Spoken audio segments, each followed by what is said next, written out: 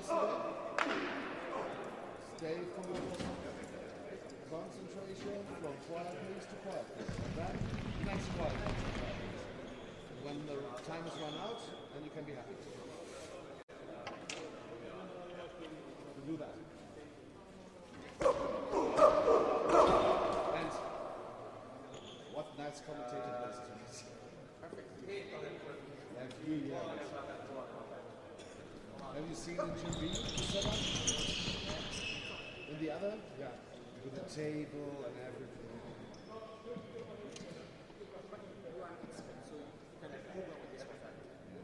I have to say, for having nothing, it built quite a bit easier.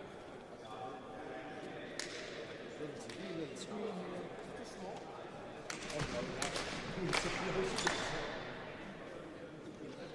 And if you're a guided sports commentator, when your eyes are not good, you shouldn't be a guided sports commentator. Then you should move to the other side as listener.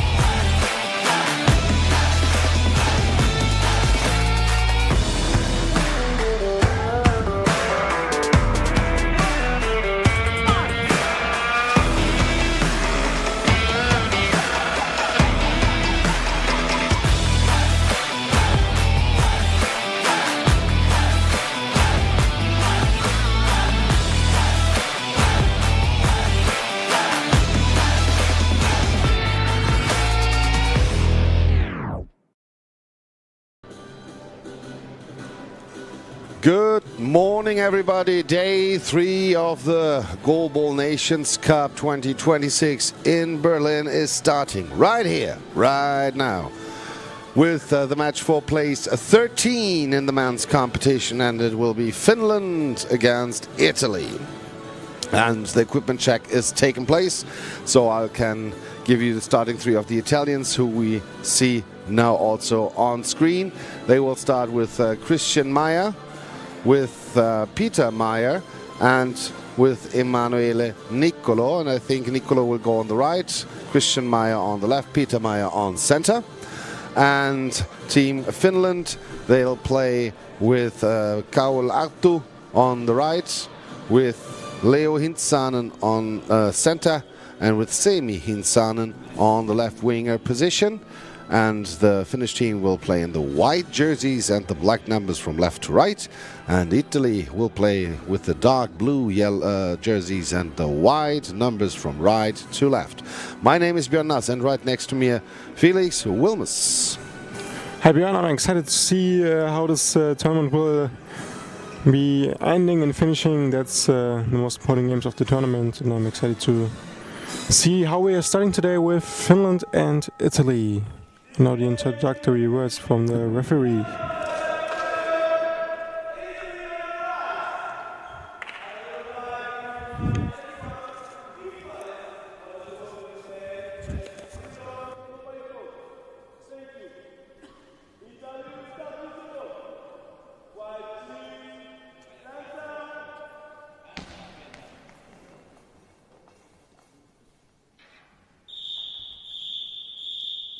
So now we will start with the first throw from Christian Meyer down the right post, but it's saved and blocked by Semi Hintsanen to the left out of bounds. And from there he will be taking the next shot because the ball is inbounded right now. He's standing at the left post himself. Starts, throws to left gap, but it's saved by Niccolo's badly. And then from there the ball is picked up because it went forward, and then Niccolo with the next shot from half right. Going to the right post again, and Semi Hintsanen as well with the deflection, but it would have gone out of bounds either way. Next inbound from the left side, Semi Hintsanen now with another shot from the left post. He throws it to left gap again, blocked by Niccolo with his lower legs, and then picked up again because it went forward from Peter Meyer. Now handoff to Niccolo. Another shot down the line again, but out of bounds again.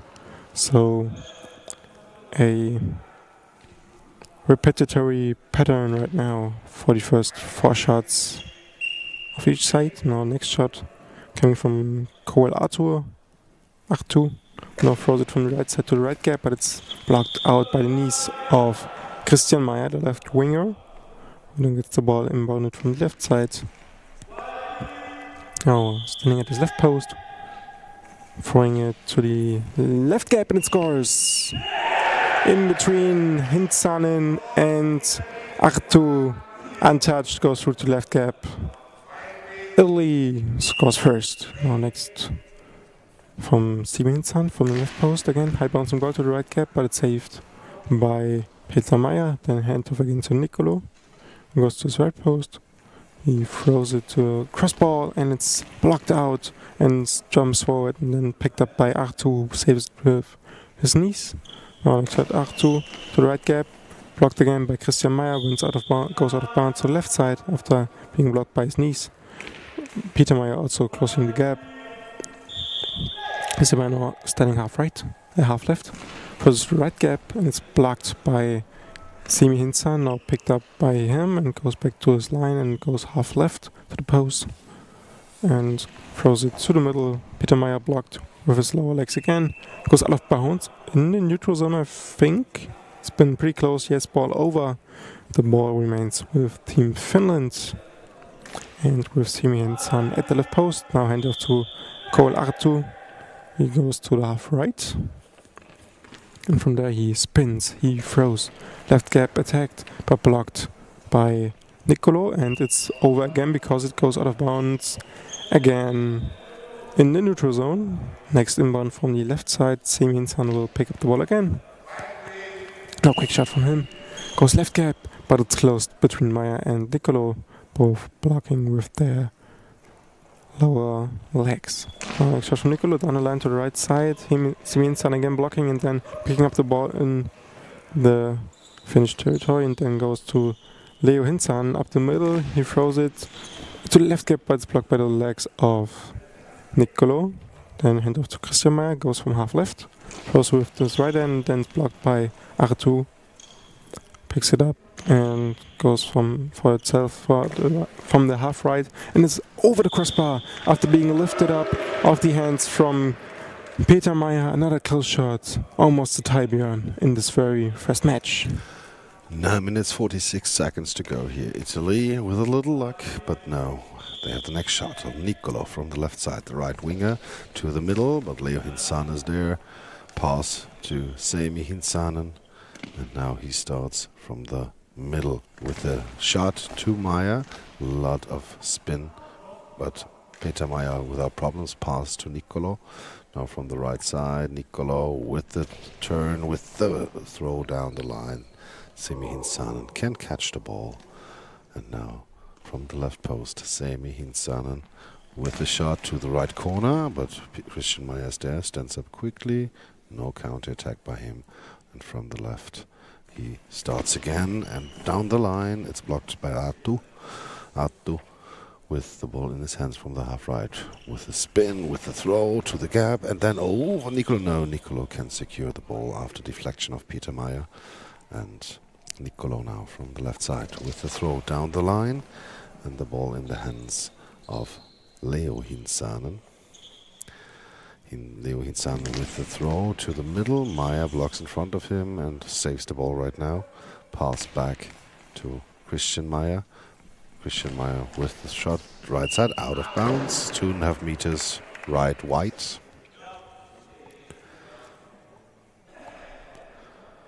And the ball is back in. Left post, Sami Hinsanen.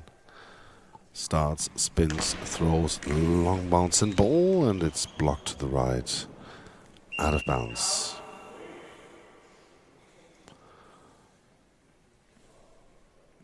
And the ball now in the hands of Emanuele Nicolo again. Nicolo with a spin, with the throw, and Sami Hinsanen with a block left out of bounds.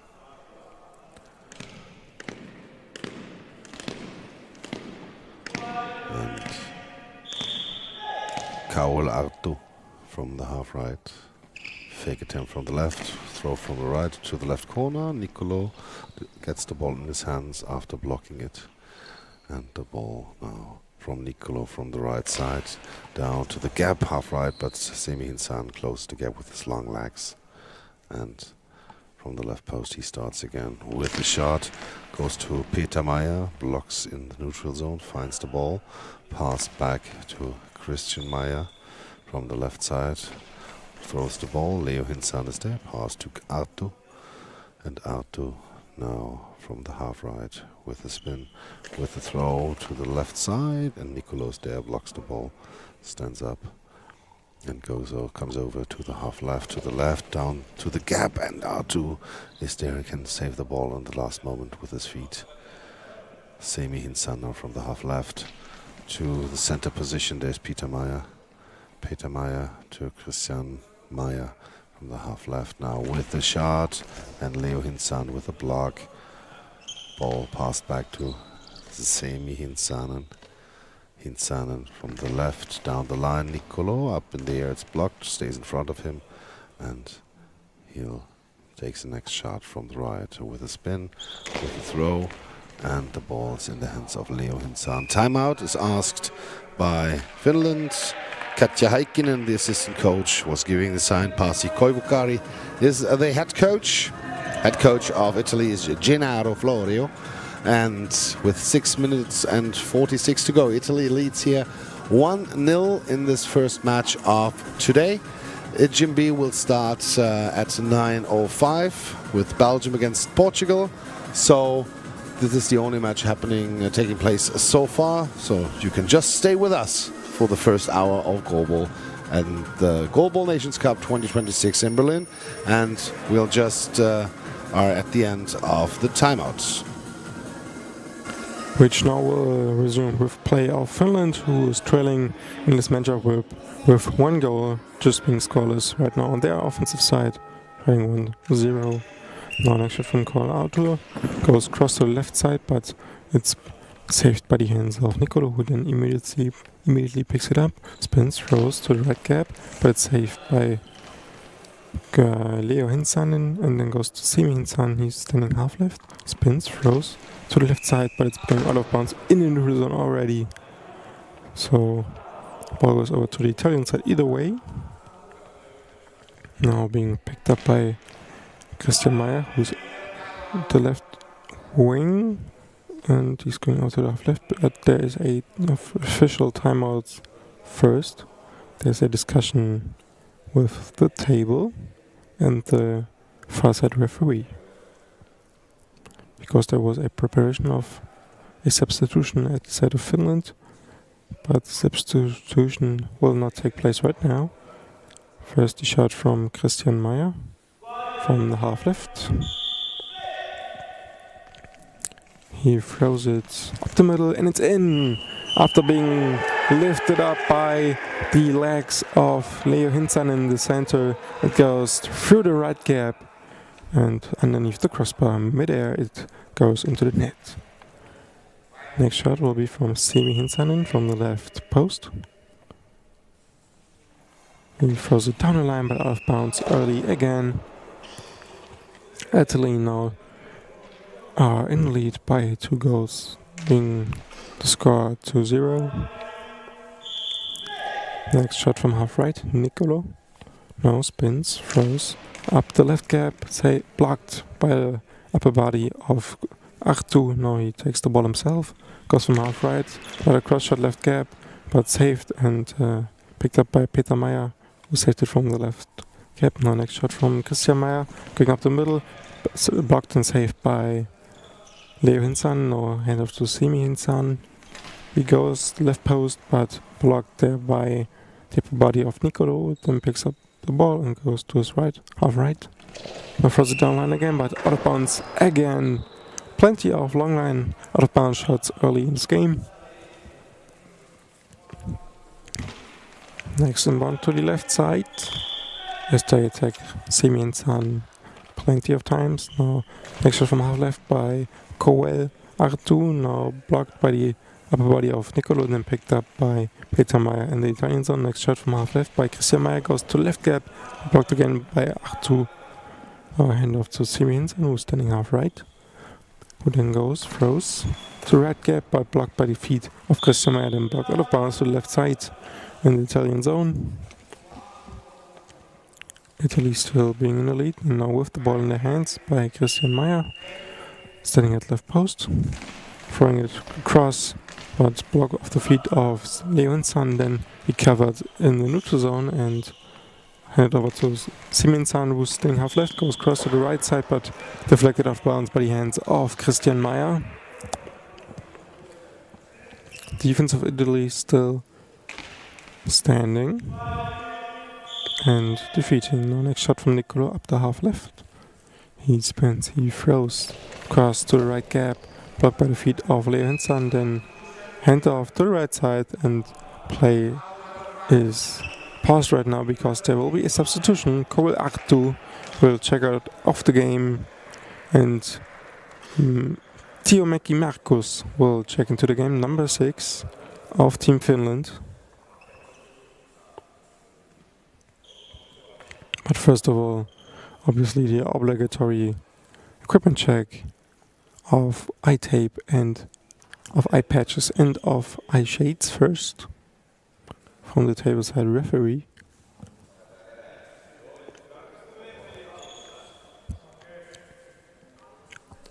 Which is still on the way, as Team Italy already is positioned in defensive formation, with both wingers being at the 1/5 line and Peter Meyer the center at the 3-meter line. Now next shot will come from Markus. Throws it from the right half to the right gap, and it's rolled over and beside the post. Rolled over the feet of Christian Meyer, but deflected out of bounds to the left, just quite near the post. And next shot from Christian Meyer from half left. Goes down the line, but blocked and deflected to the post. And it's still inbound. Next handoff to Semi Hinsanen. Goes from left post. Cross shot again. Taking Christian Meyer, but it goes out of bounds wide. And with 4.5 minutes left in the first half, Italy is in the lead 2-0 the score. And Italy now with Emanuele Nicolo from the left post starts to the right side, goes back in position. Hinsanen has the ball in his hands. Semi Hinsanen brings it to Artu. Kawel Artu from the half right with a spin, bouncing ball, and Peter Meyer with a block to the center line, gets the ball in time, pass back, and now timeout is asked, not given, so Nicolo with the throw, out of bounds.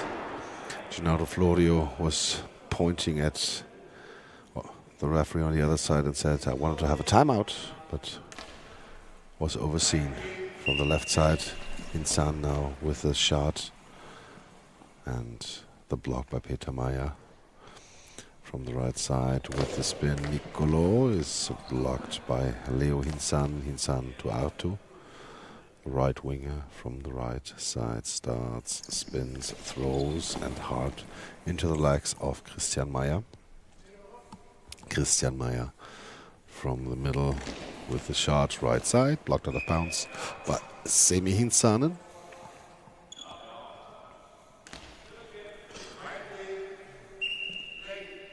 Semi Hinsanen now from the left side to the right side, but Peter Meyer takes the ball away, blocks it to the neutral zone, stands up, has the ball in his hand, pass back to Christian Meyer, timeout asked by Italy, and now this time the timeout is given to them. First timeout by Team Italy with 3:26 to go in the first half. 2-0 the score, and we'll just take a short look what's coming up next for you guys at home and all around the world.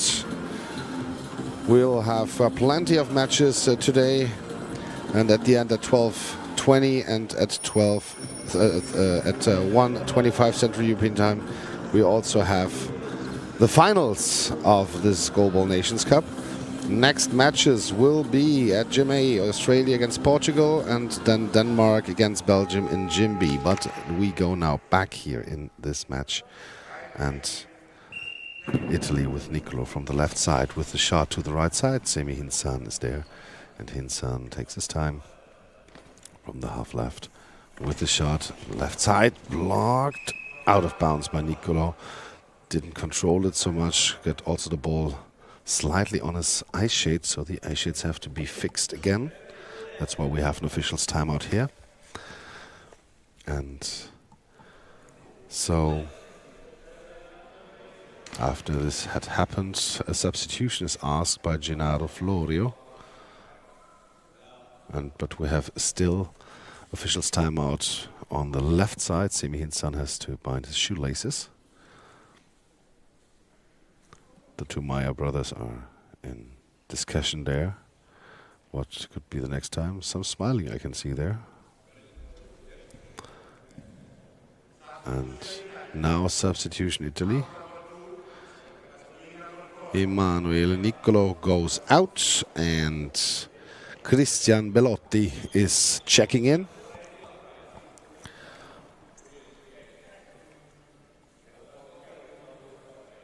Now the equipment check is taking place by the referee from the table side. He'll just take a look if the eye shades are really dark. And now Bellotti is ready, showing his head up and down. And then he's brought to the crossbar.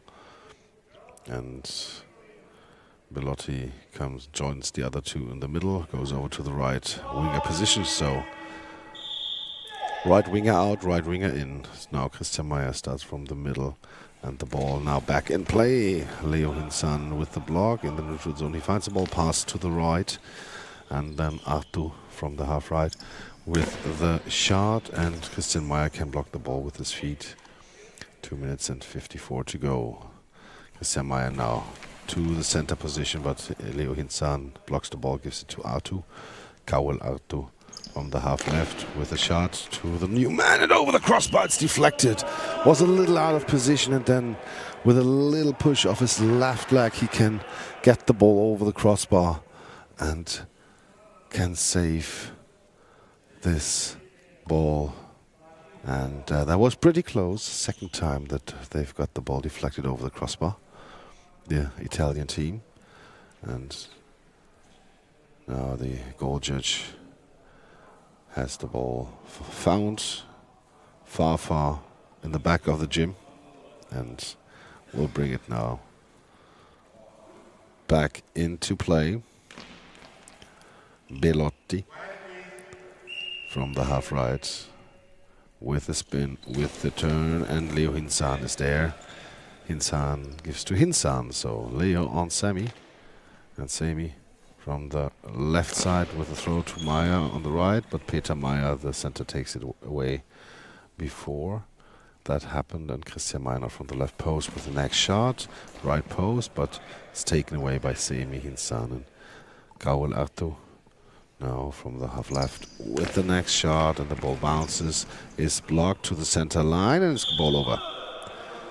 Peter Meyer could not find the ball in time again, and so Finland has now a new opportunity. 2 minutes and 9 seconds to go. Yeah, he was too early. Quiet, please. And with play, he's allowed to throw. So with 2 minutes and 9 seconds to go, Italy now has the ball. With Belotti now attacking the left gap, but blocked by Markus. Then quick counter to the right gap again, but saved by Peter Meyer. Then Christian Meyer from half left goes first to the right gap, but blocked with the hands with the feet of Leo Hinsan. And there is another official's timeout as the shoelaces, as there is a checkup of the eye shades of Peter Meyer, which is done quickly, already finished. Now back in defensive position, and Finland will make the next throw with Tiemäki Markus.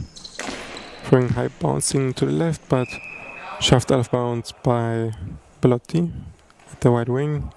Shot went targeting the right post, the left post. Ball now bounded in back again. The next shot from Belotti from right wing. Cross ball. It's blocked out of bounds by Leo Hinsan with the upper body and chest, I believe. Now ball has to get back to the 1m50 line right now, to the right side to get back bounded in. But a goal line judge now taking place, and Tiemäki Markus hands it out to Sami Hinsan, who is placing himself at the half left. Spins, throws, cross ball, but early out again, already out in the neutral zone. Doesn't even reach the 6-meter line. So there was no chance for Finland to score the first goal. They've been close a couple of times after the ball got lifted up by, I think, pretty much every player of Italy right now, except obviously Vitali, who hasn't subbed in this game at all. So they've been close, but still no score for Team Finland. Now next shot from Christian Meyer, going half left and throwing it to the right gap, but blocked by the feet of Leo Hinsan. Next shot from Tiemäki Markus, going left, half left and through. After they can't close the left gap, Belotti doesn't slide in, and Meyer doesn't reach over as far as he needed to, so untouched goal, Finland with the score.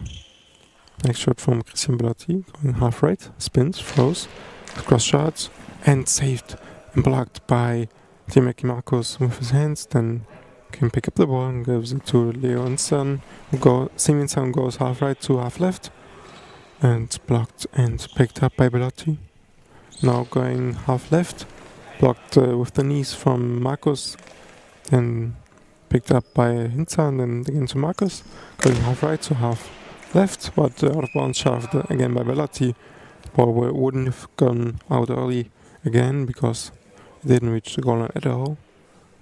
Right out at the bottom 1m50 line. Then it's picked up by Christian Meyer, who goes half right. Now throws right post, but blocked. And still live ball, but again picked up by Siemens and then went to lay and on the center for Finland.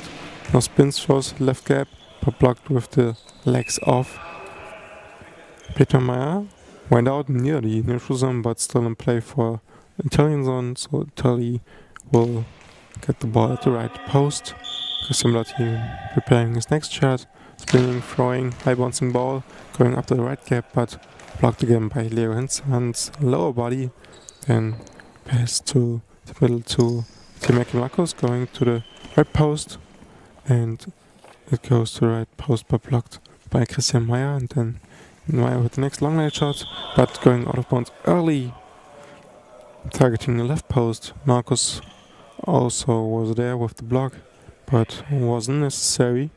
And there are just 7 seconds left in the first half, so probably the last shot if Italy can't go with a quick response. But first Marcos, half right, going right gap, but it's blocked by Meyer. Now he has to go quick, but he isn't in time, and so the first half is over with Italy leading this game, which will decide the places, the positioning of places 13 and 14. So the winner will be finishing 13th place in this tournament, which currently would be Italy, because they are leading this game with 1 goal, score being 2-1. We are having a little break and then we are coming back for the second half of Italy versus Finland.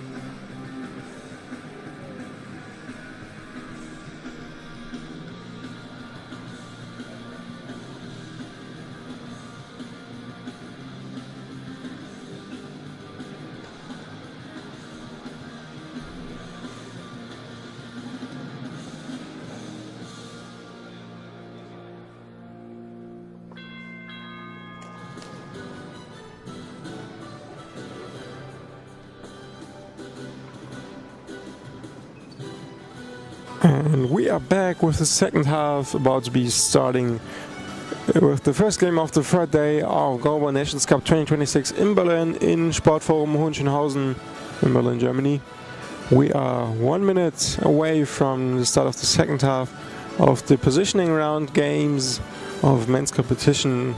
In this very game, we will be deciding which team will place 13th and who will then be the 14th team placing in this competition.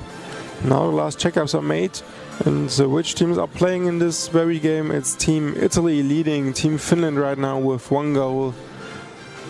The score right now is 2-1, with still Finland having a couple of good shots, being just over the crossbar or even just beside the post, but still Italy in the lead. And they are back with their starting three, with Niccolò and the Meyer brothers playing a center and left, and Niccolò to the right. And Team Finland is playing with also one new substitution. Left winger still Simi Hinsan, on the right Tiomeki Markus still in game, but we will have a new center for Team Finland, which is Mika Honkanen, number 8 for Team Finland. Now last Asher check takes place for Simi Hinsan, and then we can resume play with Team Finland. We'll be getting the first ball, but first of all there will be some introductory words by the tableside referee.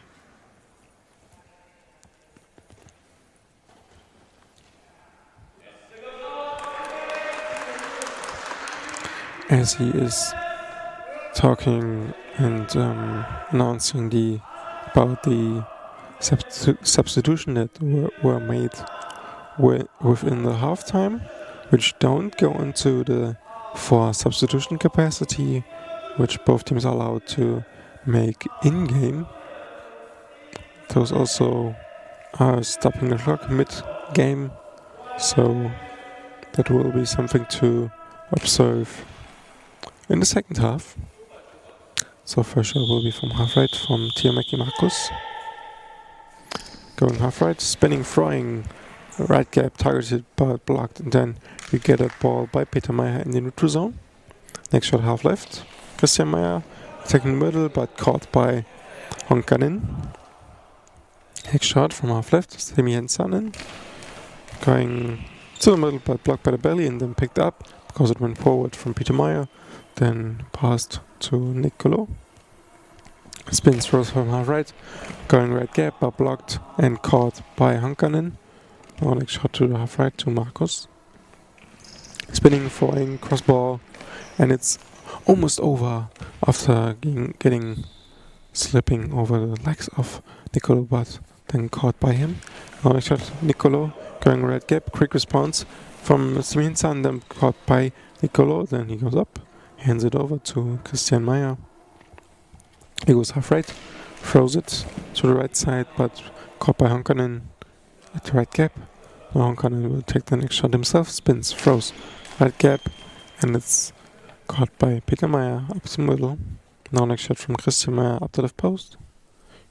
He goes down the line to the left post, but blocked out by the lower legs of Markus, making sure it's not slipping over. Next ball inbounded at the right side. Now Markus will take from the right post. Spinning, throwing, long line, but it's blocked after and with second attempt then caught by Peter Meyer. Next shot by Niccolò goes down the line, but quick response from the caught ball by Simi Hinsan, but goes out of bounds then, early about 3 meters in front of the goal line of Italy.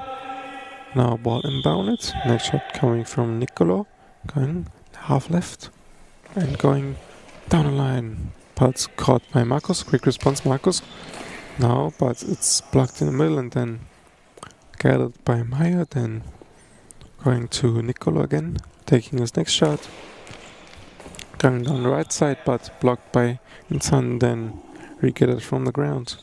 And now Hinsan positioning himself at the left post, spins, throws to the left gap, but it's blocked nearly at the left gap, but the feet from Niccolò are there. Now next shot from Christian Meyer, half left, going half right, but another block from Simi Hinsan And now Honkanen with the next shot going left gap, but blocked again by the feet of Niccolò. Next shot from Niccolò will come from half right, going down the right, but caught by Honkanen. Next shot from Markus at the middle. He's spinning, throwing, and it's blocked into the neutral zone, and there will be a timeout made by Gennaro Florio. Markus Tihumäki was doing the throw, and we apologize because the Finnish wrote the family name Markus and the first name Tihumäki, and so please apologize that we didn't have so many Finland games here in Gym A so far, and so we just recognize it right now. Italy still leading 2-1, taking the second timeout here, 9 minutes 19 seconds to go, and Gennaro Florio wants to talk a little bit the tactic over here. We also take a look what Christian Meyer is doing. He has the ball in his hand, stays in the middle. Honkanen on center with the finish. Set to jump to right or left. And now the ball by Christian Meyer to the gap, but there is Hinsanen, just Semi Hinsanen on the field. Leo is out, so we just say Hinsanen. Hinsanen with the next try. And Niccolò from the half right with the spin, with the throw down the line out. This ball went out of bounds. Right side, 3 meters before the post. Tihumäki came over to the left with the spin, with the throw to the gap. Niccolò can close it and hands the ball over to Christian Meyer. Meyer from the left side with a shot. Tihumäki is there. Starts quick responding the throw, and the ball is blocked by Peter Meyer and his hip. Pass back to Christian Meyer. Christian Meyer from the left side with the next throw, with a catch, with a shot into the net. With a little backhand spin, the ball slips under Honkanen into the gap between him and Hinsanen, and then Hinsanen reacted too late, and so it's a goal for Italy. 3-1 now the score, and with the next shot, Tihumäki tries to score, but Niccolò's there, and Niccolò from the right side again with the next shot, gives the ball to the left, but Tihumäki is there, and Tihumäki goes to the half right with a spin, with a throw. Peter Meyer can catch the ball, and the ball is now in the hands of Christian Meyer, half left, with a shot. Again, this backhand throw, but timeout now asked by Finland. Second timeout for Team Finland here.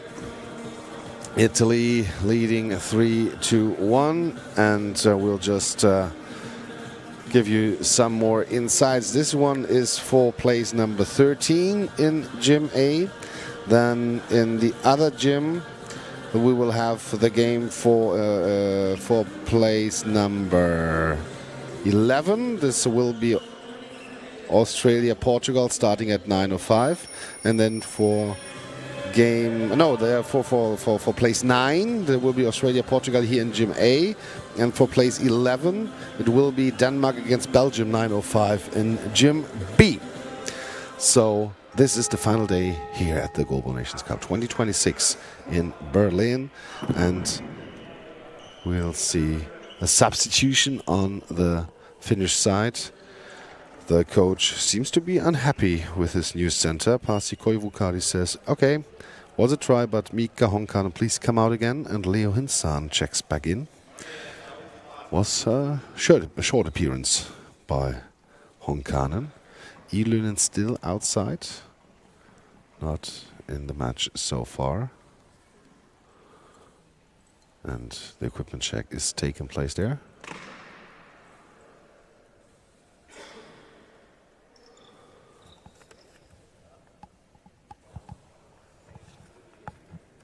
And Finland has the ball right now. Will start again. Tihumäki, the right winger, slightly in the middle with the next shot. And starts, spins, throws to the left corner. Niccolò bounces it up and then gets the ball in his hands. And Nicolo goes back to the half right, goes down, spins, throws right out of bounds. The ball goes, and so Finland with the next try. And from the left side, Sami Hinsanen. We have to say it again, both names, with a shot to the gap, but Nicolo is there, and Nicolo gives the ball to Peter Meyer. Peter Meyer now to Christian Meyer. Christian Meyer from the middle to the right side. Sami Hinsanen with the block, and ball is brought back there. Some problems for the goal judge. Oh no, we have a substitution. Sami Hinsanen will check out, and Johnny Edlernen will come in. One of the players we have expected in the starting three. Maybe he should bring with fresh arms and fresh legs now the game home. The Finnish coach thought now he cannot bring it home. He has to equalize the whole match. They are 2 goals down. Equipment check has taken place, and we are eager to see what Johnny Edlernen will now bring here on the field on offensive side. As said, we are expecting Ilun, as he's one of the main guys, throwing and attacking for Team Finland. But the first will be thrown from Tiomäki from half left now. As Ilun positions himself at the left wing now. Now right half right going Tiomäki. And bouncing ball to the left gap, but blocked and picked up by Nicolo at the 3-meter line. Now going back to his half right. He throws it cross ball, but blocked by the legs of Tiomäki. Then Vincent picks up the ball and gives it up to Ilönen. Now shoots his first ball, spins, throws down right side, but caught by Christian Meyer. Picks up the ball, goes to his left post. Then he throws it down the line, and it's blocked by the feet of Tiomäki. He goes now central position, and he throws it right gap, but blocked, and it went mid-air, but then from there it goes out of bounds. So Italy not in danger and still leading by 2 goals. Here with just under 7 minutes left to play. Now next shot will be shot from Emanuel Nicolo, positioning himself half left. Christian beside his post. Now down the line shot, but out of bounds. After being deflected, it even goes outside of the post and just slightly hits it, but Finland doesn't concede the goal. Now next shot from Ilönen, again left post. Spinning, throwing down the middle. Peter Meyer with the block, then picks it up in the neutral zone, gives it back to half right to Nicolo. Spins, shoots, right gap, but then it's blocked by the legs of Ilön, then back off the back of Hinsan, then almost own goal after just picking it up at his own goal line. Ilön now shoots it up in the middle and blocked by Peter Meyer. Now next from half left. Christian Meyer going cross. Ilön has it, and with the hand off at the middle to Tiomäki. Spins, throws, left side, quick catch by Nicolo, goes up and positions himself at the left post. Now running start, going to the left, but besides the post, it goes off wide by 1 meter. Now back inbound to the right side, Tiomäki. Spins, throws, blocked by Peter Meyer and picked up in the Italian zone near 4. But next shot with Christian Meyer and blocked again by Tiomäki. Now handoff in the middle of the own goal. Ilön spins, throws up the middle, blocked forward, then picked up by Peter Meyer up the middle. Next shot from Nicolo, going half right, down the line. Then quick response, Ilönen goes left gap, but blocked again by Peter Meyer, and then picked up by Peter Meyer and hand off to Christian Meyer, going half left to the middle, and then there are the legs of Leo Hinsan, but ball called over as it goes out of bounds to the left side in the neutral zone.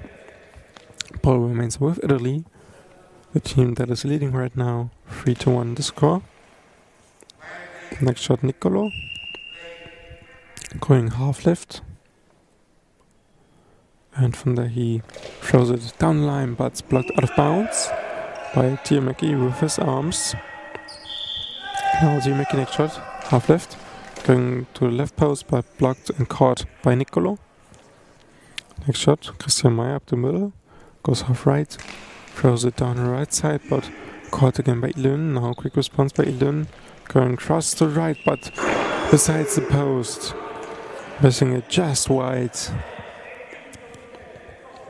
So the score still being 3-1.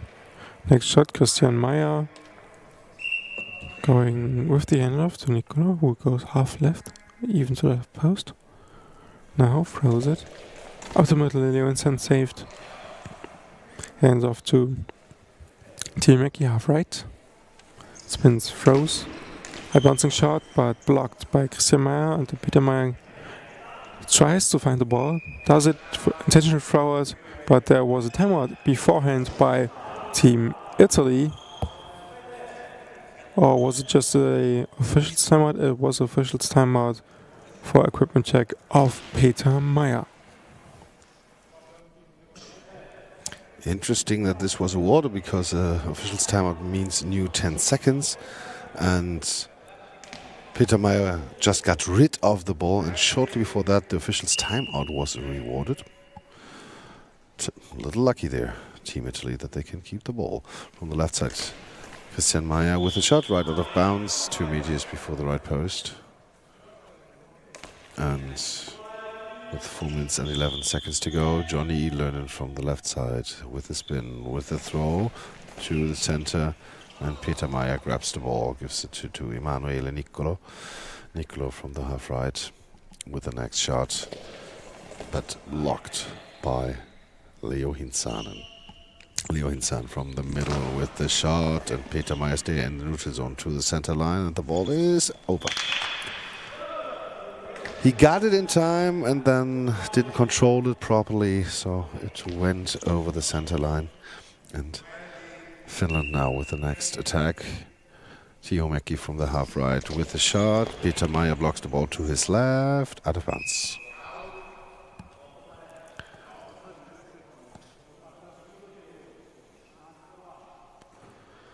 Christian Meyer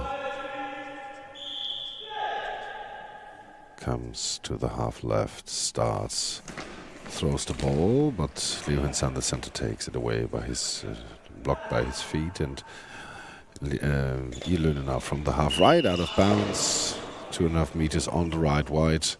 He started from the half right, but is now back in position, and the ball is also back into the game. Niccolò from the right side with a shot down the line. Ilönen is there, stands up and throws quickly. Peter Meyer over his body, over the other bodies, into the net! Goal for Finland! The ball was going from the hip of Meyer up in the air, then bounced on the hip again behind this body, or even on the hip of his brother, Christian Meyer, and from there it went then into the net. Little unlucky, but now Finland is just 1 goal down. Christian Meyer with a shot on the right, but there is Ilönen, blocks the ball, pass by Hinsanen to Tiumäki. Markus Tiumäki with the shot. Peter Meyer can block the ball, and it stays this time in front of him. Emanuele Niccolò with 2:45 to go with the shot to the gap, and the ball is secured by Tiumäki. Ilönen with the deflection to the other side, and Tiumäki has just his foot in the right place, and the ball does not go in. That was lucky for Finland, unlucky for Italy. So now everything can happen here in the last 2 minutes and 30 seconds. Left side, Christian Meyer down the line. Tiumäki with a block out. Just for you, both teams have used already 2 timeouts, so 2 timeouts left each team. Ilönen now. Can he score from the left side with the shot to the gap? Peter Meyer blocks to the right in the hands of Niccolò. Niccolò now from the half right goes Down, throws, down the line. Blocked Ilönen to the neutral zone and over the center line. So we have a ball over. And with 2 minutes and 9 seconds to go, 3-2 the score for Italy. We are heading into crunch time. Which will be started by a ball from Italy. And from Christian Meyer, who goes half left, positions himself. And starts running. Cross ball, but saved by Joni Ilönen. High pass to the right side, bouncing once on the ground. Now Teomäki, next shot from half left, goes down the line. And it's called high ball, so a penalty from Markus Teomäki, who has now to defend this next penalty shot. 1 against Emanuele Nicolo, positioning himself now on the right side. Teomäki 3 meters in front of his goal, central position. Timeout from Gennaro Florio taken first. So he wants to huddle up with especially Emanuele Nicolo to talk over the decision making of this upcoming penalty shot, as it is pretty important for them. They can increase the score to a 4-2, and with that increase their lead by 2 scores with just under 2 minutes left. So pretty important situation for them, and obviously Finland themselves can use this timeout to adjust some positioning of and strategy of Markus Teomäki for the upcoming situation and penalty shot, which now will take place. Nicolo from half left goes in. Center positioned by Teomäki 3 meters in front of his goal, but the ball goes to the left post, and then Italy scores here. Next shot from Joni Ilönen, going from half left, spinning, throwing down the line to the left side, but caught immediately by Nicolo. Hands off to the left side to Christian Meyer, who then goes up the middle, but it's caught by Leo Hintzanen.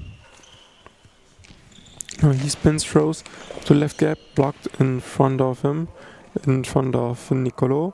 Then he gets the ball off the handoff from Peter Meyer, who goes down the line, but Joni Ilönen with quick response after catching the ball, going cross, but caught by Christian Meyer. Another shot from left post, about to be coming, going down the line, and it's blocked outside by Teomäki. And there will be another timeout, this time on the side of Team Finland, who are obviously trailing by 2 goals with just 67 seconds left in this game. And now they're huddling up at their own goal and talking over the strategy for those upcoming 67 seconds. They are just having 20 seconds remaining in this timeout to do that, as the officiating crew is standing at center position, taking a little huddle for themselves and talking over maybe some situations. Next ball is about to come from Teomäki from the right side. Already everybody in position, now the gong rings. And ball is about to come, spin, throw, right cap targeted. Florio demanding a long ball, but it's fair called. Now next shot from Meyer, half left, then blocked. Next shot demanded by Ilönen, who then spins, throws from half left, going half right, but blocked forward by Christian Meyer, then picked up by Peter Meyer in neutral zone. The next shot from Christian Meyer, targeting half left, but blocked. And the next shot quickly from Teomäki, quickly picked up and caught by Peter Meyer, and there's another timeout. No, it's a penalty. Actually, I didn't recognize the situation itself. I'm sorry for that, but it's penalty against Teomäki again. Now, next shot will be coming from Christian Meyer. Could be deciding. Goes left down the line, but it's out of bounds early. And so Teomäki doesn't even have to do anything about this penalty shot. And they're still in the game. 34 seconds left. Ilönen now from half left goes Two goals are needed for them. It goes half left, it goes at the legs and the feet of Peter Meyer, but he struggles to pick up the ball after being saved. Now it goes to left post. It has to go quick now, but it's timeout taken by Gennaro Florio before the 10-second runoff. So they have to get rid of the ball pretty quick now, as there are 21 seconds left in this game, with the score of 4-2 in favor of Team Italy playing against Team Finland. In this positioning round game, the winner will be finishing 13th, and the loser of this game will be 14th place in this year's 2026 Goalball Nations Cup, here coming from Sportforum Berlin in Schönhausen, Berlin, Germany. So next shot will be coming from Nicolo from the right side. Remember, they have to go quick now. And he throws it immediately out of bounds to avoid this 10-second runoff. And there will be an inbound from the left side of Finland. Now they have to go quick. 18 seconds left. They are demanding a recorrection of the clock, as 3 seconds ran off, even though they just threw it out of bounds pretty quickly. So Koivukari is demanding a recorrection, which currently is discussed at the table, and it goes back to 21 seconds. So the clock remains with 21 seconds, going down the line with the shot Ilinen. Now obviously Italy has the time on their side, going back to the half right and throwing crossbar, but it goes out of bounds. After deflection from Tiomeki, who has to go really quick now 9 seconds left. There has to be a wonder appearing for them to get the game on their side. Quick shot to the right side, and it's Meyer getting the ball, and then it's Christian Meyer going to his left post back, and the game is over. He doesn't even have to take the shot, and Italy wins this one with 4-2. Now Björn, Italy winning this game. What are the upcoming schedule looking like? Yeah, in 10 minutes we'll start with the next match. It will be a match for place number 9, and this is Australia against Portugal. The game for place number 11 in the men's competition will also start at 9:05 in 10 minutes in Gym B. And then afterwards we have the placement round for place 5 and place 7 with the women. But first of all now, Australia-Portugal here in Gym A in 10 minutes, at Denmark-Belgium in Gym B. Finals of the women competition will start at 12:20 Central European Time, and the men's competition at 1:25 Central European Time. We make a short break, and Nadine Merton and Felix Wilmes will be back with the next match for you.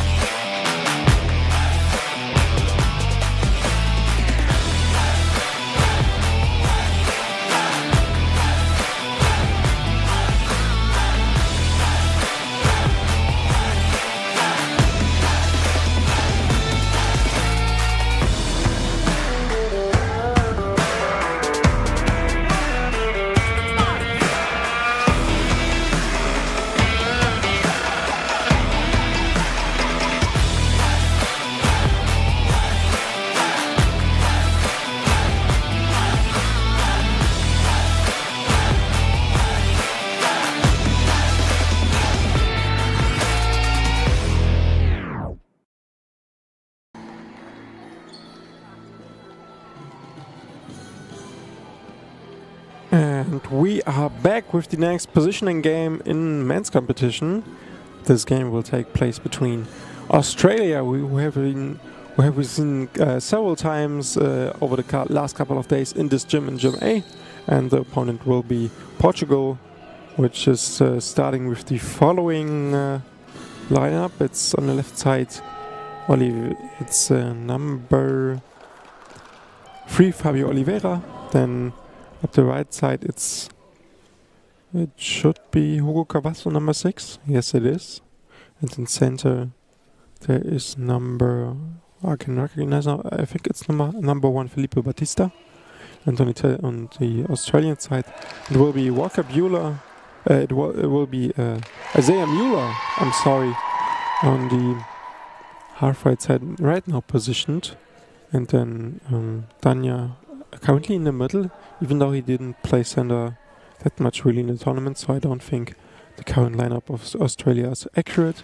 And currently sitting on the ground on the left side will be Sydney Whipp. Now first shot will be coming from Robbie Danya from half left. Spins, throws up the left side, but blocked by Cavasso, who then picks up the ball again. Now Mueller center, right Danya, left Whipp will be the lineup. Cavasso now from half right, and the block from Mueller with his legs, but goes out of bounds in neutral zone and already crossed the center line. So ball over either way, and Portugal will have possession. Now next shot, Oliveira, high bouncing shot, goes left gap, but it's blocked by Mueller and then handed over to Danya. Goes long edge shot, right side, blocked forward by Oliveira, then picks up the ball inbound, goes back to his half left, and goes with another shot to the left gap, but it's almost in right gap targeted, and then Sydney Whipp sliding over to close the gap with his feet, who then picks up the next ball, goes from left post, goes for left gap, and it's saved by Cavasso, who then picks up the ball, the right wing player, to go for the shot to the right gap, but it's picked up by Sydney Whipp after the block with his knees. Whipp now spins, throws, left gap attacked, high bounce off the save from Cavasso, but we get it by Baptista. And now next shot will be coming from half left from Oliveira. Now high bouncing shot to left side, and it's hard to control for Danya, but chest safe and then picked up by him. Now Danya with the next shot going long line, but it's blocked out by the hands of Oliveira. And with that, after 1.5 minutes played, I welcome Nadine to the commentary table. Thank you. And the ball is right in the hands of the goal line referee. Now he's shaking the ball and dropped it inside the field. Oliveira from the left post starting, high bouncing ball to the right gap, saved by Sydney Whipp. The left winger starting from the left post with a spin, throws, kicked 1 meter forward by Cavasso. And he's starting from the center, throws, saved by Mueller in the center position. And he throws by himself up to the opposite center, Baptista. Oliveira from the right, throws from half right, out of bounds on the right as well. Sydney Whipp hands the ball over to Robbie Danya. He walks down the crossbar up to the right post and throws down the line. But Oliveira is saved and attacked as well, saved as well. So it's Robbie Danya from the right, down, up to the right gap and blocked out Baptista.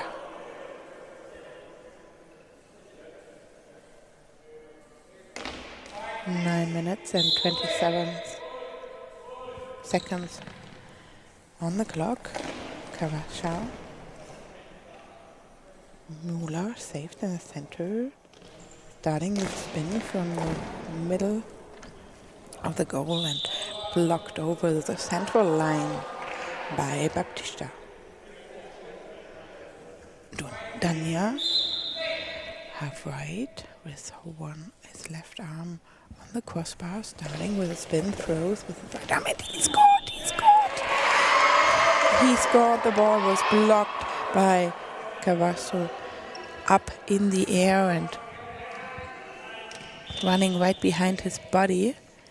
And it seems like he touched the ball with his back and then pushed it into the goal. 1-0 for Australia. And now they have the next shot. Robbie Danya, half right. Starts, spin, 3 meters in front of the goal, throws, and target Carasso as well. But he blocked, and now he's throwing to the center to Muller. He throws to his opponent center, and as well Batista with another throw up to the center.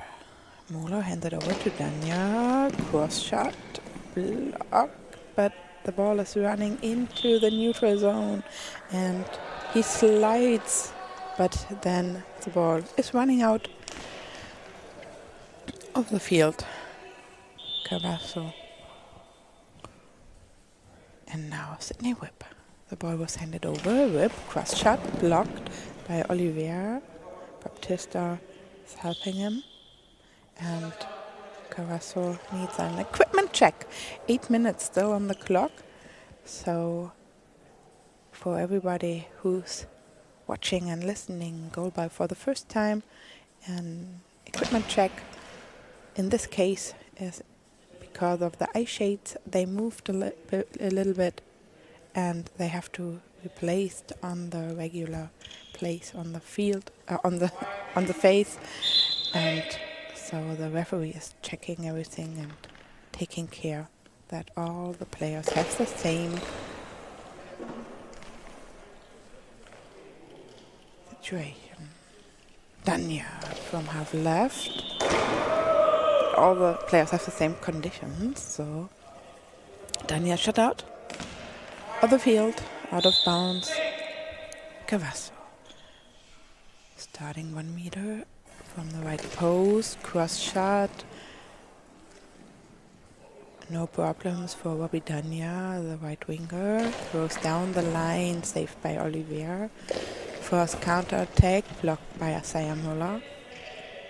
Muller from the neutral zone, picking up the ball, hands it over to Whip. Whip shot is blocked by the feet of Cavasso. And he throws as well up to the Australian center, Muller. He spins, throws, and blocked. And Baptista is sliding into the neutral zone to pick up the ball. Pass it to Oliveira. Cross shot, blocked out of bounds on the right. This shot will be coming from Sydney Whip, the left winger, with 7 minutes left in the first half. Now spins, throws, goes down the line to the left, but it's blocked outside. After Cavasso reaching out with his hands, he gets a piece of the ball, and ball goes out of bounds to the left. Now being back inbounded to Cavasso, who's standing at his right post, and throwing cross ball, but it's out of bounds. Probably Danya would have been there, but ball goes out at the 1.50 m line. Now Danya gets the inbound, goes to his half right, and spins and throws to the left gap, but it's blocked off the knees of Cavasso. Now up the middle, there's Batista, throwing it to the left gap, but it's caught again. Danya gets the body in front of the ball, behind the ball. Next shot from Danya, high bouncing ball, but it's blocked and saved by Oliveira, who then picks the ball up himself, goes to left post, spins, throws from the half left now, then it's saved by Muller down the left gap, and from there it's picked up from him and then sent to Danya, who throws a cross shot from right post, but out of bounds. Inbound back in. Cavasso throws it. Cross shot again, but out of bounds early. Doesn't even reach the 6 meter line. So no issues for Team Australia right there. The team that is leading this one by 1 goal, with 1-0 being the score. Now Sydney Whip from left post, going left gap, but it's blocked by the knees of Batista and out of bounds to the right side. Next inbound. Picked up by Oliveira. Goes towards the left post. Now spins, throws, and it's blocked. Body up jumping. Isaiah Mueller lifts his body up and save with the knees to the left. The ball is bouncing out of bounds. Now next shot is an A-whip from left post. Going long line. Then Cavasso picks up the ball. Now next shot from Oliveira going half right. Throwing to right gap, but blocked out again by the knees of Isaiah Mueller. Goes out of bounds in a... Oh! It goes out of bounds in a neutral zone. Was pretty close there, so ball over and Portugal remain possession. Now Cavasso throws it from the right post. Cross ball caught by Mueller, then handed over to Dania. Then spins, throws going long line at the right post, but saved by Oliveira. Then takes the next shot from left post, going cross again. It's blocked by Whip. Tried to catch it, but then has to deflect it with his upper body into out of bounds. Going right now from left post, Sydney Whip. Spinning, throwing, left gap, but blocked into the neutral zone by Batista. So ball all over. Another shot for Team Australia. Again for Sydney Whip. Going left post. Spinning, throwing. Left gap attacked, but blocked with the legs of Cavasso. He's going half right. Now throwing it up the middle. It's blocked by Mueller out of bounds to the left side after his shin was deflecting this ball. Next shot by Dania, half right, positioned. Throws it right gap, but blocked and caught in quick response by Oliveira going down the line, but it's blocked out of bounds by Ravi Dania, who's taking the next shot from half left. Spinning, throwing up the left side, it bounces over, and then there is no second try to be needed to save the ball because he goes out of bounds, but it jumped mid-air. Next shot Cavasso from half right. High bouncing ball to the left side cross, but goes out of bounds early, about 4 meters in front of the Australian goal line. Next shot, whip up the middle. Now goes half left. Spins, throws. Right side attacked, but blocked by Oliveira, and there will be a substitution right afterwards. So game is stopped right now. Clock stopped right now. There will be Sacramento heading into the game.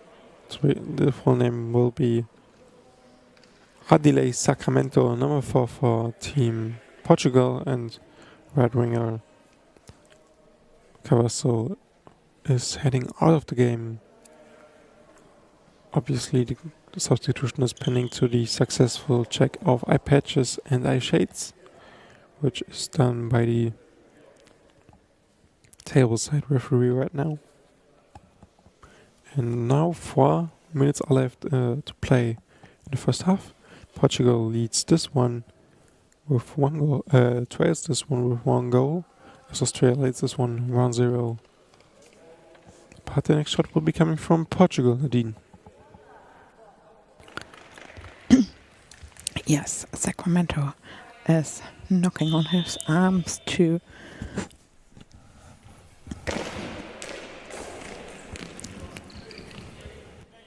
get himself ready, and then shoots it. But it is safe. The next shot will come from Sydney Whip from half left. Then it's blocked by Sacramento. Then picked up by himself. Goes half right. Now goes down the line. It's almost in. And there's a long ball demanded by Australia, but not permitted. Then next shot will be going just at the post after being deflected by the center by Batista. But still ball in play. Next shot from Sacramento, still almost there. But saved by Whip. Now Whip next shot, half left. Going cross to right gap, but blocked and saved by Batista. Next shot Oliveira, going attacking left gap, but Mueller is there with a chest save. Orientates himself back to his own goal in the middle. Then goes left gap, but blocked up by Oliveira, and deflection with his hands. 2 out of bounds to the right side. Now next shot will be coming from Sacramento. From the right, starting down the crossbar up to the left post. High bouncing ball down the line, and the ball is out of bounds on the left. Now Britannia is moving to half right, throws down up to Baptista in the center, hands the ball over to his left winger, starting from the post. Fast thrown ball, not high bouncing, really flat on the ground, blocked out in the neutral zone, and was thrown out by Müller until his coach was shouting out timeout. So his coach takes the official timeout. Craig Müller, the assistant coach, and as well the head coach Andrew Ridley. Additional on the field, Sarah Forthers as a staff member. And now the timeout is over. The ball is in both hands of Britannia, half right. And he starts with a spin, throws down, and saved by Baptista with his feet. Fast counter attack up to Sydney Whip. He saved as well. And starts inside with his lower body inside the goal and throws up. Blocked by Baptista. Handed over to Oliveira from the left post. Saved by Müller. Passes to Dania, starting from the right post, down, blocked with the legs of Oliveira, handed over to Sacramento, starting right next to his center, and throws, but blocked by Müller, the center of the Australian team. Whip, starting from the post, saved by Baptista with his chest and raising his arm on the ball, making some noises with his right leg, but Oliveira throws from the left, but then 4 meters in front of the post, out of the field. Dania from the center. 2 steps, then a spin, throws, saved by Sacramento, who's in charge now from the right post. Starting, spin, throws, but the first contact with the ground was outside, and then the ball was rolling out of the field as well. So next try for Australia. Whip, and he scored! Long ball! His head was going down. He knows that he scored, but then he feels, okay, maybe this will be a penalty. Long ball was announced, and now he's 3 meters in the center, in front of the goal. And Oliveira is walking to the left post, starts with a spin, throws, and kick, but blocked with his feet. But then the ball is running right next to the left post, inside the goal. So it's 1-1 in the first half, 1 minute and 19 seconds more. Dania from the right, bouncing ball, saved by Baptista, handed over Sacramento. From the center, high bouncing ball up to the center. Müller, who raises his arms above his head to save this high bouncing ball. Now again Oliveira from the left post, spins nearly at the same place and throws out of field, cross shot. So now it's Whip. Down up to Sacramento, fast counter attack, saved by, blocked by Müller, and then as well by Whip, out of bounds, out of the field. On the half left now, Dania, Robbie Dania. blocked and now picked up by Sacramento. Handed over to Oliveira, half right. Throws, and the ball's blocked by Sydney. Whip. And then going a little bit up, but he caught the ball. And now Dania from half left, blocked 4 meters in front of Baptista. Timeout, Team Portugal. So the timeout takes 45 seconds for the teams to get some introductions of their coaches and as well to get a little bit of water. And there's also some updates from the other gym, as we are also playing in Gym B right now. There is the competition between Belgium and Denmark right now leads already with 6-0. So Denmark is there in place to lead there in a big way right now, already in the first half. So if you want to watch that game, you can go to Gym B, but we are delighted to have you here in Gym A. Next shot from Oliveira, and the one at high ball, but it's not permitted, not given. Next shot from Daniel, 3 seconds left. It doesn't go through. Then next quick counter from Sacramento, last shot and a half, and then it's called halftime after the shot to the right gap from Sacramento was blocked again. And so we will take a little break in this game. Australia, Portugal tied up, 1 score each. See you in a minute.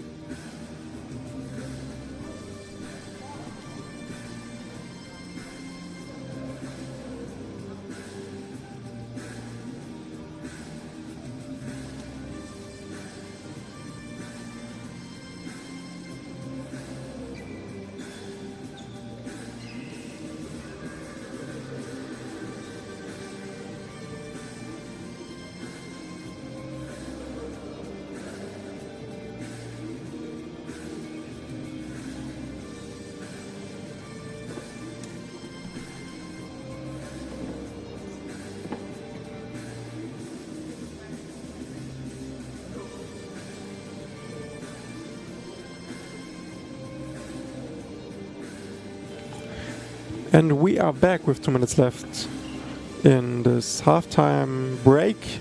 In the other gym, there's the game for 11th place right now taking place between Denmark and Belgium, and it's a pretty lopsided game in favor of Denmark. They are leading Belgium in Gym B right now with 8-0, so just to go shy of the mercy rule being applied in that matchup. This one we are having here is a tough nail biter, as Australia and Denmark are currently, Australia and Portugal are currently tied at 1 each.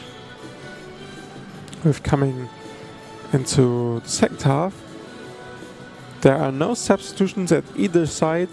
Sacramento was substituted in earlier the first half for Cavasso on the Portuguese side, and on the side of Australia there haven't been any substitutions for right now, and there won't be at the beginning of the second half. Bowie, Nero and Morris are currently sitting on the bench right now for Team Australia.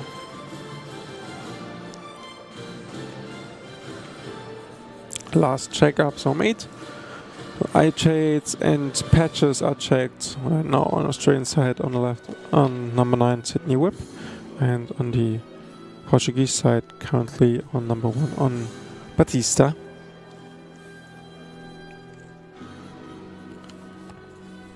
Who is to be finished right now, so we are heading into the game.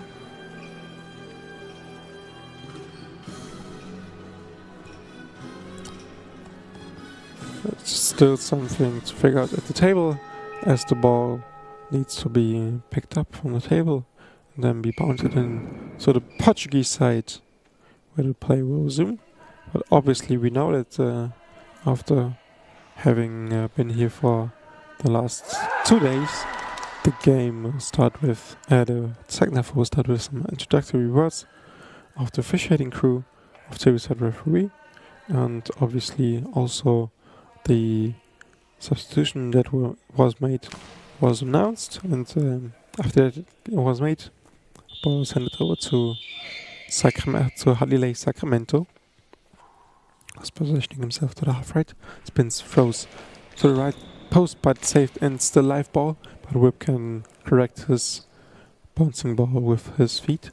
Next shot from Euler up the middle, going left gap, but Sacramento with the block and save. Now heads over to Oliveira for spins, throws to the right side, to the right post, but blocked out of bounds by the upper legs of Sydney Whip.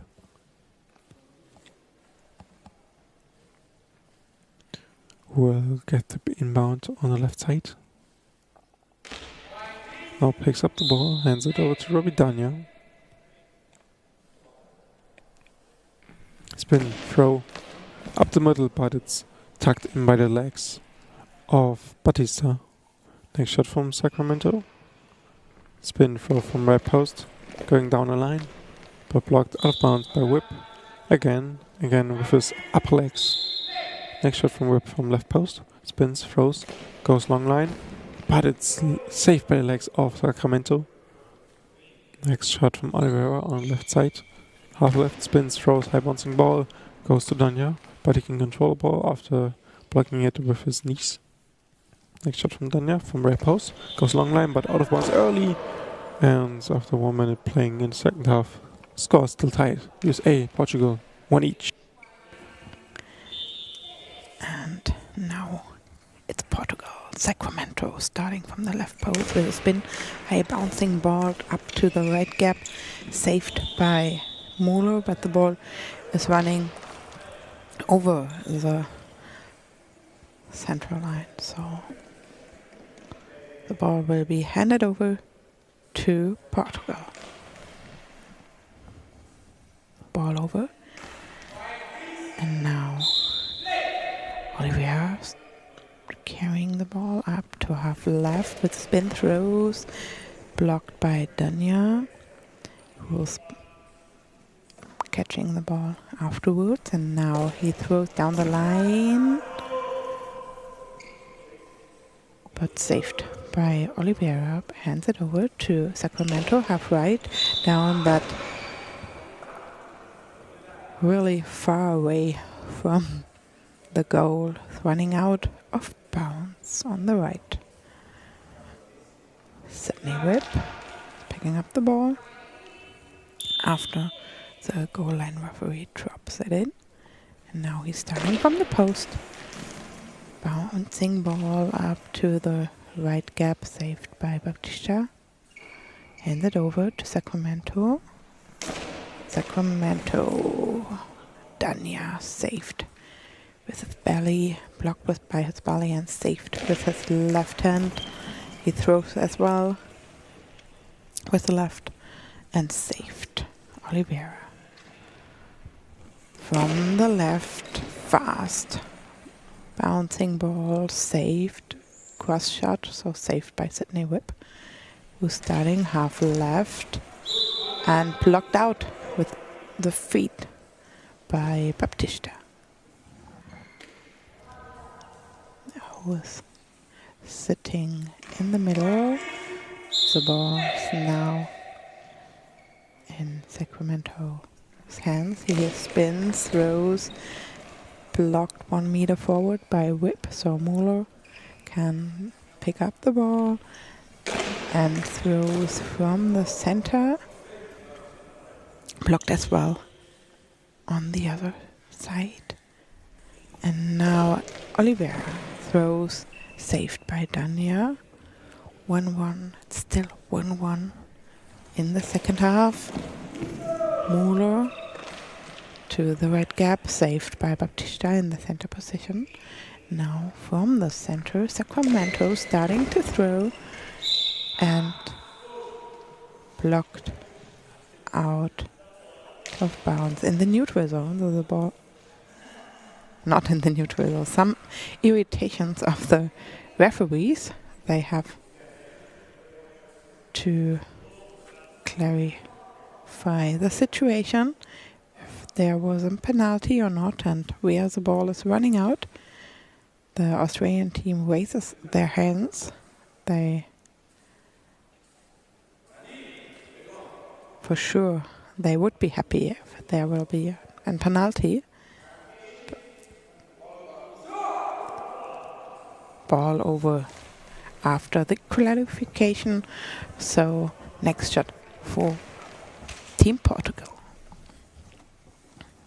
Oliveira from half right, running to half left, fast steps, throwing down the line, but then the ball is out of bounds on the left.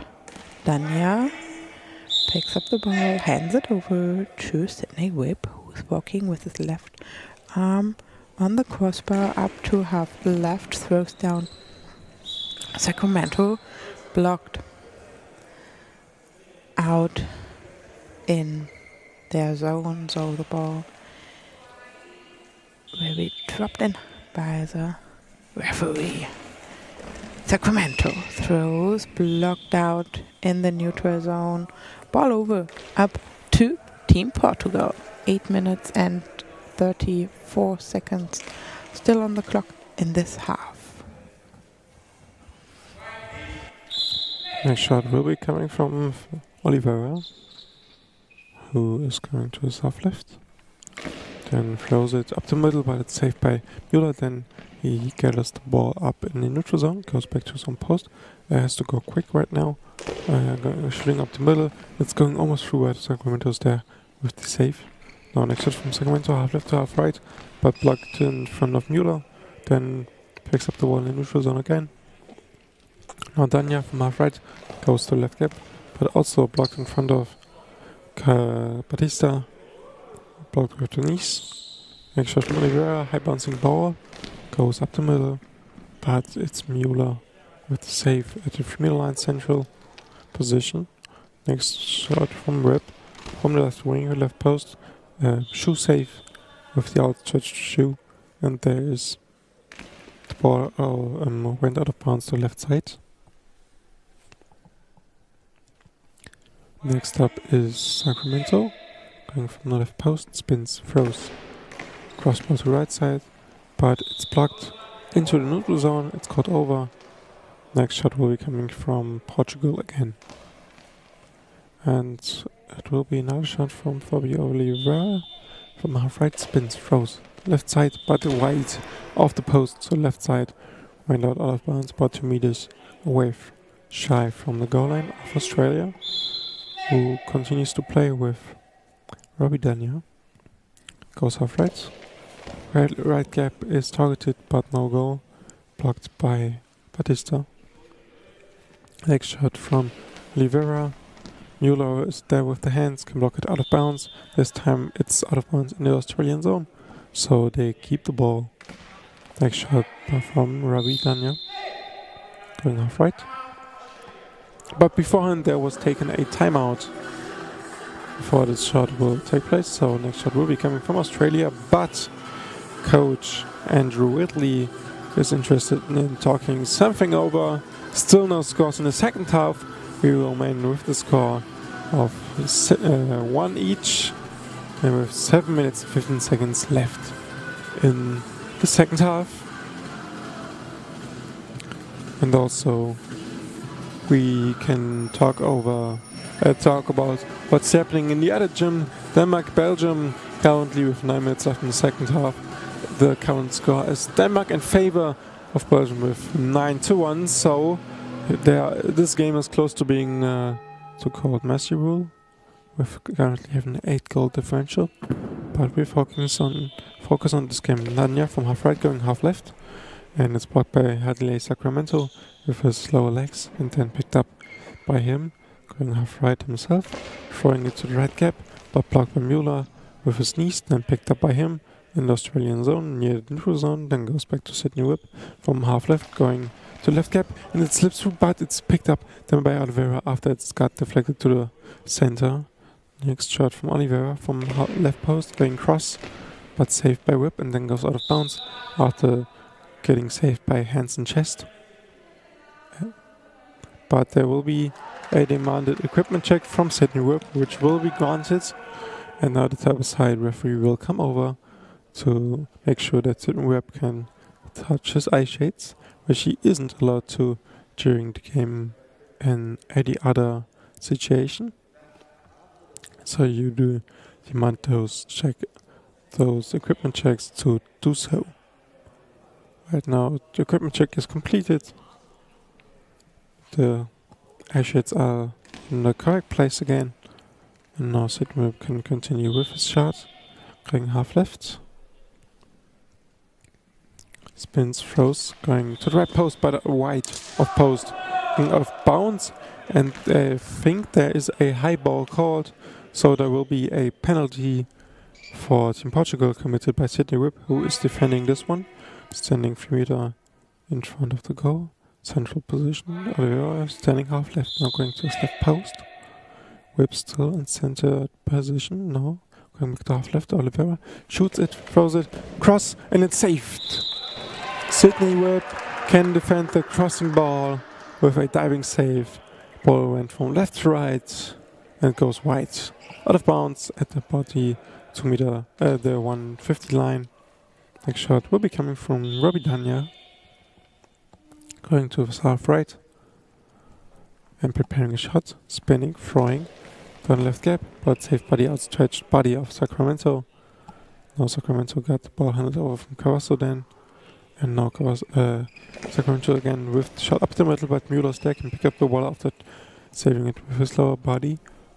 Mueller again spins, shoots to the left post, but wide, about half a meter wide of the left post. Goes out of bounds with 6:12 left in the second half. Australia, Portugal still tied up 1 each. And there is Oliveira, faked by Baptista. Oliveira starting from half right. And then the ball hits the right post. Sydney Whip picks up the ball, throws, blocked by the chin of Baptista, hands it over to Sacramento. The right winger spins, throws down the line, and blocked out by Sydney Whip with his hands really close to the line. But before he throws the ball, there will be a substitution, and we will warmly welcome Matthew Bowie, who's taking place for Sydney Whip. So Sydney Whip will be substituted by Matthew Bowie. And Bowie right now is at the checkup. The eye sheets are already checked, and now he's walking with his left arm down the crossbar up to the left post, so he will be positioned as a left winger. And while I was talking that, sorry for that, the right winger scored. Robbie Danya throws and finds the gap between Baptista and Sacramento, and he scored 2-1 for Australia. Now back on the field. The ball is dropped in by the goal line referee. Bowie hands the ball over to Robbie Danya. He's starting from the right post with a spin down up to the right gap, but saved by Baptista, the center. Hands it over to Oliveira, starting from half right, but out of bounds, so no hurry for him to moving back to his position as a left winger.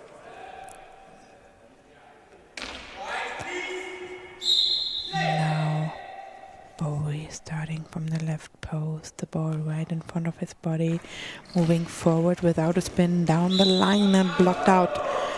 Sacramento. Timeout for Team Portugal. It's the second in this game taken by the Portuguese coach Marcia Ferreira, and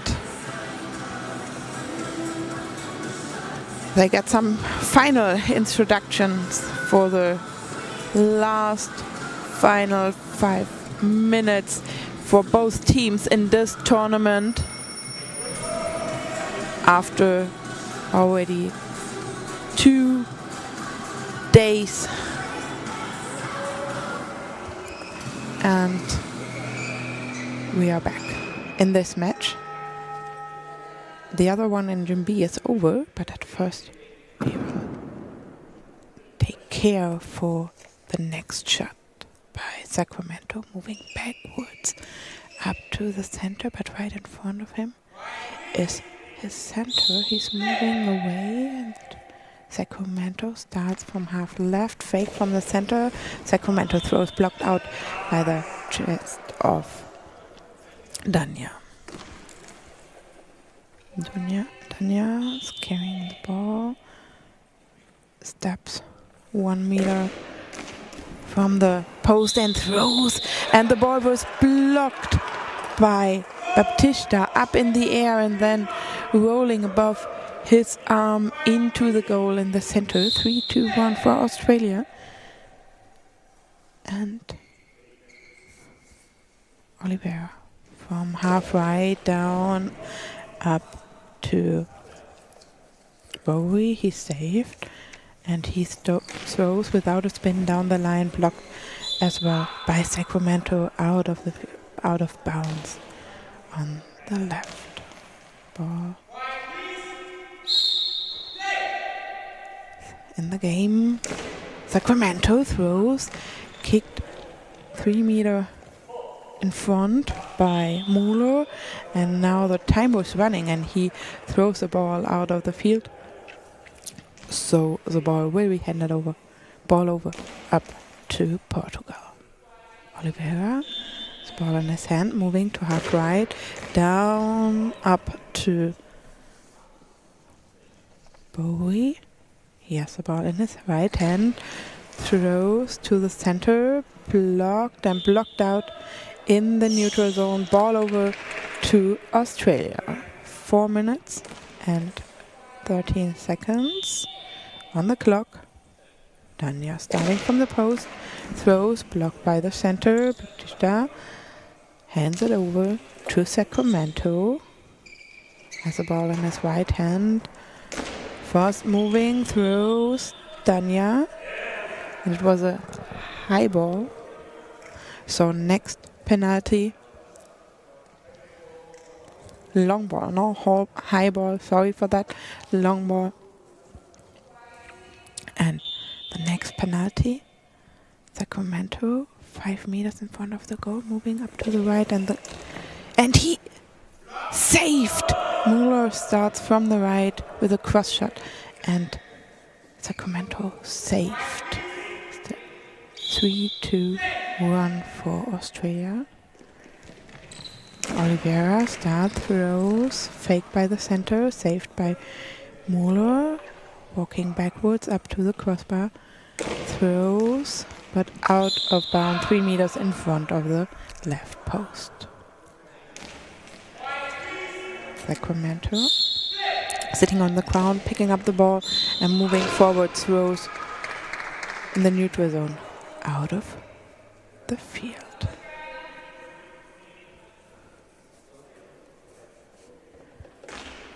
Bowie moving backwards to the center. Herzen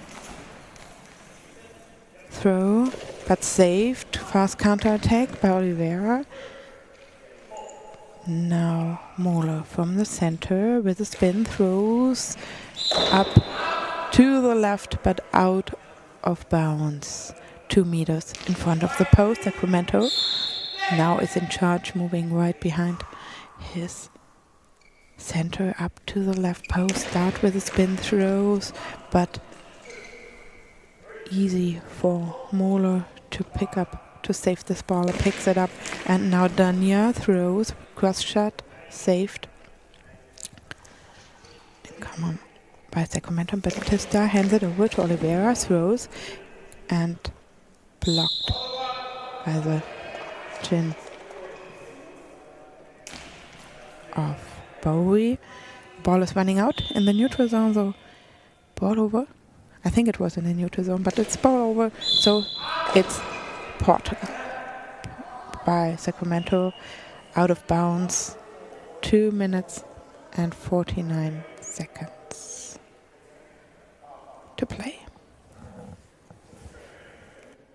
The game goes on with Australia ball. Matthew Bowie will hand the ball over to Robbie Danya, who moves to half left position. Then he prepares the shot, accelerates, throws, and it's caught and blocked, and then deflected, and afterwards picked up by Oliveira after Batista had some struggles picking up the ball. Now next from half right, Oliveira with the shot going to the right post, and it goes in after slipping under Matthew Bowie as he tries to make the shot, the save. It slips under his armpit, and Portugal closing up, just trailing by 1 goal right now, with 2:27 left. Now Daniel from half left with the next shot, and it's also in. Back-to-back goals. We've seen plenty of back-to-back goals in this competition, not only today, but over the last couple of days, and now the lead is back up to 2 goals after it slipped through at the half left by Danya. Shot now next from Oliveira from half left, going to left gap, but Danya and Mueller are there. Next shot from Danya going to the middle, but Batista is there, can block the ball and then pick it up afterwards before reaching to the neutral zone. Next one, Sacramento from half right, goes up the left, and it's blocked out by the arms of Isaiah Mueller and goes outbounds to the right side. And after that, timeout called by Team Australia as they want to talk over the current situation. And we also can make an update on the other game, which is the game that was for 11th place in men's competition. There was a mercy rule applied as Denmark won over Belgium with 11-1 with 5 minutes and 38 seconds left remaining in the second half back then. So there is currently no game playing in Gym B. The only game playing here in Gym A, with Australia leading Portugal 4-2 being the score. Now Robbie Danya already preparing mentally for this next shot with just under 2 minutes left in this very game. Danya standing at his right post. Red blue's called, and now the spin, the throw, long line shot, but blocked by Oliveira. Then grabbed the ball and picks it up, goes to the half right. Oliveira spins, throws to the right post, but caught by Matthew Bowie. Then he goes from left post down the line, but it's blocked by the legs of Sacramento. Then picked up, and then goes another long line shot. There's a penalty demanded by Australia, but not given. Next shot blocked by Bowie, from Bowie, blocked by Batista. Now he has to go quick because it's hand over to Sacramento. But there is a penalty called on Sacramento. I think it's a long ball. So penalty shot will be coming up against Sacramento, formed by Danya. Up the middle. Also, Sacramento is currently lined up half left.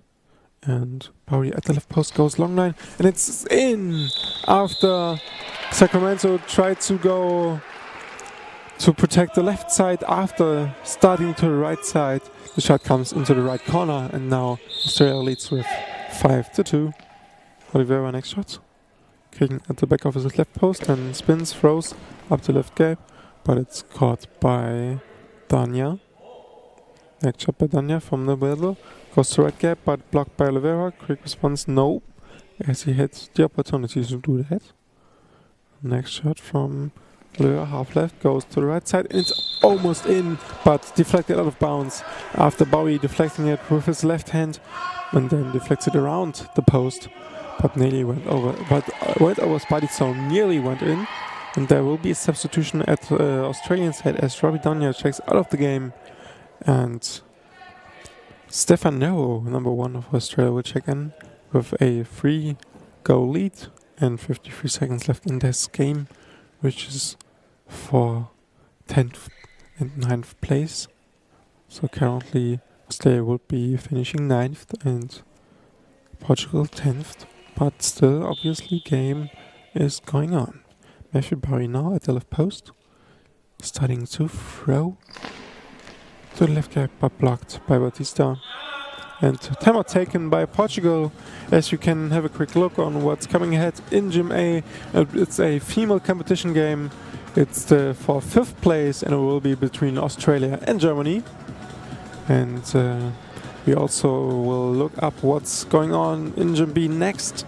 Both games will be starting at 10:10 to Central European time, and will be a France-Poland game, also competition in the females division, and we'll see what place it will be for. It will be for 7th place, so that will be decided who finished 6th and 7th in this competition, in the women's competition. But first of all, we will have to play the last 44 seconds of this very game. Sacramento preparing his next shot, standing half right. Nope. Preparing for a shot going to the left, but it's blocked outside. And we will also will give you some information about the German game. But first, there's the substitution from Isaiah Müller, who checks out. The next upcoming game of Germany against Australia will be broadcasted in German with brief summaries every couple of minutes in English. So if you want to watch this game, remember the fact that we mainly will broadcast that game in German, and the other game between France and Poland will be fully broadcasted in English in Gym B. Then for Isaiah Müller right now, Dan Marish will check in and will take over center position. And Stefan Nero will make the next shot from the right post. As he prepares, he spins, he throws, he's going cross. Ball's mid-air, still alive, but then picked up after the save from Oliveira. Now next shot, still mid-air ball. Second save from Marish after the first save from Nero. Next shot, cross from Marish. Goes cross left, out, 4 meters in front of the goal line. 19 seconds left here. Quick shot from Sacramento, goes cross left, but Nero with the save, and then picked up by Marish. They will have some time to drain out. Next shot from Bowie, goes long line, high bouncing Sacramento with quick response after save, and saved by Bowie, and the game with that will be over. Australia wins this game against Portugal and will finish this tournament with finishing at 9th place, and Portugal heads home with finishing 10th place. We'll hear in 10 minutes when 10 past 10 Germany will be facing Australia in the women's division for 5th place match up. And then Björn and Dadin will take over this game. See you in a minute.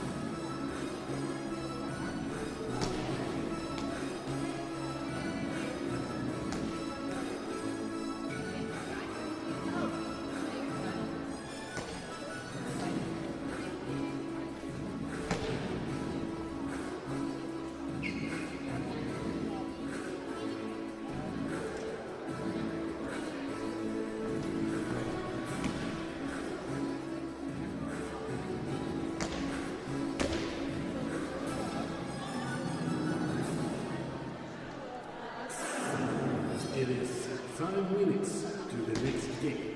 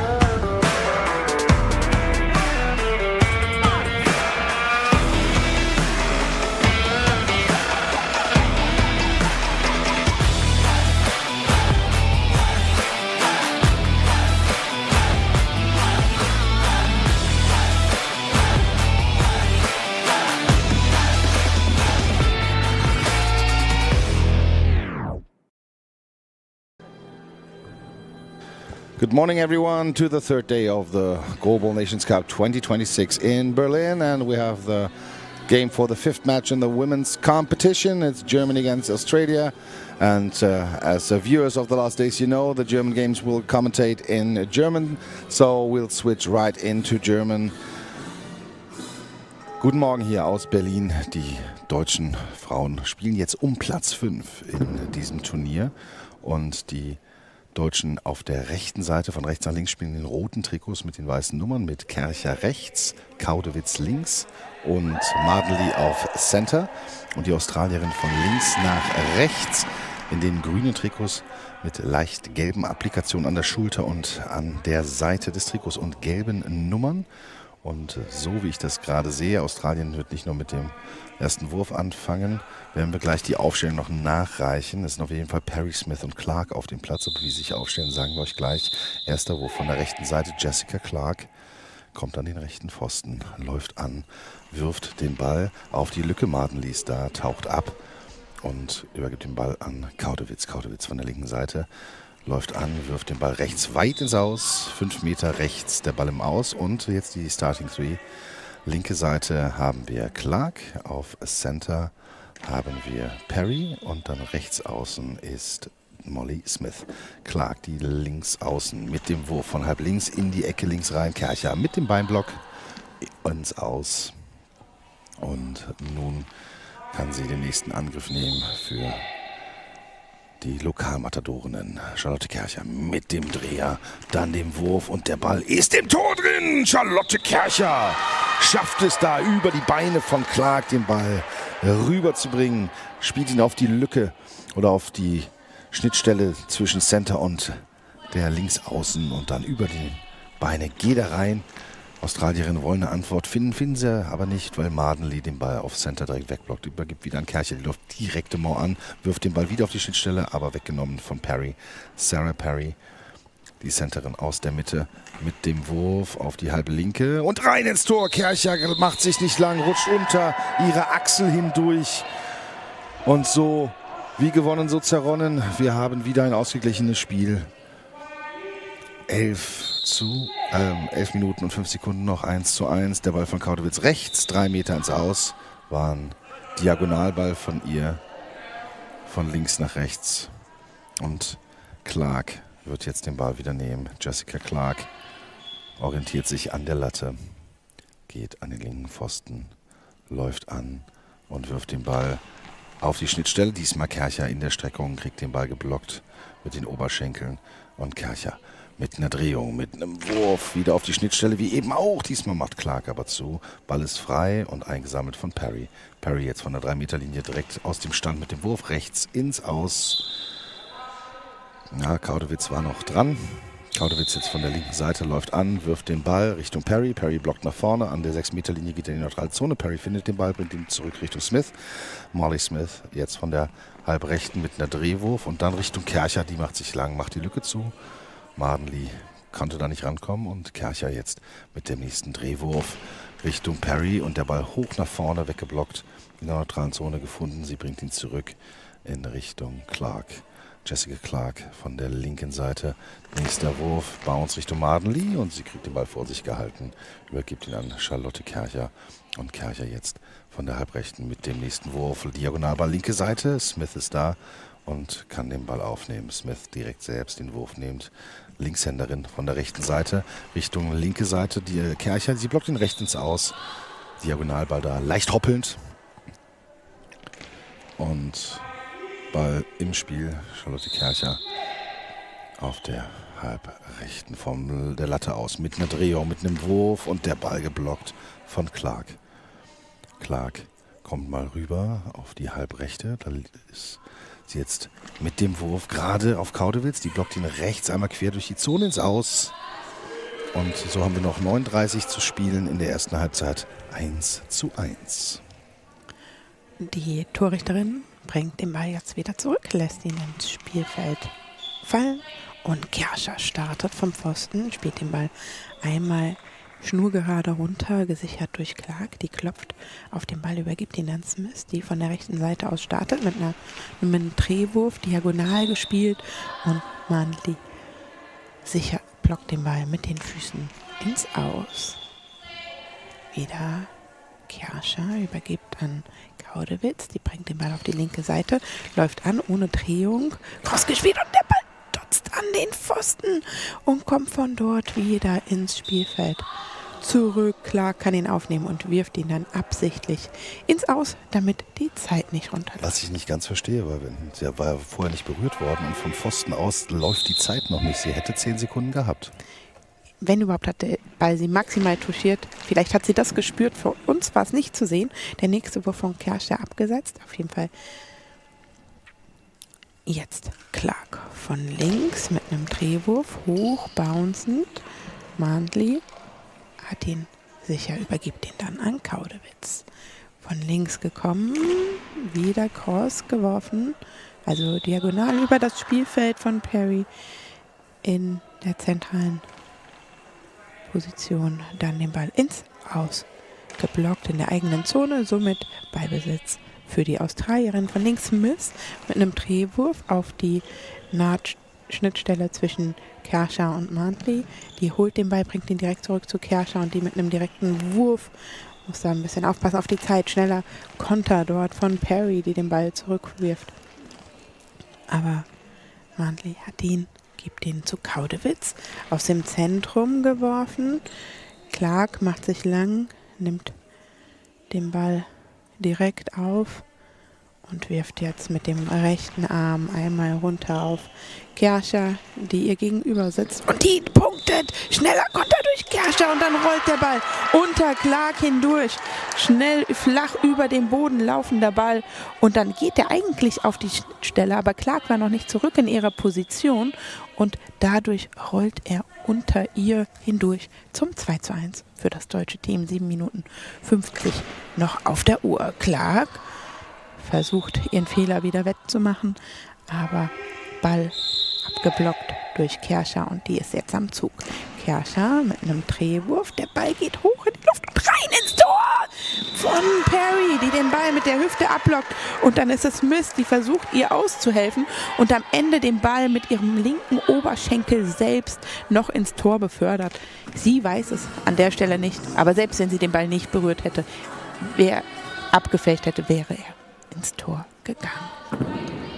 3:1 für das deutsche Team. Smith spielt die Linie entlang. Kaudewitz hat den Ball. Vom Zentrum startend auf die Schnittstelle zwischen Clark und Perry. Aber Perry hat den Ball sicher, übergibt ihn an Smith auf die rechte Seite, halb rechts startend. Diagonal gespielt und der Ball schlägt ein, direkt neben dem Pfosten zwischen Charlotte Kerscher, die da die Beine nicht rechtzeitig ausgestreckt bekommt, rutscht dann noch ein paar Zentimeter und dann fehlt da wirklich nur ein kleines Mühe, um den Ball abzublocken. Der Zentimeter fehlte somit. Tor für die Australierin 3:2 für das deutsche Team, weiterhin in Führung mit einem Tor. Clark von links spielt runter, abgeblockt durch Mandli ins Aus. Gute 2 Meter vom Pfosten geht der Ball ins Aus. Kerscher von rechts, halb rechts kommend, abgeblockt durch Perry, die da ihren Körper noch ein bisschen höher stellt, in die Luft setzt, damit der Ball nicht über sie drüber rollt nach dem ersten Block. Kerscher nochmal bouncender Ball, die Linie entlang. Clark macht sich lang und blockt den Ball ins Aus. Der Ball wird von links wieder ins Spiel kommen. Timeout genommen durch die Australierin. 6 Minuten 29 noch auf der Uhr. Spielstand 3:2 für Deutschland.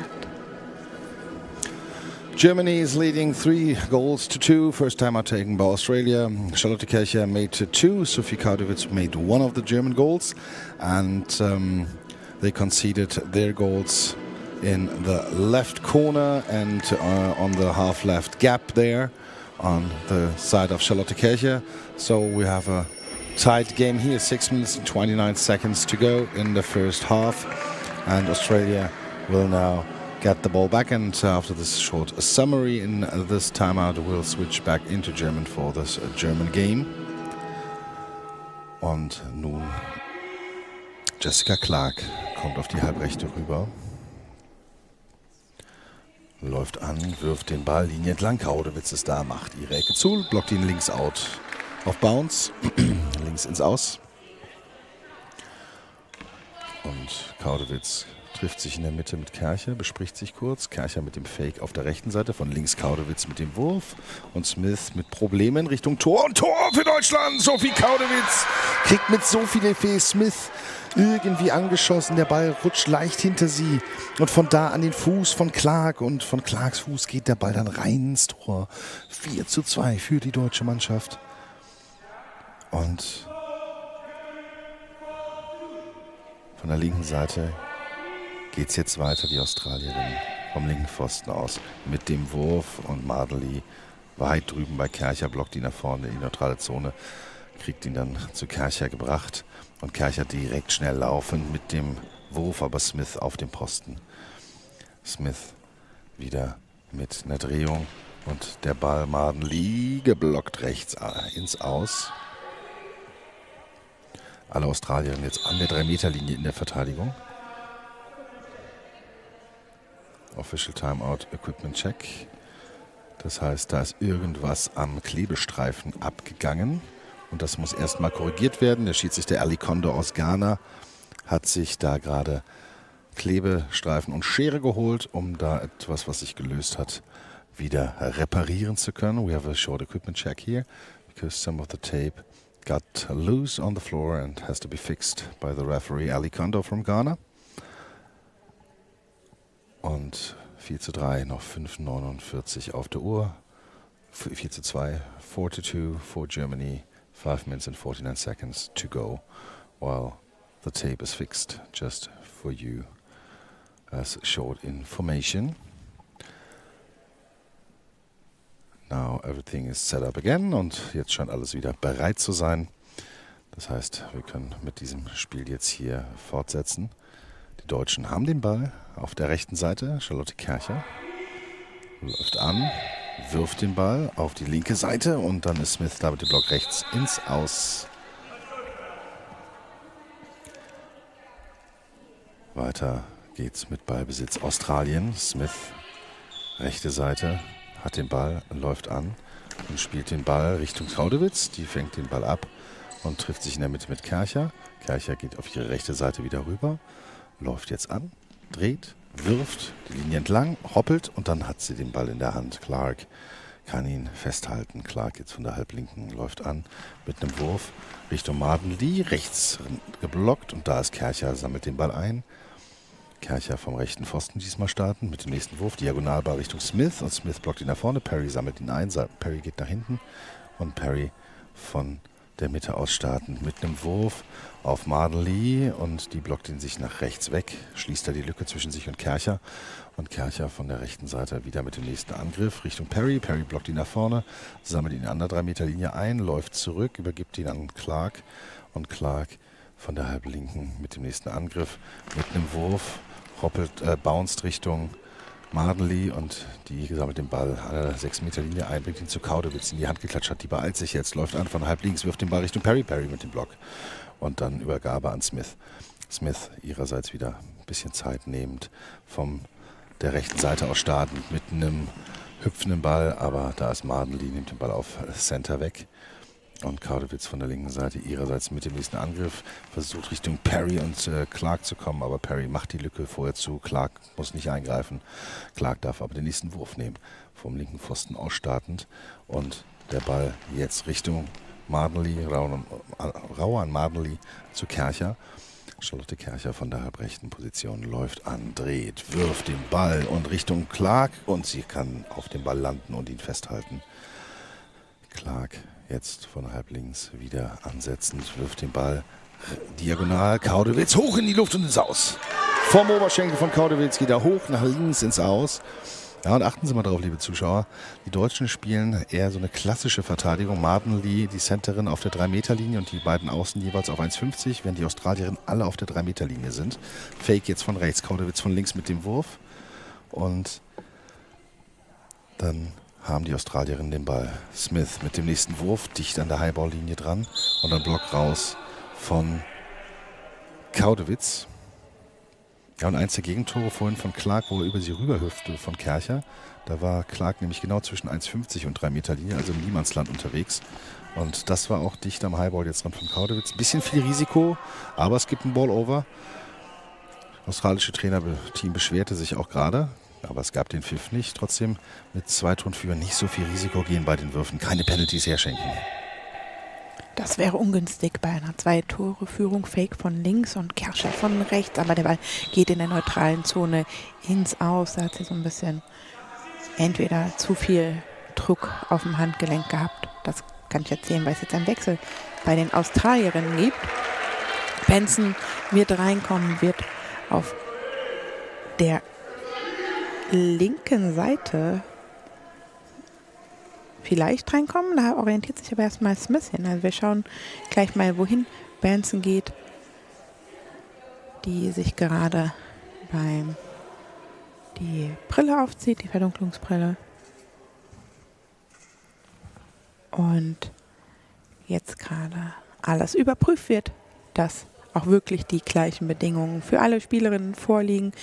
Sie wird zum Pfosten geführt durch den Referee und orientiert sich dann selbst an der Torlatte bis auf die linke Seite. Startet vom linken Pfosten, wird den ersten Wurf setzen mit ihrer linken Hand auf die Stelle zwischen Mantli und Kaudewitz.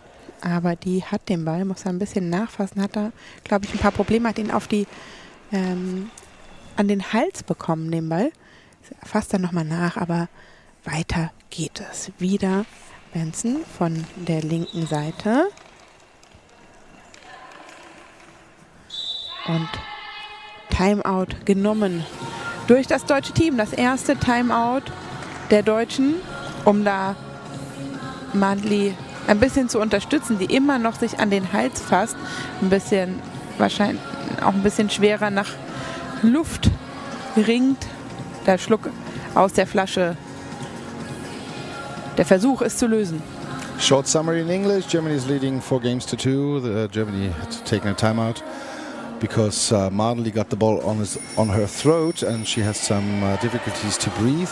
So they wanted to give her some time. And it's interesting to see that the Australians try to attack the lack defense on Kerche and Mardenly the whole time. So that is why Mardenly is coming more over to Kerche's side and give Kardowitz more space to defend. And let's see if there are any adjustments made by Team Australia there, because Kardowitz has huge space there to defend. So, zurück auf Deutsch. Kaudewitz von dem linken Pfosten quer über das Feld gespielt, rausgeblockt durch Perry, 4 Meter vor der Torlinie. Björn hat es ja bereits geschildert. Alle 3 Australierinnen verteidigen an der 3-Meter-Linie. Jetzt aber erstmal Benson mit dem Angriff runter auf Kaudewitz, die mit den Füßen den Ball ablockt. Mantli holt sich den Ball und übergibt ihn wieder an Kaudewitz, die jetzt mit dem Wurf, der bounced auf Benson. Die wird natürlich direkt herausgefordert als neu auf dem Feld stehende Spielerin. Die sichert den Ball, aber Benson ihrerseits setzt zum Wurf an. Mantli blockt den Ball ins Aus, der jetzt auf der rechten Seite wieder ins Spiel kommt. Kerscher vom Pfosten starten. Schnelle Schritte, flacher Ball auf Benson. Die muss nachfassen, hat ihn dann aber steht auf, klopft auf den Ball, übergibt ihn an Smith. Die startet vom rechten Pfosten mit einem Drehwurf. Mantli ist da mit den Schuhen, blockt mit den Füßen den Ball ins Aus. Kerscher wieder von rechts. 2 Minuten 4 noch auf der Uhr. Kerscher, hoher, bouncender Ball. Benson, Equipment Check, Official Timeout. Und da muss irgendwas auf dem Boden liegen. Nein, da ist Schweiß, der weggewischt werden muss. Da ist die Schiedsrichterin erstmal suchend hingegangen. Das hatten wir die Tage ja auch, dass dort Dinge auf dem Boden immer mal lagen. Aber dem ist nicht so. Es ist der Schweiß, der einmal dort vom Untergrund entfernt werden muss. Und dann ist das Spiel jetzt wieder freigegeben. Benson startet vom linken Pfosten, Cross gespielt und dann schlägt der Ball direkt. Da hat wahrscheinlich gar kein Blatt mehr dazwischen gepasst. Zwischen dem Ball und dem Pfosten überlistet dort Kaudewitz zum 4:3. Benson mit ihrem ersten Tor in der Partie. Kaudewitz ärgert sich dann natürlich, möchte nachsetzen, aber den Ball kann Benson sichern. Die setzt wieder an, versucht es genau nochmal und dann geht der Ball wieder rein. Diesmal auf die Schnittstelle. Da fordert sie Kaudewitz heraus und setzt das zweite Tor für sie. 4:4 Gleichstand. Wechsel beim deutschen Team. Kaudewitz kriegt da eine Pause und Jennifer Koch stand da zunächst bereit, aber es ist Ann-Kathrin Denker, die ins Spiel kommen wird. Das ist natürlich gar nicht ein Wechsel aufgrund ein persönlicher Grund, sondern eher, dass da sich eine Schnittstelle auftut, die Benson nun mal mit den Instruktionen, mit ihrem Wechsel mitbekommen hat. Und deswegen jetzt der Wechsel. Und sie punktet direkt. Das ist wirklich, ja, so stellt man sich das als Trainerin vor. Der Wechsel und dann scoret sie direkt zum 5:4. Gerade durchgespielt. Ann-Kathrin Denker. Die muss jetzt verteidigen, hat den geworfenen Ball von Smith.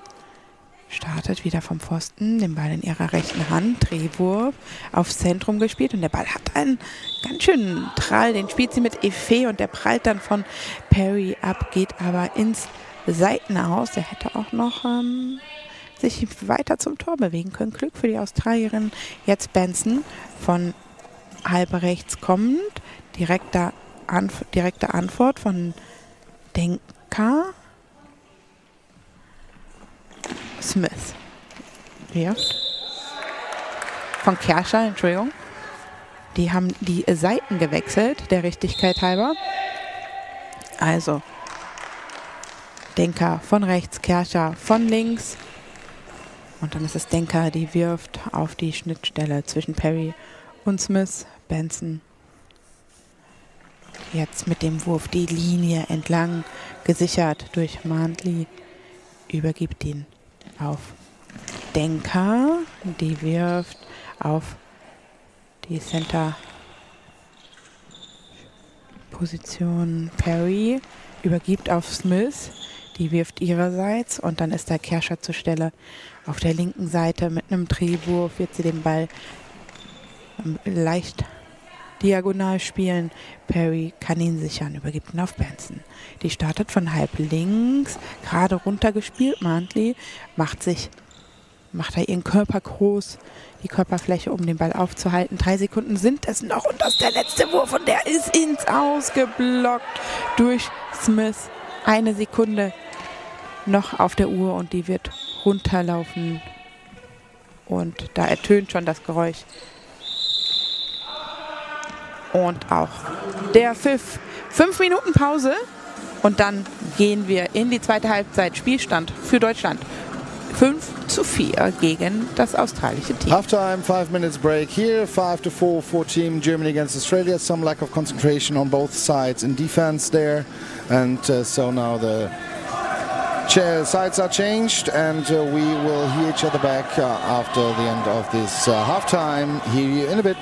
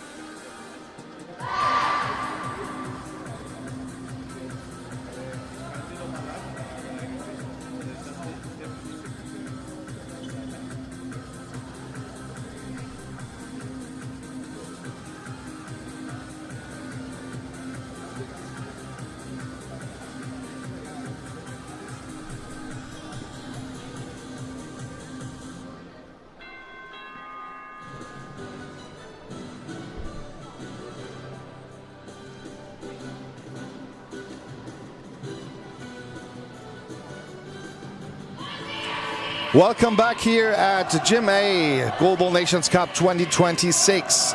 It's the females competition, Germany against Australia, second half, 5-4 the score for the German team. And now they want to secure this 5th place by also winning the second half. Was lack of concentration on both sides, I said before we went into this halftime. And I'm quite interested to see how both teams now come out in the second half. I don't see any substitutions so far. So we have Perry Smith and Benson on the Australian side, and we have Katja Madenli and Denker on the German side on the floor. And as you know, the German games we commentate in German, so we switch right back right now. And right next to me is Nadine Merten.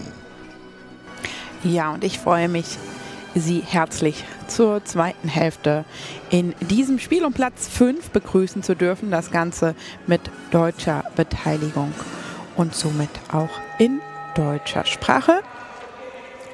Das Geräusch ist ertönt.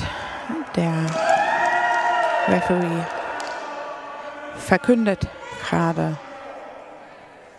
noch einmal den Spielstand nach der ersten Halbzeit und auch, dass es keine Wechsel gab. Deutschland in Ballbesitz wird die Partie in der zweiten Hälfte eröffnen. Und das wird Charlotte Kerscher tun, die den Ball gerade auf die Center-Position wirft. Benson von links zieht dort den Ball, den Wurf auf Mantli. Die übergibt auf Denker von rechts werfend mit dem rechten Arm. Und da muss Perry ihren rechten Arm nochmal komplett in die Luft fahren, um den Ball dort rauszuwischen. Zeigt dort an, sie braucht ein Timeout. Das scheint nass vor ihr zu sein. Da ist vielleicht auch ein bisschen beim Trinken und in der Pause auf den Boden geschwappt. Währenddessen kann ich sagen, dass es in der Partie um Platz 7 zu 2, gerade ist noch ein Tor gefallen, für das französische Team gegen Polen steht. Nun gehen wir wieder auf unser Spielfeld. Denker von dem linken Pfosten auf die linke Schnittstelle gespielt, gesichert. Smith, Mantli hilft dort auf der linken Seite ordentlich auf, ist dort aufgerutscht und übergibt den Ball an Kerscher, die mit dem Drehwurf wieder die Schnittstelle links aufsucht. Gesichert, Benson, wieder Kerscher, schneller Konter. Perry in der zentralen Position übergibt auf Smith von halb rechts. Mit einem Drehwurf. Manley setzt den Block an und dann fälscht sie den Ball so ein bisschen ab, der geht in die Luft und dann hinter ihr ins Tor zum 5:5. Ausgleich durch die Australierin. Unglücklich an der Stelle. Da kriegt der Ball nochmal so einen Hebeleffekt in die Luft und geht dann ins Tor. Kircher von links ohne Drehung wirft. Perry übergibt ihn an Smith. Von rechts eingedreht und dann ist es Denker, die ihre Füße klappmesserartig nach vorne bewegt, um den Ball rauszublocken. Bewegt da ihren Unterkörper auf den Ball zu. Der Ball ins Aus. Ball over an die Australierin. Benson. Mit dem Ball in der linken Hand wirft Mandli wieder 2 Herausforderungen da, den Ball zu fassen. Kerscher kommt ihr zu Hilfe, hält ihn dann und wirft mit einem Drehwurf. Perry fährt die Füße aus, blockt den Ball ab in die neutrale Zone, hebt ihn dort schnell auf, übergibt ihn an Smith auf der rechten Seite. Drehwurf die Linie entlang, in der neutralen Zone allerdings bereits ins Ausgegangen. 10 Minuten und 8 Sekunden noch auf der Uhr. Unentschieden.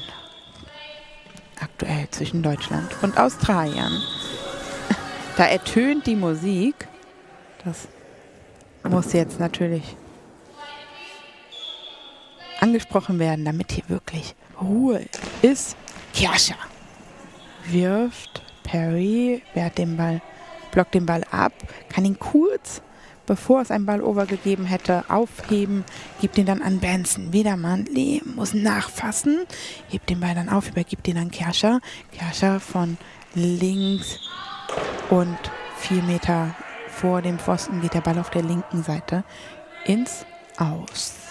Smith. Timeout.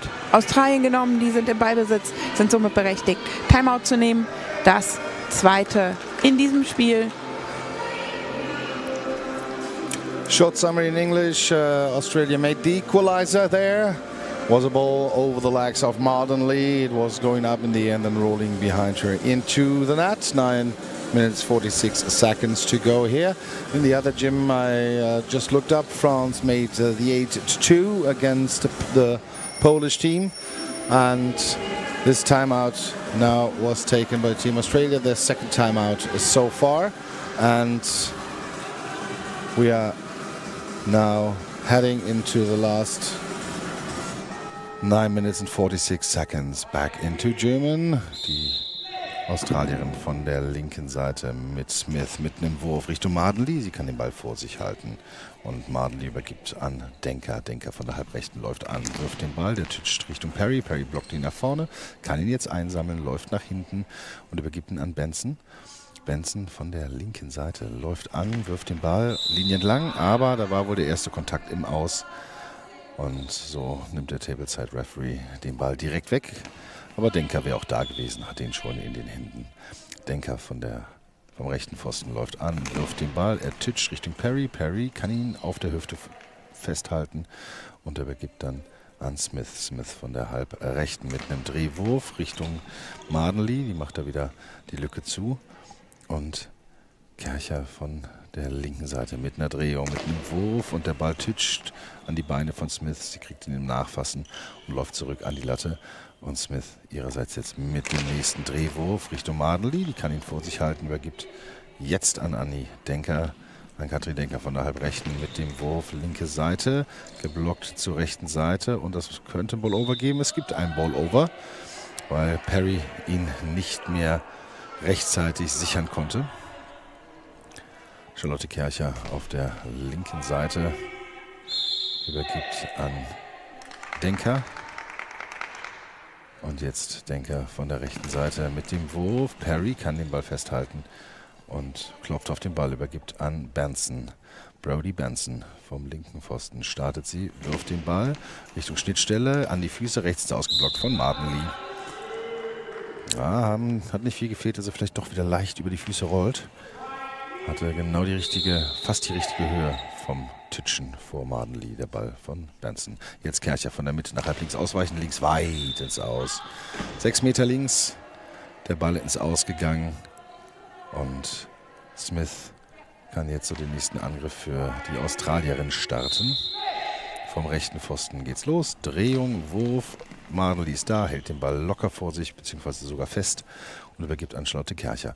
Von halblinks Kercher mit dem Wurf. Smith ist da, kann den Ball sichern, steht auf, klopft auf den Ball, übergibt ihn an Benson. Benson an der Latte entlang an den linken Pfosten und läuft jetzt ihrerseits wieder an und versucht dann die Linie lang zu spielen. Und wieder dieser erste Kontakt im Aus. Der Ball kommt dann zwar ins Feld, aber da muss sie dann vielleicht ihren Schritten halben nach innen machen, bevor sie losläuft, um das zu vermeiden.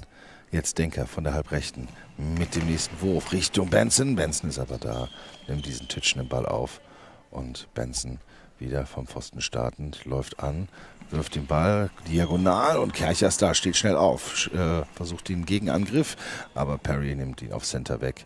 Perry übergibt jetzt an Smith von der Halbrechten mit dem Wurf Richtung Kercher Marley. Marley blockt ihn und Kercher kriegt die Hände dran, sichert ihn fürs deutsche Team.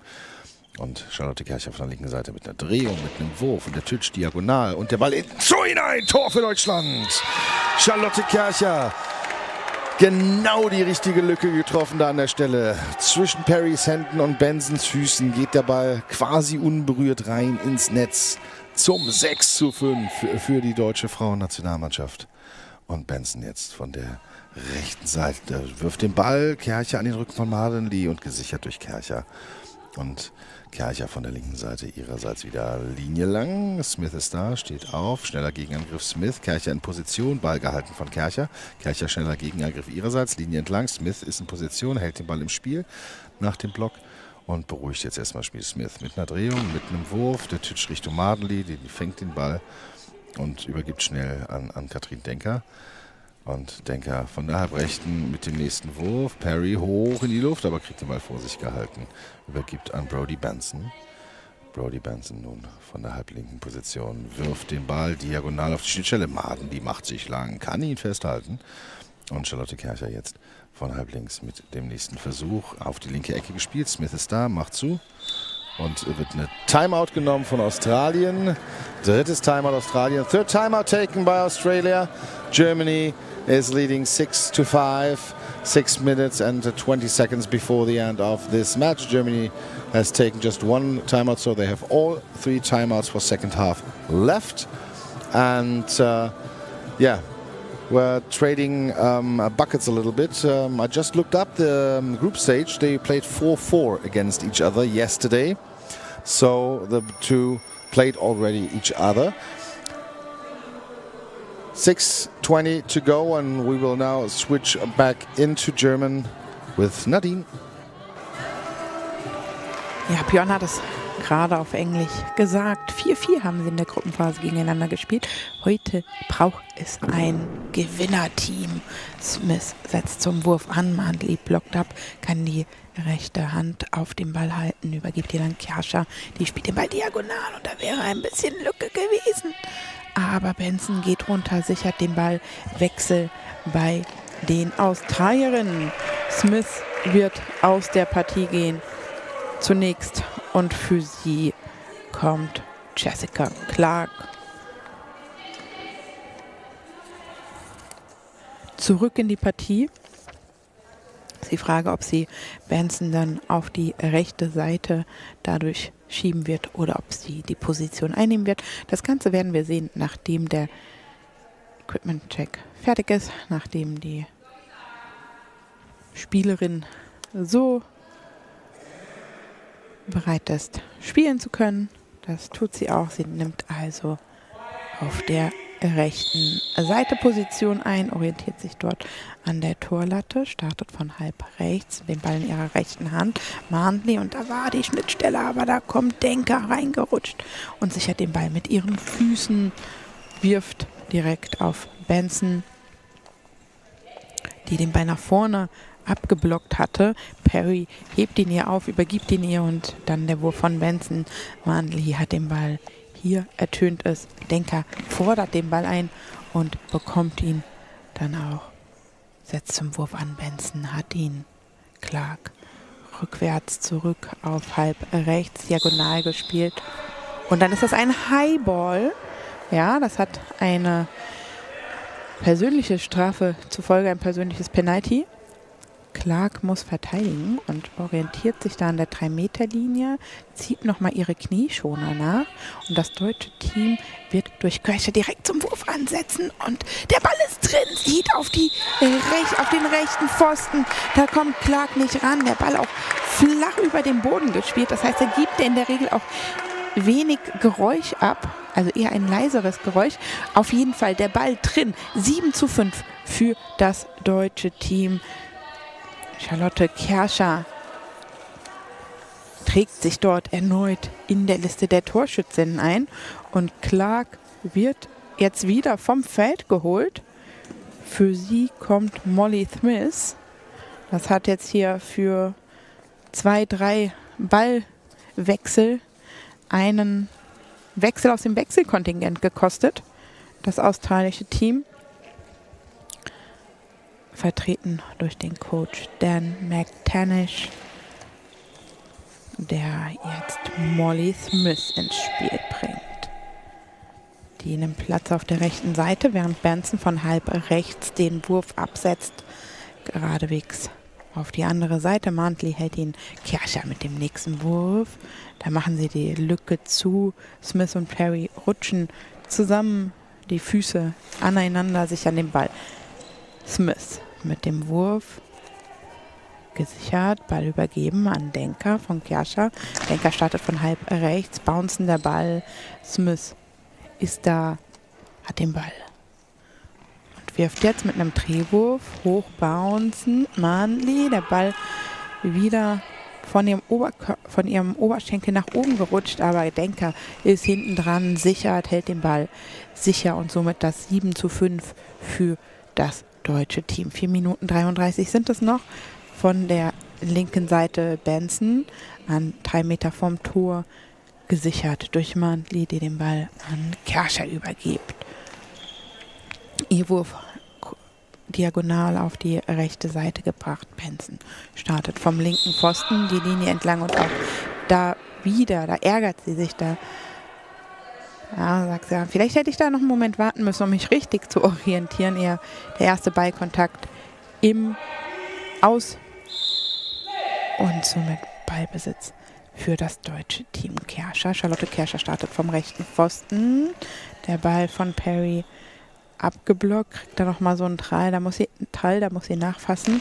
Smith mit dem Wurf, Mantley schiebt da die Beine ein bisschen höher in die Luft, dass der Ball nicht über ihre Beine drüber rollt beim Block. Das macht sie auch sicher.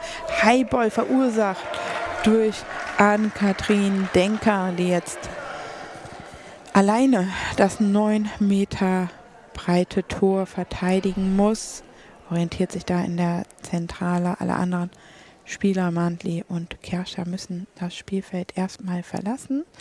Denker in der zentralen Position. Ihr gegenüber Smith startet 3 Meter vom rechten Pfosten entfernt, orientiert sich dann eher nach halb links, den Ball in der rechten Hand, läuft jetzt an mit einer Drehbewegung und dann trifft sie. Der Ball, Denker hatte die Richtung geahndet, die Seite geahndet, orientiert sich da von sich aus gesehen rechts, aber kommt da nicht an den Ball dran. Australien mit dem 6. Tor geschossen durch Smith. Das deutsche Team könnte jetzt antworten. Denker mit dem Wurf. Und der ist rausgeblockt von Benson, die jetzt den Ball wieder bekommt von der Torrichterin. Und Benson mit einem hochbouncenden Ball. Denker schlägt ihn nach vorne. Mantley setzt nach und bevor die 10 Sekunden runterlaufen, wirft sie ihn lieber absichtlich ins Aus und es wird einen Ball-Over geben. Die Australierin also mit der nächsten Chance hier sich wieder ranzukämpfen, vielleicht auszugleichen. 3:30 noch zu spielen, wo auf die Linie entlang Richtung Denker, aber im Aus. Keine Gefahr daher für Ann-Kathrin Denker nach diesem Versuch von Brodie Benson. Und die Deutschen nehmen eine Auszeit. Timeout taken by Germany. Germany is leading 7-6 after this penalty for Australia. Andi Denker couldn't defend the ball, so 7-6 now the score. It's a close game, and everything is possible. 3 minutes 28 seconds is a long time in goalball, as you all know. And so the Germans have taken now their second timeout. We'll take a short look into the other gym. There is the match France against Poland, and there's the score 4 minutes before the end, 9-3 for France. And now the ball in the hands of Ann-Kathrin Denker. We go back in German. Ann-Kathrin Denker auf der rechten Seite mit dem nächsten Wurf. Der titscht die Linie entlang. Benson ist da. Leicht nach vorne gekippt, aber kann den Ball dann doch noch sichern. Benson von der linken Seite gegen Denker. Linie entlang. Denker blockt rechts ins Aus. Auswechslung angezeigt. Und Christiane Honemeyer, die neue Bundestrainerin, holt Ann-Kathrin Denker raus. Die wurden so ein bisschen als Opfer jetzt auserkoren. Alle Bälle gingen nur noch auf sie von australischer Seite. Und Jennifer Koch kommt dafür rein. Und abgesehen davon scheint sie auch ein leichtes Problem zu haben. Wird er auf den Stuhl geführt. Ich weiß nicht, ob es was an Handgelenk oder ob es vielleicht was mit dem Kreislauf ist. Auf jeden Fall geht sie raus. Jennifer Koch kommt dafür rein. Noch ein bisschen mehr Wurfgewalt. Und Koch, glaube ich, geht auf links. Das heißt, Kercher wird dann wahrscheinlich wieder auf rechts wechseln. Kercher steht auch jetzt schon auf der rechten Seite bereit. Jetzt bringt der Schiedsrichter Jennifer Koch an die Latte. Und sie orientiert sich genau auf die linke Seite rüber. Rechts außen wieder Charlotte Kercher. So hatte sie vorhin auch angefangen. Und der Ball von Kercher jetzt mit einer Drehung auf die andere Seite geworfen. Perry ist da. Perry übergibt an Smith. Und Smith von der Halbrechten läuft an, dreht, wirft und der Ball, gehalten von Mardenly, übergeben an Charlotte Kercher. Kercher von der Halbrechten mit dem nächsten Wurf, Linie entlang und dann geblockt von Benson. Ball ist frei, Perry sammelt ihn ein, läuft Richtung Benson. Benson von der Halblinken mit dem nächsten Wurf auf die rechte Seite, über die Hände ins Tor hinein. Da ist der Ausgleich. Da ist der Ausgleich für Team Australien. Jennifer Koch noch nicht im Spiel drin, wird da attackiert, hat nicht die nötige Spannung und fasst sich da auch selber an die Stirn nach dem Motto, was habe ich denn da gemacht? Und so rollt der Ball über ihre Hände rein. Kann sie antworten? Nein, kann sie nicht direkt. Perry nimmt den Wurf von Koch weg. Und von der rechten Seite Smith mit dem nächsten Wurf die Linie entlang. Koch diesmal auf dem Posten. Das tut ihr gut, um ins Spiel reinzukommen. Jennifer Koch von der linken Seite läuft an. Jetzt der Ball in den Händen von Perry, übergeben an Benson. Benson von der linken Seite, wieder Richtung Koch, abgefälscht von Mardenly, aber Koch mit den Schienbeinen da und nimmt den Ball dann auf, übergibt dann weiter an Kercher. Kercher von halb rechts Richtung Perry, nach oben geblockt, vorne gehalten und der Ball jetzt in den Händen von Smith, rechts ins Ausgeworfen und gibt dann gleich einen Angriff für Jennifer Koch, für die deutsche Mannschaft. Linke Seite läuft sie an, wirft den Ball die linkshänderen Linie entlang und gehalten von Smith. Ball im Aus. Und Smith für Australien mit einem Drehwurf Richtung Koch und die haut den Ball nach vorne mit den Schienbeinen über die Mittellinie. Ball over an der Stelle. Währenddessen Benson jetzt wieder von links, 1,38 noch zu spielen, 1:36 to go. Und der Ball abgeblockt von Koch, Diagonalball da von Benson auf Jennifer Koch. Ins Aus geblockt. Die nächsten Mannschaften machen sich bereit, werde gleich nochmal erwähnen, wie es gleich weitergeht nach diesem Spiel. Aber erstmal steht es hier 7-7, 1:30 noch zu spielen. Kercher von halb rechts mit dem Ball in die Arme von Benson. Auszeit gefordert vom australischen Trainer von Dane McTainch. Now we have a timeout. Australia, it's the fourth timeout. 7-7 the score, 1:26 to go here. Jennifer Koch with a huge mistake after she was substituted in defense. First ball to her hands and the ball then went just through. And now we have a close game here. We'll just take a short look what will happen next here in the gym after this match. Then we will have a men's competition match between Lithuania and South Korea. And if nobody will win the next one, 26, we will go into overtime, but we'll figure that out. So we go now back into German with Nadine. Und Benson im Ballbesitz, orientiert sich auf halb rechts, läuft an ohne Drehung. Nächste Stelle übergibt auf Koch, die mit dem Ball in ihrem linken Arm hochbouncend fordert dort Smith, aber die kann den Ball abblocken nach vorne. Perry kann ihn dann sichern und ihr übergeben. Smith mit dem nächsten Wurf. Mantley, 3 Meter vom Tor, kann den Ball ohne Probleme sichern. Kerscher von halb rechts, eingesprungene Drehbewegung, geworfen. Perry muss den Ball aus der neutralen Zone zurückholen, bringt ihn zu Benson. Die setzt zum diagonalen Wurf an, aber der Ball geht 3 Meter vorm Pfosten, in etwa 3 Meter vorm Pfosten ins Aus auf der rechten Seite. Timeout durch das deutsche Team genommen. Das 3. Timeout durch sie. Die Australierinnen haben ihr Kontingent schon voll ausgeschöpft. Die letzten 46 Sekunden. Und da möchte natürlich niemand in die Overtime, sondern das finale Tor hier erzielen. Wir schauen schnell rüber. Frankreich gegen Polen. 11:3, noch 2 Minuten dort zu spielen. Und wir schauen mal, oftmals gelingt es nach dem Timeout dort einen kleinen Hinweis zu geben, wie der Ball gespielt werden soll. Und dann ist der gern auch mal drinne.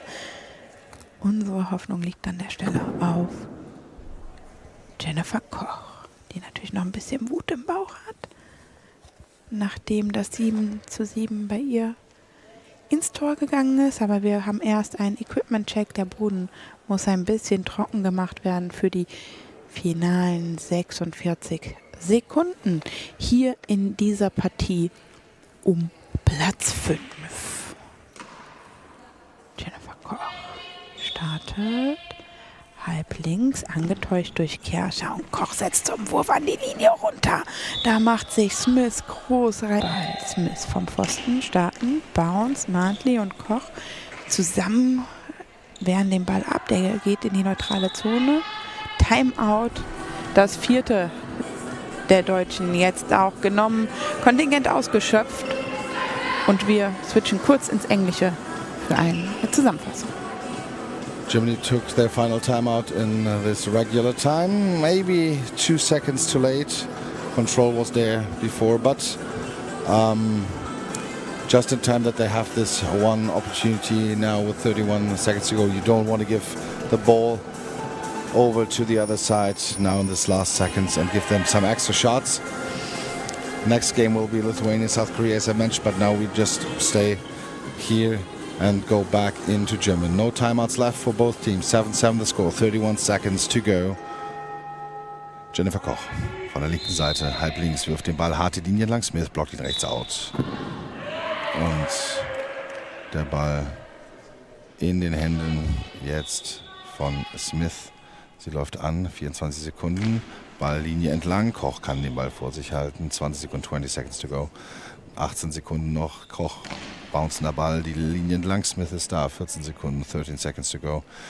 Und Benson mit gleichen Problemen bei der Übergabe kann den Wurf noch nehmen, wirft den Ball jetzt Richtung Koch rechts, weit ins Aus. Keine Gefahr da für das deutsche Tor.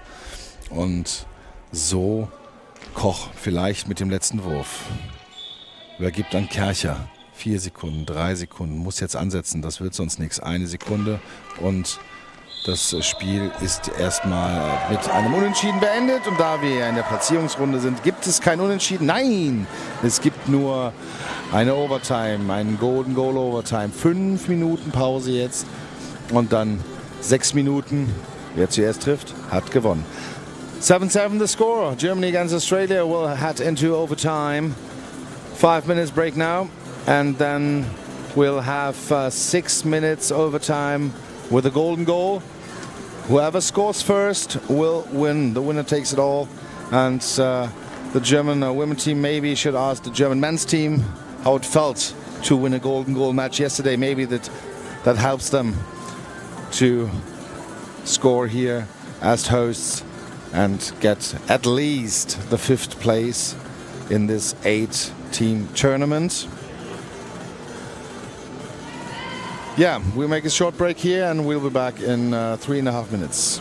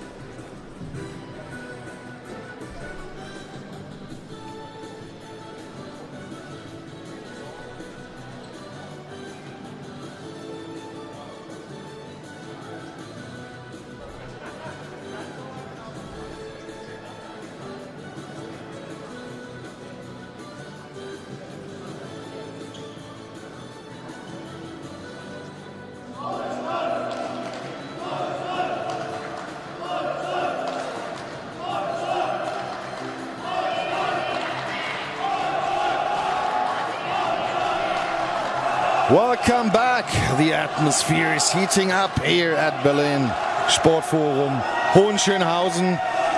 Some German spectators and the German men's team are now in the stands. Also the Australian men's team is in the stands, so they cheer up their teams for this upcoming overtime. 7-7 the score. We have now 6-minute overtime, goal, and Germany will play from right to left in the red jerseys and the white numbers, and Australia in the green jerseys with the yellow numbers from left to right. Ali Kondo, the tableside referee, will now announce the overtime. And Australia has the small advantage to have the first throw here. So everybody should be alert on the German team. But now we switch into German. Wir hoffen, die deutsche Mannschaft ist jetzt hellwach an der Stelle, wird nochmal begrüßt vom Tableside-Schiedsrichter Ali Kondo, und er übergibt jetzt an Australien den Ball. Den müssen die deutschen Frauen jetzt wegnehmen. Und Benson wird den ersten Wurf nehmen. Was haben sich die Australier ausgedacht? Kercher auf der rechten Seite, ganz wach. Benson wirft den Ball Richtung linke Seite ins Tor hinein. Das war's. Jenny Koch geht in die Mitte rein. Geht in die Mitte rein. Total desorientiert, und dann schlägt der Ball rechts am Pfosten ein. Sie weiß es selber. Sie schlägt die Hände vors Gesicht. Ist untröstlich, Jennifer Koch. Die deutschen Frauen scheitern an ihren Nerven, so würde ich sagen, an der Stelle. Dieser erste Wurf, dieser Mini-Vorteil, brutalst ausgenutzt von Brody Benson. Ja, und da ist die Mannschaft direkt da bei Jennifer Koch, die Betreuer zumindest und die Bundestrainerin, und trösten sie. Und auch Sophie Kaudewitz direkt bei ihr und versucht die untröstliche Jennifer Koch zu trösten. Bitter, bitter, bitter. 11 Sekunden hat diese Overtime nur gedauert. Ein Wurf, das war's. So bitter und auch so schön für die Australierin, die jetzt sich gerade voller Freude da jubelnd im Kreis bewegen, kann es sein. What an ending. Tears on the one side. Pure joy on the other side. Australia wins with this shot by Brody Benson from the left side to the right corner, and the corner was wide open. No real chance because Jennifer Koch was moving into the middle then to defend the ball, and she right away recognized, oh no, wrong direction. But that's the 8-7 for Team Australia. Congratulations, Australia, for the 5th place here at the Goalball Nations Cup. Now photos are made and the Germans are standing together. Now we have a short break here, and we'll have as next match Lithuania against Korea heading up, and we'll be right back.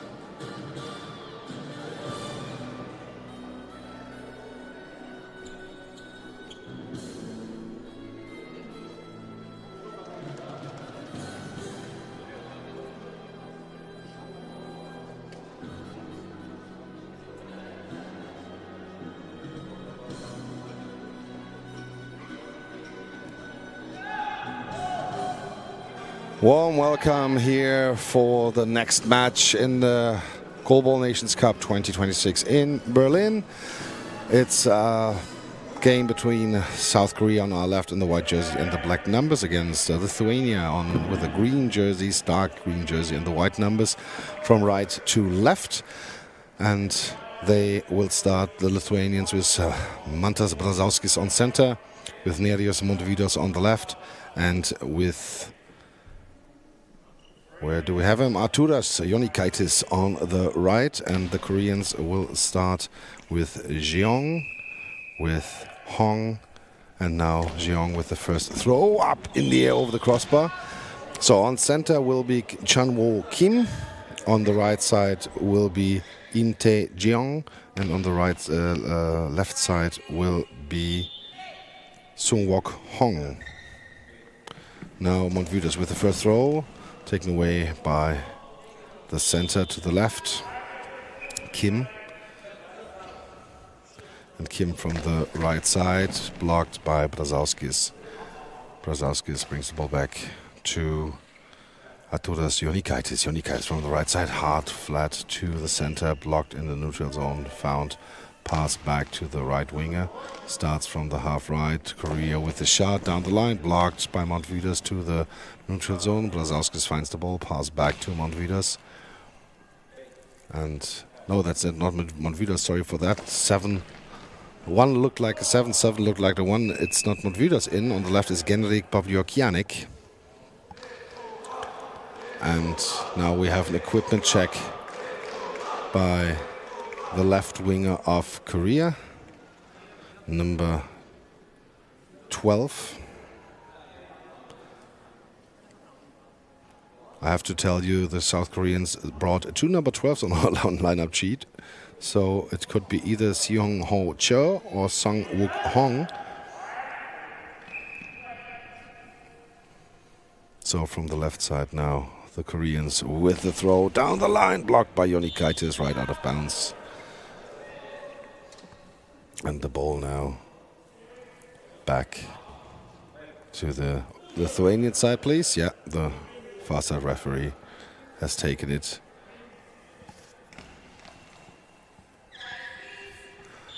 And Jonikaitis from the right side to the left. The ball's blocked out by Korea. And meanwhile, Felix is looking up who are the right players. Maybe find something out, but we stay here in this game. Korea from the right side, blocked by Brazauskis to his right.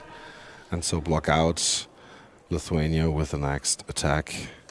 And Jonikaitis comes to the half right and then brings the ball down the line, blocked left, out of bounds. And the ball on the left side of Korea. Takes a deep breath, starts, spins, throws. Brazauskis blocks in front of him, gets the ball in his hands, pass to the left side to Pavliokianik. Genrik Pavliokianik with the shot to the center, block to the 6-meter line. He finds the ball right away, pass back to number 11. Jeong from the half right with a shot to the left, but no, Brazauskis closes the gap, catches the ball, hands over to Jonikaitis. Jonikaitis from the right side with the next shot to the left, and the ball is blocked out of bounds by Jeong. Jeong keeps the ball in his hands. Now gives it to the left winger, and from the left winger position with a spin, with a throw, with a cross ball, but Brazauskis held up the ball with his feet and hands it over to Pavliokianik. Pavliokianik with the next shot, and the center is there. Kim with the block. Kim to Jeong. Jeong comes back to the half right with a spin, with a throw. Brazauskis with the block. Neutral zone, goes to the center line, and it's ball over. And the ball now going back to the South Korean side, and maybe Felix can help out with the numbers. So the number 7 should be Cho and number 12 should be Hong. And with that we remain with play. So Pavliokianik now shooting from the half left and goes over to the left side. And it's almost in after being stripped out. It's tripped up and then resolved by Jeong, the right winger. And now passes it up to the new number 12 to Hong. Going to the left, but Unikaitis is there, can grab the ball and save it. And now it's save from the center, from number 10, from Kim. And now another shot from half left. Goes to left gap, but it's blocked by Unikaitis. Shot came from Jong. Now Unikaitis gets the ball after Brazauskas, hands it over. Spinning shot up the right gap, but blocked by Kim, and then gathered back from the neutral zone to the left side to Hong. Now cross ball, but it's blocked by Plaviukanets, and then you get that by Brazauskas from the middle. Now half left shot, Plaviukanek. Now goes right gap, but blocked by the legs of Kim, and then next shot coming from Jong, going right, and it down the line, it's in.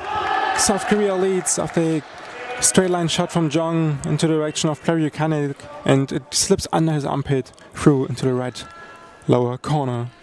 Korea strikes first in this match, and with that comes a timeout from the Lithuanian side.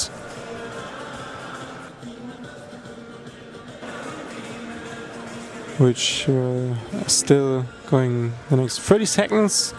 So talking over some situations from recent offensive and defensive sequences, and especially maybe talking about this recent goal, which was made by Jong after his red line shot to the lower right corner.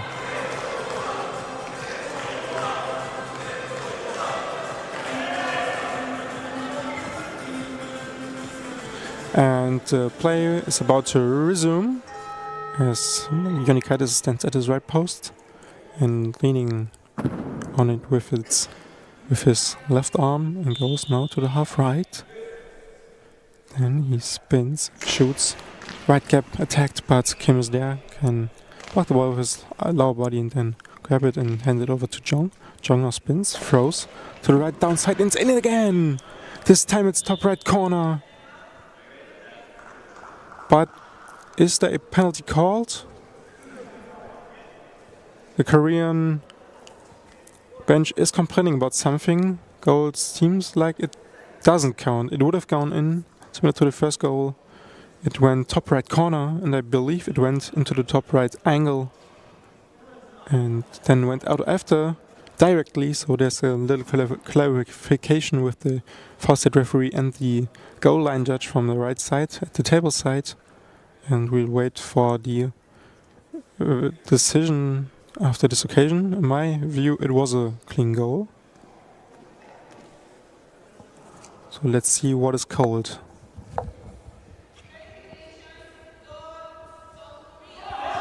And it counts as a goal. South Korea scores their second goal, like pretty similar to the first goal. Again, Jong with his tight line shot and attacking Plaviukanek, who now throws the next ball from left down the line to Jong, and Jong can save it immediately, goes up with the ball and passes it up to Hong, who now goes to the left gap, and a quick counter from Unikaitis up the middle and the right into the left gap, but Jong is there and can already save the beaten Kim. Now Jong with the next shot, spins, throws, high jumping ball, but it's in a lap into Unikaitis next to cross corner, and is it in?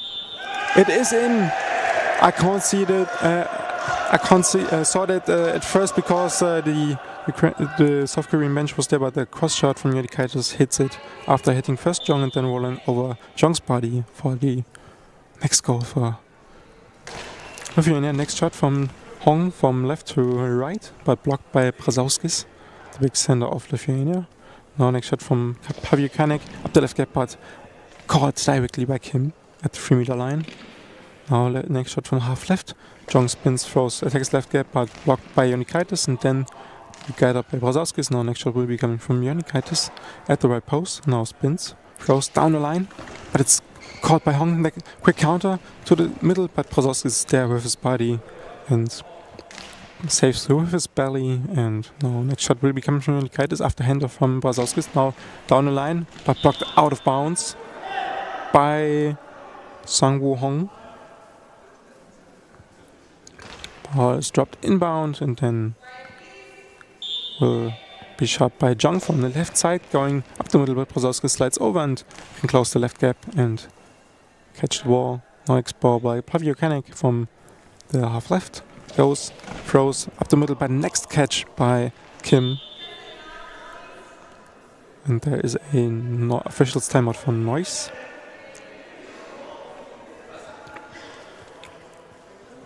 As there are plenty of viewers in the trenches and in the stands.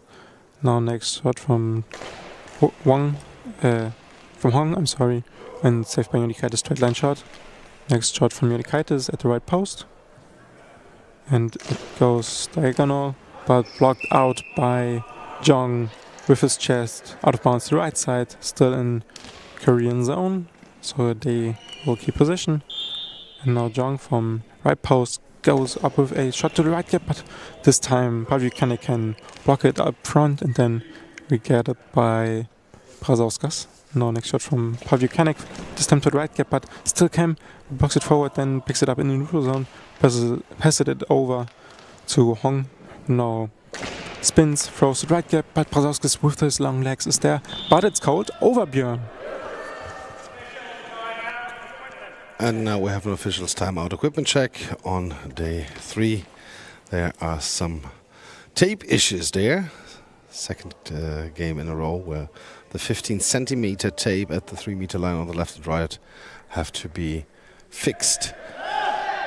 But when it's done, we can proceed here in this match. 2-1 the score for Korea, 6 minutes and 9 seconds to go. Korea now from the left side with Hong, starts, spins, throws down the line, out. Was touching the out of bounds area, hit the post, but was whistled death before. Unikaitis for Lithuania from the right post starts. Brazauskas is counting. Unikaitis runs, shoots the ball into the gap, into the net, finds the gap on the half right between Kim and Hong, and so that's the equalizer. 2-2 the score. And from the right side now, Inte Jeong will take next throw down the line, but there's Pavyukanik, stands up, and from the half left again with the next shot, shoots the ball.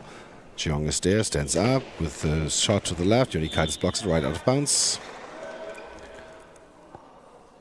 And the ball is back, given back to Unikaitis. Arturas Unikaitis from the half right. With a spin, with a shot, same direction, but this time counter-attack to the other side. Pavyukanik is there, was attempted by Hong. And now Pavyukanik from the half left with the next shot. To the right, deflected and then blocked out of bounds. Kim deflected it on center, and Hong then could block it out at the end. And so now South Korea with the next try here. Left side, Jeong comes back to the half right with a spin, with a throw down the line, blocked by Pavyukanik, stands up, quick response by him. Jeong is there, Jeong stands up, quick response by him, and Pavyukanik is there, ball is free, going to the left and out of bounds.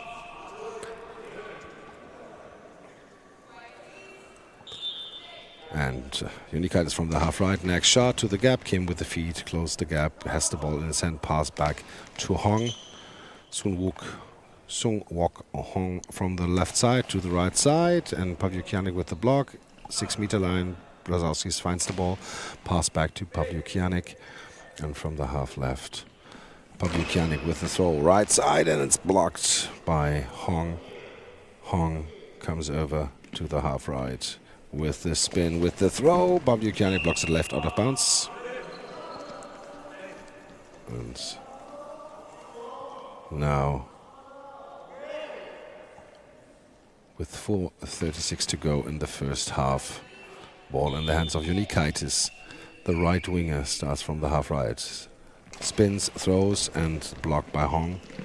Hong gets the ball, pass back to Jeong. He came over to the left side, goes back to the half right. Jeong with a spin, with a throw. Brazauskas with the catch, and then the ball to Pavyukanik. Pavlyukianik from the half left with the shot down the line, and Young is there, stands up, quick response, and to the Pavlyukianik block, Brzozowski has the ball in his hands. And then from the middle, Jonikaitis next throw, and then blocked by Hong. Hong helped out there. Now from the left side, Hong to the right, blocked by Pavlyukianik, right out of bounds, and it is a ball over because it crossed the outside line in the neutral zone. 3:52 to go in this first half. 2-2 the score. Play will resume with, as you called, Korean ball with Hong getting the inbound ball at the left post. Now stands there, fake from the right. Now hits it to the left gap, but caught by Brzozowski immediately. Tucked in, then next shot from Jonikaitis from right post after the handoff. Going long line, but blocked with the lower body of Hong. Then next strong throw from half right. Spins, throws, high bouncing ball, but Brzozowski is there in the middle, closes the right gap with his low body. Then handoff to Pavlyukianik. He throws cross ball, but it's lifted up. Then in the second moment, it can't be identified quickly enough before it goes out of bounds, but still there is like 6 to 7 seconds left of the shot clock,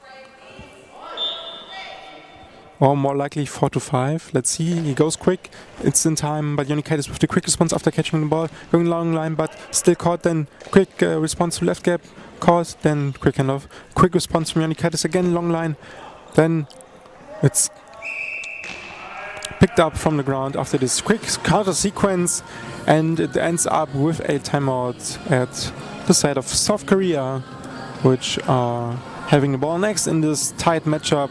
2 goals each between Lithuania and Korea.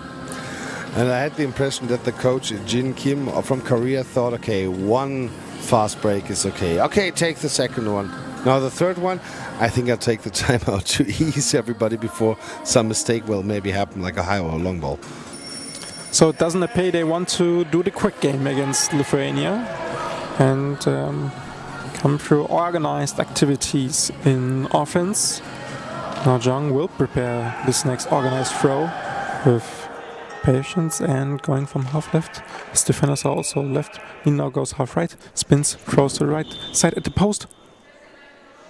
But there is a noise. Timeout taken by the officials.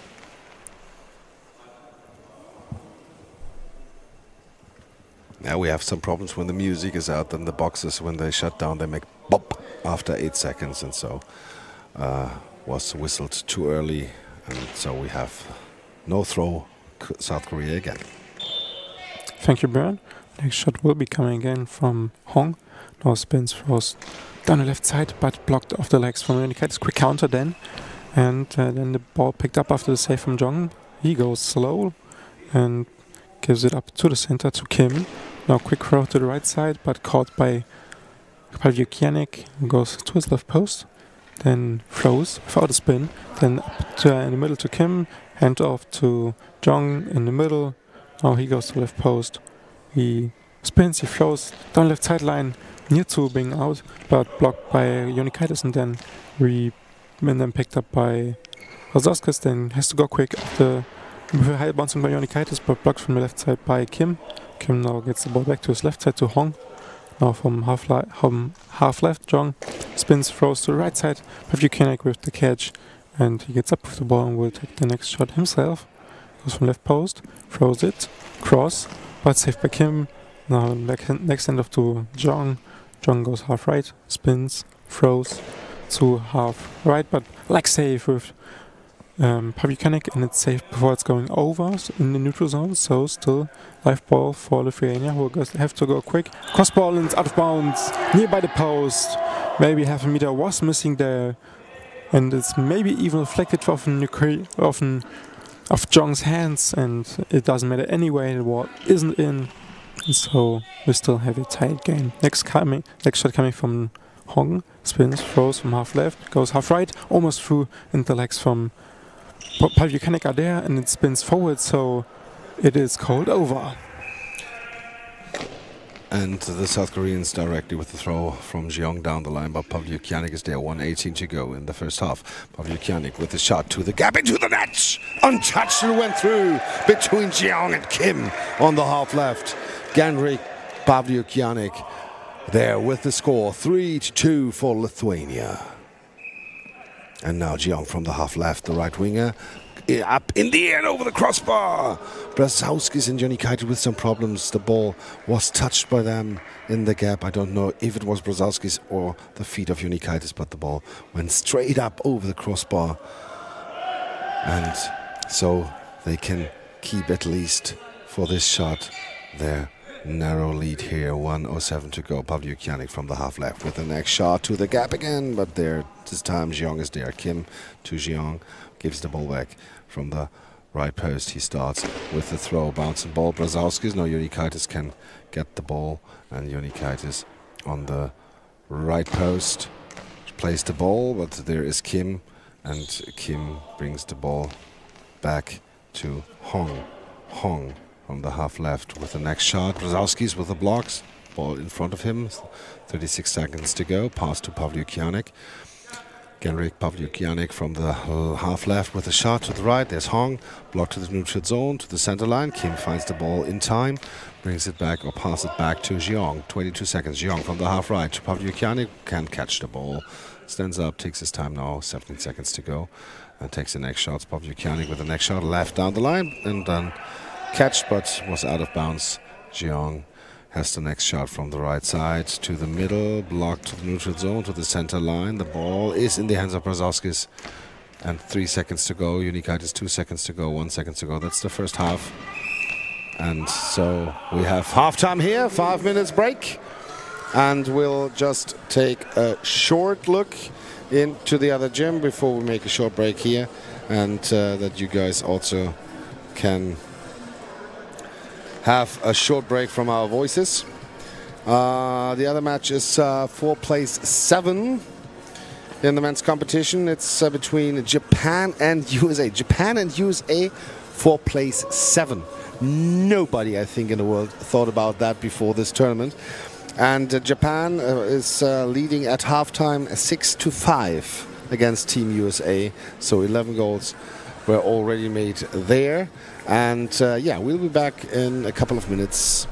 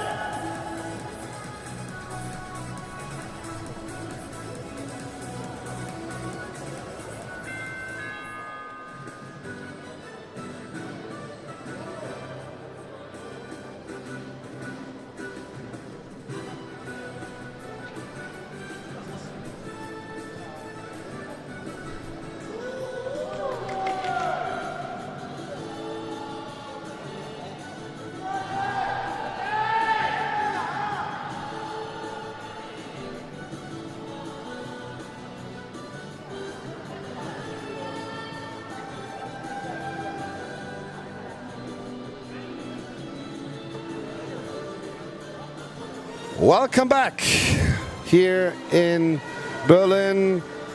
Third last day of the Goalball Nations Cup 2026. Game for place 5 is on the line in the men's competition. Lithuania against Korea. The equipment check is taking place, and just for you guys that you know what will happen next, we'll have the final of the women's competition here, and this will be between Japan and Team GB in Gym A. At 12:20 it should start, and afterwards the men's final. The bronze medal matches are in Gym B. It will be Finland against Ukraine. So 2 more games after this in Gym A. And then we bookmark the Nations Cup.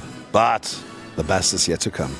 And we'll go back into the second half with Felix Wilmes.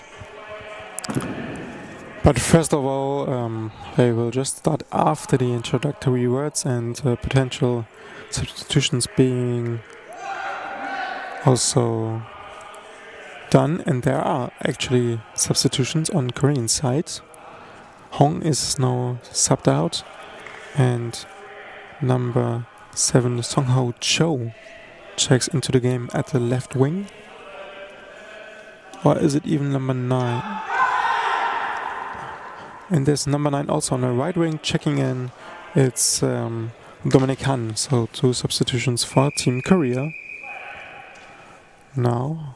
But the first shot will be coming from Lithuania, from the left post. Jonikaitis goes cross, but blocked up the middle from center, from number 13 Wonjin Son.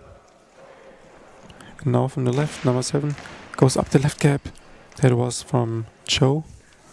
Next shot from Montvidas, number 1, who also checked in. Goes half left and is stopped. So there was a substitution also on the Lithuanian side.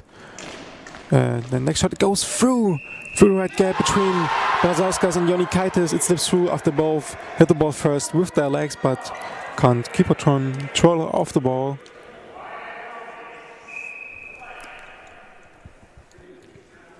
Next shot coming from Montvidas, cross ball, but saved by Han.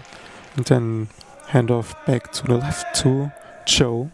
He spins, throws from half left, going up the middle, but it's kicked over and literally over, as it called over, going over the center line to the left side, getting back inbound, and Han will take the next throw, going to the right post, then accelerates, spins, throws down the line. Jonikaitis there with the foot and goes in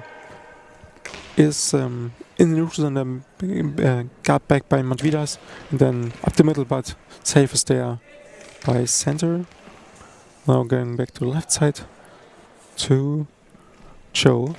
Spins, throws up the left side, half left side, but blocked out by Jonikaitis at the right gap with a slower body. Now gets back the ball inbounded. Jonikaitis will make the next shot from left post. Spins, throws, and to the left gap. And it's something demanded, as the ball is demanded being over, and the penalty is called, so penalty shot for a long ball. I'm sorry, not a high ball, a long ball against Team Lithuania and Jonikaitis.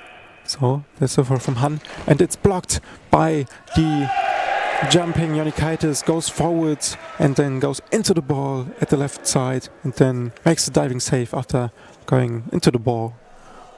And it's bounded out at the left side. So the game stays tight. Next shot will be coming from left again, Jonikaitis. But this time we'll hand off to Montvidas. We're standing half right. Now spins, throws, high bouncing ball, but saved up the middle.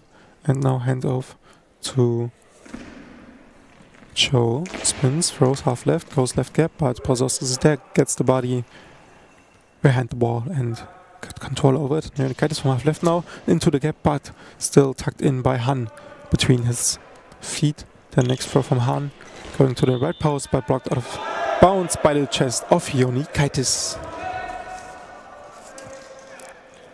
And South Korea have 3 new players on the pitch. Also the center is a new one. So like the Japanese played the whole tournament with a starting 3 first, starting 3 second half, also South Korea does that in this match.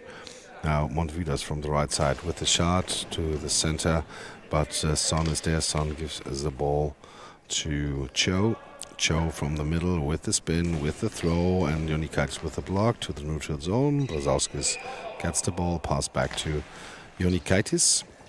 And from the left side with the throw to the gap again, but so is there again. Cho hands over to Han from the half left, the right winger down the line. Montvidas with the block. Brazauskis stands up, brings the ball back. Montvidas with the next try from the half right with the shot left side. It's blocked to the right and it's out of bounds. Blocked there by Won Jin Son, the center, and right away the next shot is taken by Korea but blocked by Jonikaitis. Shot came from Cho. Jonikaitis from the left side with the shot to Cho, but the center Son takes it away. Cho now from the half left with the shot right side, out of bounds, 150, maybe 130 before the right post went out of bounds. And the ball now back in play. From left to right, Montvidas is moving over, and he has time to do that because we have an official's timeout, equipment check here. And the eye shades of Won Jin Son are there controlled. And now the ball on the right side with Montvidas. Montvidas from the half left with a shot left, out of bounds. Misses the target by nearly 2 meters. And the ball in the hands of Han from the right side to Brazauskis, the center, blocks the ball, has the ball, gives the ball to Montvidas. Montvidas from the half right with the throw. It's bouncing, but Han has no problems. Cho gets the ball. Cho from the half right with the bouncing ball, blocked left, out of bounds by the feet of Brazauskis. Montes Brazauskis there. Has to be the main factor on defense by Lithuania. Takes a lot away of these gap balls by the opponents.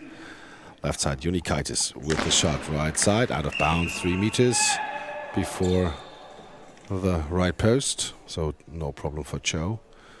Cho is waiting for the ball, takes it, gives it to Han. Han goes back to the half right, the right winger. Starts, spins, throws hard down the line, up in the air, and the ball is secured by Montvidas at the end. They were both going back to the goal and then sliding into the ball. Montvidas with the next shot, and it's held up by Son. Son to Cho. Cho from the half right with the spin down to the right side. The post under Jonikaitis' body. It slipped through, it had the post, and then out of bounds. And now from the left side, ball down the line, and it's held up by Han. Jonikaitis there with his attempt. 3-3 the score here. And Han now from the half right, from the post with the spin, bouncing to Brazauskis, and he can secure the ball, gives it to Jonikaitis. Arturas Jonikaitis, left side to the center, and it's blocked. And it's a ball over, 7:43 to go in the second half, 3-3 the score. Still a close game, as we said. Ball will be in Lithuanian possession after a short confusion with the goal line judge. Now ball back pounded in at the side of Jonikaitis, one of the main attackers in here. Now sharing duty with Montvidas, who goes from half right, bouncing ball to the right gap, but blocked by Son. And then picked up by him. Blocked with the lower body. Now Han with the shot to the right gap. And it's almost in, but Jonikaitis can slide in and block with his legs. Now Jonikaitis again from half left. Spins, throws to the left gap, but blocked there again with the legs of Han. Next shot from Jong, central positioned. Goes left gap, but Brazauskis slides over and gets it with his chest. Now it's a quick shot from Montvidas to the left gap, but Son also blocked into the neutral zone. Then passes it back to Han. He goes from half right. spins, bouncing ball right side, and it's the legs of Joonikaitis that are pushing the ball out of bounds. Next shot will be made by Joonikaitis as well. Spins throws from left post, bouncing ball to the right side, but Jong is there, picks up the ball. Goes from half right, spins, throws, bouncing ball, almost caught. Oh, it's called a long ball, and there is a penalty on Jong, who now has to on Cho, who now has to defend this ball against Joonikaitis. Standing up in the middle defending, now slightly to the left. And Joonikaitis up to the left post, spins, throws down the line, but blocked after sliding in of Cho, of Songho Cho, and preventing Lithuania from getting the lead after this long ball penalty. Ball gets to the right goal line judge of South Korea, and then the ball is bundled in there in front of the hands of Han. Now he spins, throws to left gap, but Brazos can catch the ball. Now goes back to Montvidas. He's half right, throws it to the right gap, and it's in after touching the lower leg of Cho. So back-to-back defensive, with back-to-back mistakes from Jong. This time Lithuania capitalizes on it for the free to score. Han now goes into the right gap, but the legs from Joonikaitis are there. Ball is still inbound, and Joonikaitis with the next shot going left gap, but it's blocked in front into the neutral zone. But Song gets the ball back. It takes a while, so Han has to go quick now, and it goes out of bounds. 6:15 left to play. Lithuania up by 1 for the free to score. Björn. Lithuania now with the ball in their hands. Joonikaitis gets it handed over by the goal judge, and so Arturas Joonikaitis from the left side with the bouncing ball, and the ball is secured by Han, gives it to Cho.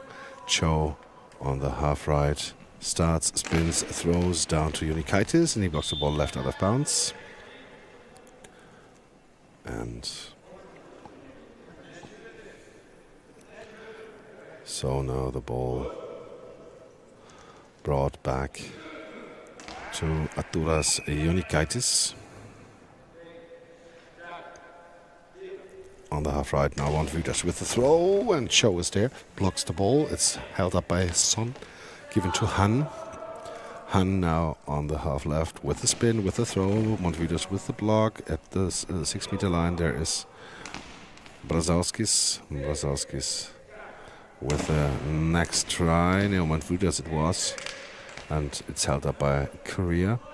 Cho now from the half left with a spin, with a throw to the half right. Brazauskis is there on center, brings the ball to the left side, and there we have Joonikaitis from left to right, out of bounds, 3.5 meters before the right post. It went out of bounds.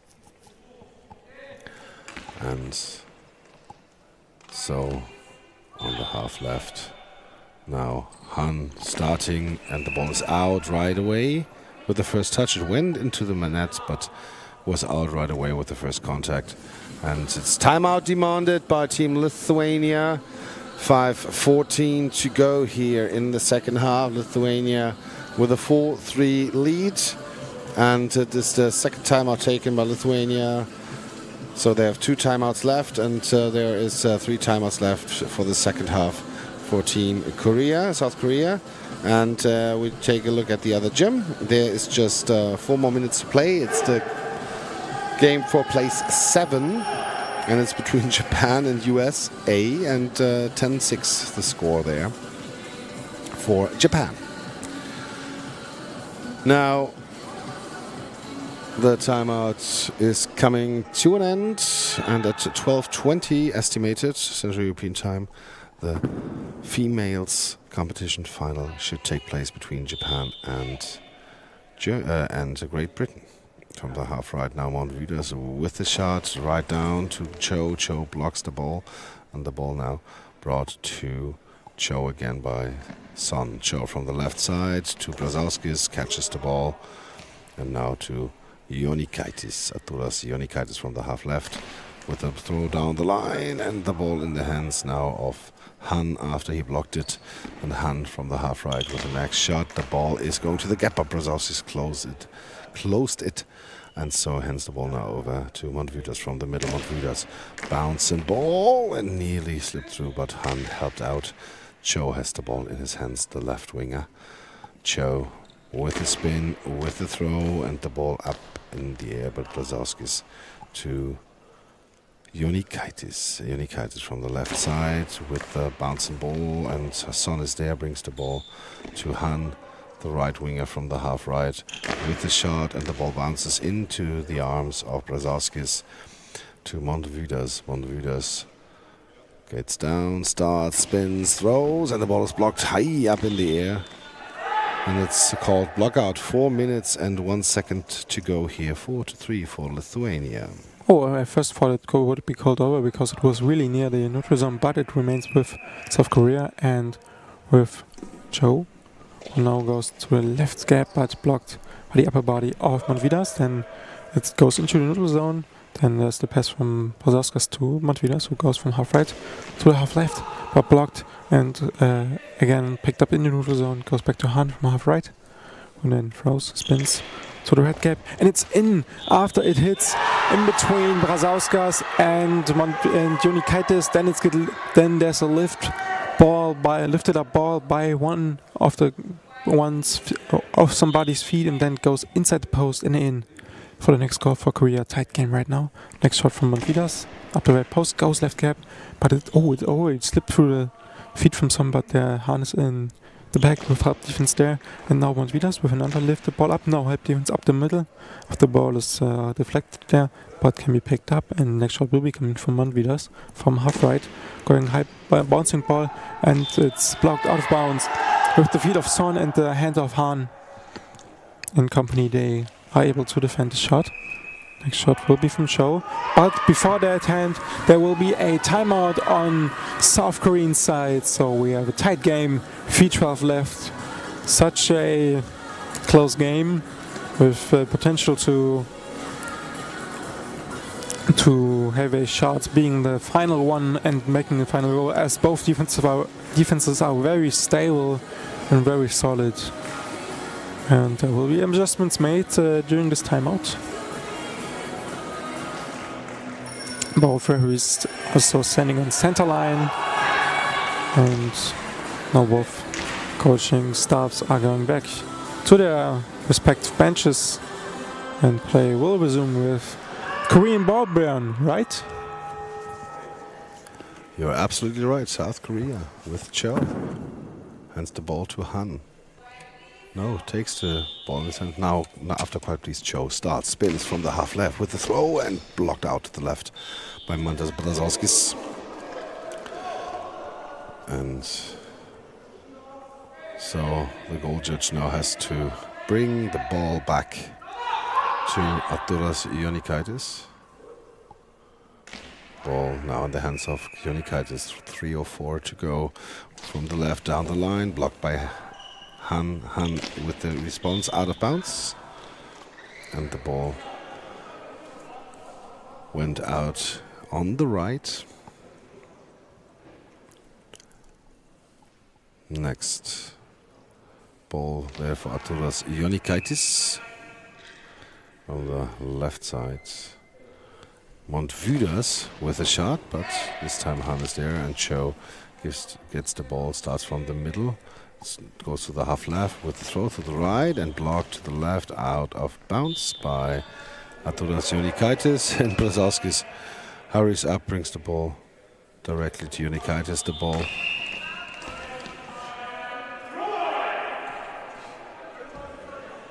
I haven't heard what the referee was saying.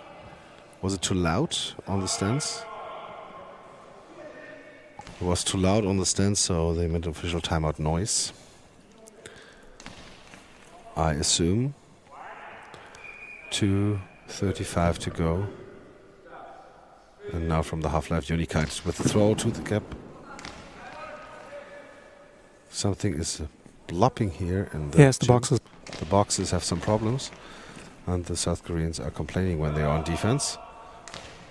of course not went in offense, and nearly an own goal by Jonikaitis, but he grabs the ball at the right moment. Want to grab the ball, and then it was nearly falling out of his hands to the goal. Cho from the half right now with a shot. Brzezowskis is there. Brzezowskis to the half right, and Montvidas from the half right with the next shot left side, and blocked out. He's cheered up by the South Korean bench for this save. Dominic Han was the one with his right arm. He could get the ball down, and he's making the cross sign all the time, thanking God for helping him with this. And now from the half right, Han with the next shot down the line, and it's blocked left out of bounds by Jonikaitis. And now the ball is at the goal judge.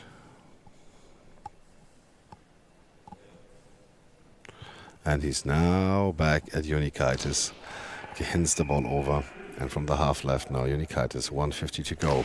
With the shot to the right, Cho is there. Cho stands up and goes to the goal. Starts from the half left with the shot to the right post. Inside the net! Cho with the goal here. Jonikaitis moved to close the gap to the center.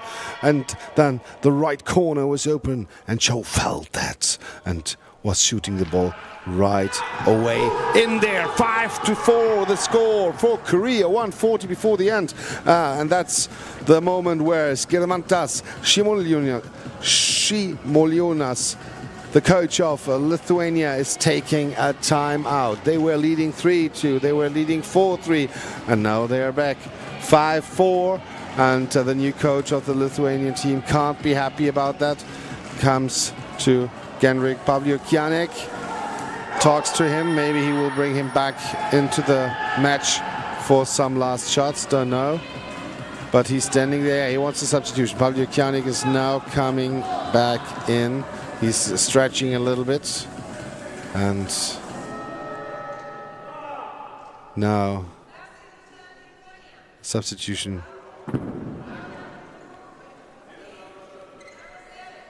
So number 2, Arturas Jonikaitis is going out, and number 7, as mentioned before, Genrik Pavlyukianek is coming back in. He retired 3 years ago, and now came back to help to build a new Lithuanian goalball national team after they were relegated to Pool B in the Men's European Championship. So he's now back on court. A lot of experience he has. And with 1:40 on the clock, they need a goal right away. Pavlyukianek from the middle, from the half right now with the shot right side, but Cho is there, blocks the ball, and now the Koreans take their time, and they start with Son from the middle to the right, and Pavlyukianek gets the ball. 1:22 to go from the left side. Pavlyukianek with the next shot right side. Cho has problems, but blocked out. Blocked out. The ball nearly rolled over his hands. Eye shades by Cho are now a little high, and so there is an equipment check right away taken by the referee. And now the eye shades. He has to patch again. The patches seem to be off. So they have to glue the patches, so gets new patches, totally new patches for the last 1 minute and 18 seconds. 5-4 the score just for you. Lithuania has 1 timeout left, and South Korea has 2 timeouts left. They can use here. And while South Korea is patching Cho, the Lithuanians are talking, mainly Pavlyukianek and Montvidas, what they might do, but they need no offense. That's maybe why Brzezowskis is at the 3-meter line. He's not taking any shots. He's he's really important on their team defense to close the middle and get all the balls that are blocked in front. He's always the one standing up right away, finding them really fast and pass back. So the attackers, Montvidas and Pavlyukianek, maybe had some thoughts what they can try. Now, ball is back in play. Han takes seconds from the clock. Now starts, spins, throws. Brzezowskis with a block to the right, and the ball is out. We have 1:07 left. And the ball in the hands of Pavlyukianik, right side, with a shot into the net, over the legs.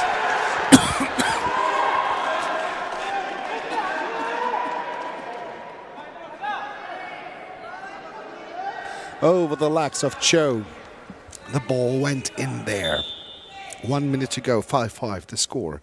Cho now with the response from the half left, with a shot deflected, but then blocked in the neutral zone. Brzezowskis finds the ball, brings it to Pavlyukianik. Next shot by him, and Cho is there, blocks the ball. Son to Han. Han from the half right with the next shot, and Brzezowskis can get the ball between his legs. Pass to Montevides. 30 seconds to go. Officials timeout now is taken. So 28 seconds to go. And if nobody scores here, we will go into overtime. From the middle, Montevides spins, throws, blocks the ball, neutral zone. Son is there, finds the ball. Timeout taken by South Korea. Third timeout by the Asian team is taken, and so they have 17 seconds left here, both teams, to maybe get the golden goal before the real golden goal is happening in overtime afterwards. And when this game is over and after some celebration, the final of the women's tournament will be here. It will be Japan against Great Britain. Both teams already have arrived here in the gym and start their warm-up routines, but it was scheduled for 12:20. When nobody scores here, we will be a little bit delayed. And now Cho is asking for an equipment check, but he doesn't get it. Han now with the shot from the right, and the ball is up in the air. Brzezowskis gets it in his hands. And 8 seconds to go. Timeout. Last taken by Lithuania. The Finnish men's team cheer the Lithuanians a little up with a Lietuvą chants. And so maybe they will take 2 to 4 seconds off the clock before they start their throwing motion. And then we'll have this last shot here. We'll find out now. Timeout is over. 5-5 the score. And Montevides has the ball in his hands, talks to... Pavlyukianik has the ball in his hands, talks to Montevides. Brzezowskis is standing at them as well. And now the ball on the right side. Pavlyukianik, fake from the right, Montevides. Now Pavlyukianik from the right with a shot, and it's held up. And now timeout asked. 1 second. Timeout South Korea. And it's the last timeout taken by the team. 1 second to go. The ball has to be over the line before the game ends. It's not like basketball where you can throw the ball, then you have the buzzer, and then the ball can hit the bucket. And so 1 second is really close. I don't want to say it's not possible, because everything is possible, but it's really, really close to get there. A throw to the goal and then also bringing it into the net. So who will be fifth here in this tournament, in the men's competition? Now the ball in the hands of Son. He won't throw, so they will just wait. And now, game is over. We have a 5-minute break here, and then we head into overtime. South Korea against Lithuania against South Korea, 5-5, and then we'll head into a 6-minute overtime with a golden goal. Short break.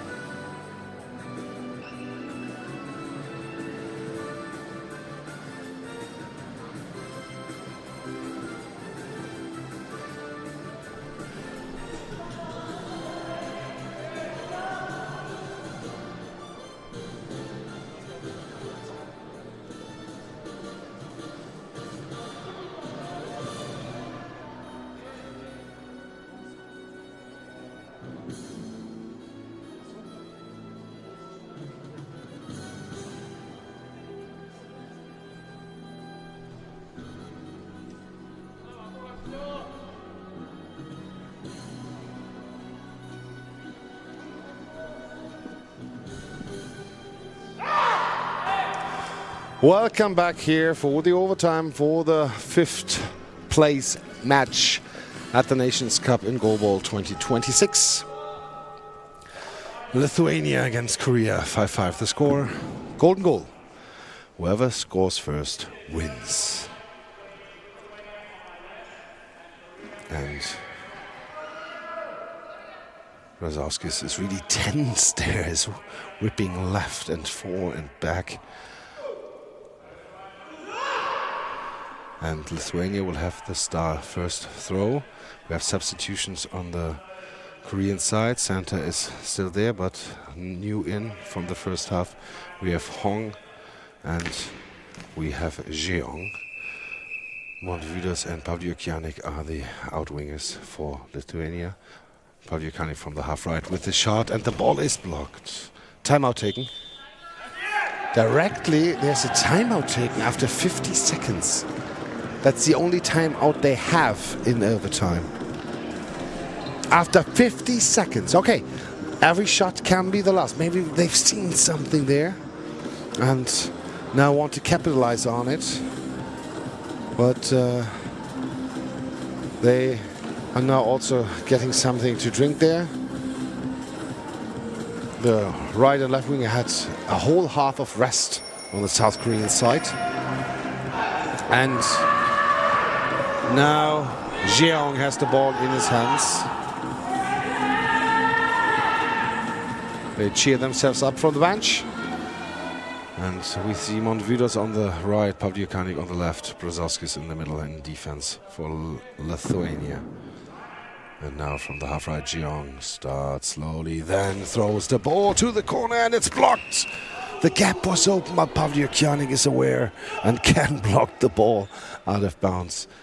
Maybe that is what they've taken their our timeout for. They've seen this gap, the coaches. Now Montvidas from the right side with the shot, with the ball, and it's held up at the gap. Now it's also a mind game here from the half left. The shot to the gap, but Montvidas is there. Brzezowskis finds the ball in the neutral zone. Hong was the one who shot the ball. Now Pavlyukianik again from the middle. He starts with a hard shot to the gap, but Hong is there. Son has the ball and claps on the ball. Jeong now from the half right with the next shot to the gap, and Pavlyukianik is there. The pressure is rising from the offense of the South Koreans. Now Montvidas with the shot, and it's in! It's in! Lithuania wins! Lithuania wins! Get the ball through the defenders, through the left winger and the center.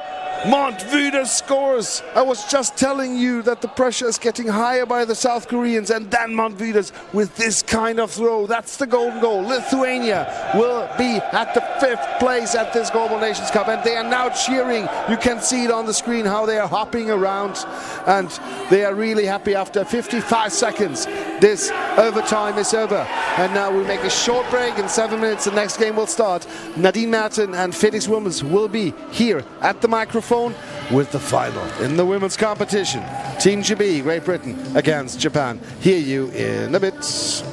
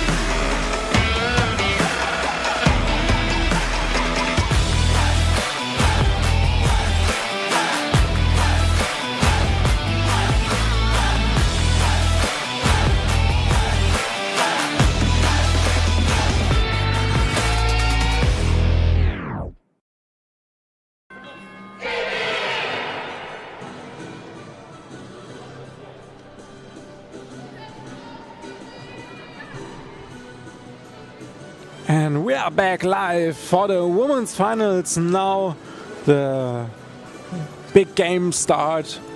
It's Team GB versus Team Japan. Team GB a little bit of surprise. They just went into the semifinals yesterday morning after being third before the last group game, and now they are all coming through until the finals. So a little bit of unexpected journey for them, and Team Japan went through all of the games without losing any game. So they are most definitely a team that we thought they would be coming pretty far. But this tournament shows that not every favorite team makes it through, especially in the men's division.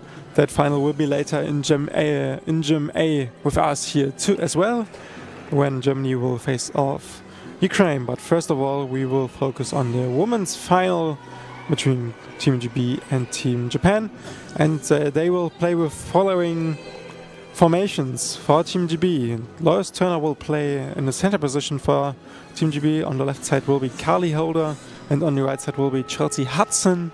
And for Team Japan, there will be number 6 on the right side. That is Norika Hagiwara. Then in center position, that is number 7, Ryoko Takahashi. And on left, there will be Saki Amuro. But first of all, we wait for referee Peralta to make the introductory words, and then we will start with the game. I also like to welcome Nadine in a second. She will be joining me to enjoy this finale of the women's competition. Ball will be first in the hands of Team Japan. And we are starting with the first throw from Hagiwara. Right, Nadine? Yes, it is like this. From the half right, fake from the left, from the center, half right throwing down, blocked by Holder. And she picks up the ball and spins and throws across the field, but saved by Amuro. From the left, down the line, and Hudson throws her body up to the upcoming ball, saved, and throws diagonal to the left post from half left.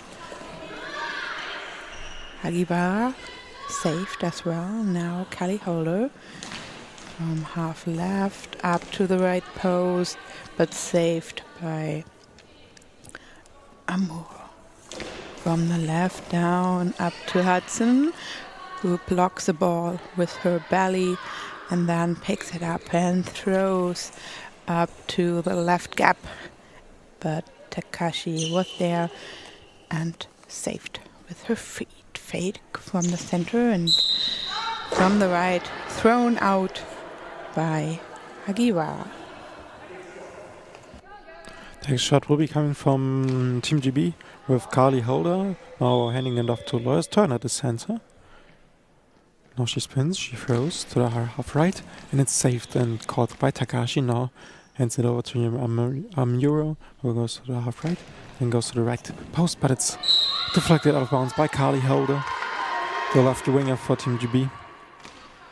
And she's moving to the half right, now back to the half left, and now she spins, she throws to left gap, but Takashi's there, can bring her body behind the ball and then pick it up, gives it to Hagiwara. Now Takashi with the fake, high bouncing ball, but it's saved by Turner, sliding over to the left, the right gap, and the ball is saved by Holder, who throws it out by intention, so ball will be over at Japan's side after they couldn't find the ball quick enough to make another orchestrated shot. Now next shot from Hagiwara down the right line, but it's saved by Holder. No, demanded handoff, but no. Holder will make the shot, crossbar to the right, and Amuro will slide in and make the save for Team Japan and bounding it out after saving it with her arms. Now Amuro again from half left, throws up the right gap, but it's the feet of Turner and out of bounds. It is deflected too, so Team GB remains with the ball. Again, holder, this time the handoff to Chelsea Hudson, the right wing for Team GB. Now she throws to the left gap, and it's saved by Hagiwara. Then she goes back to the center position and throws from there to the left gap, and it's high ball called. She overthrew her own zone, and the first contact was in neutral zone, so there's the first penalty for maybe the underdogs for Team GB. That will be thrown by right now by the center player, by Lois Turner. She's starting at the right post. Hagiwara a few meters over their own goal, and it's in! Team GB takes the lead with this penalty shot. Hagiwara started to defend 3 meters center in front of her net, and the ball goes to the right post, near the right post, inside goal. Great Britain leads after 2.5 minutes. Next shot by Amaru from the center. Goes to the half right, and it's saved by Turner's feet. Now picked up, a little bit of struggle, now they have to go quick. With Kali Holder now, throwing it after spinning it, going cross, and it's saved by Amaru, then located by Takahashi quickly. Pass to the right to Hagiwara.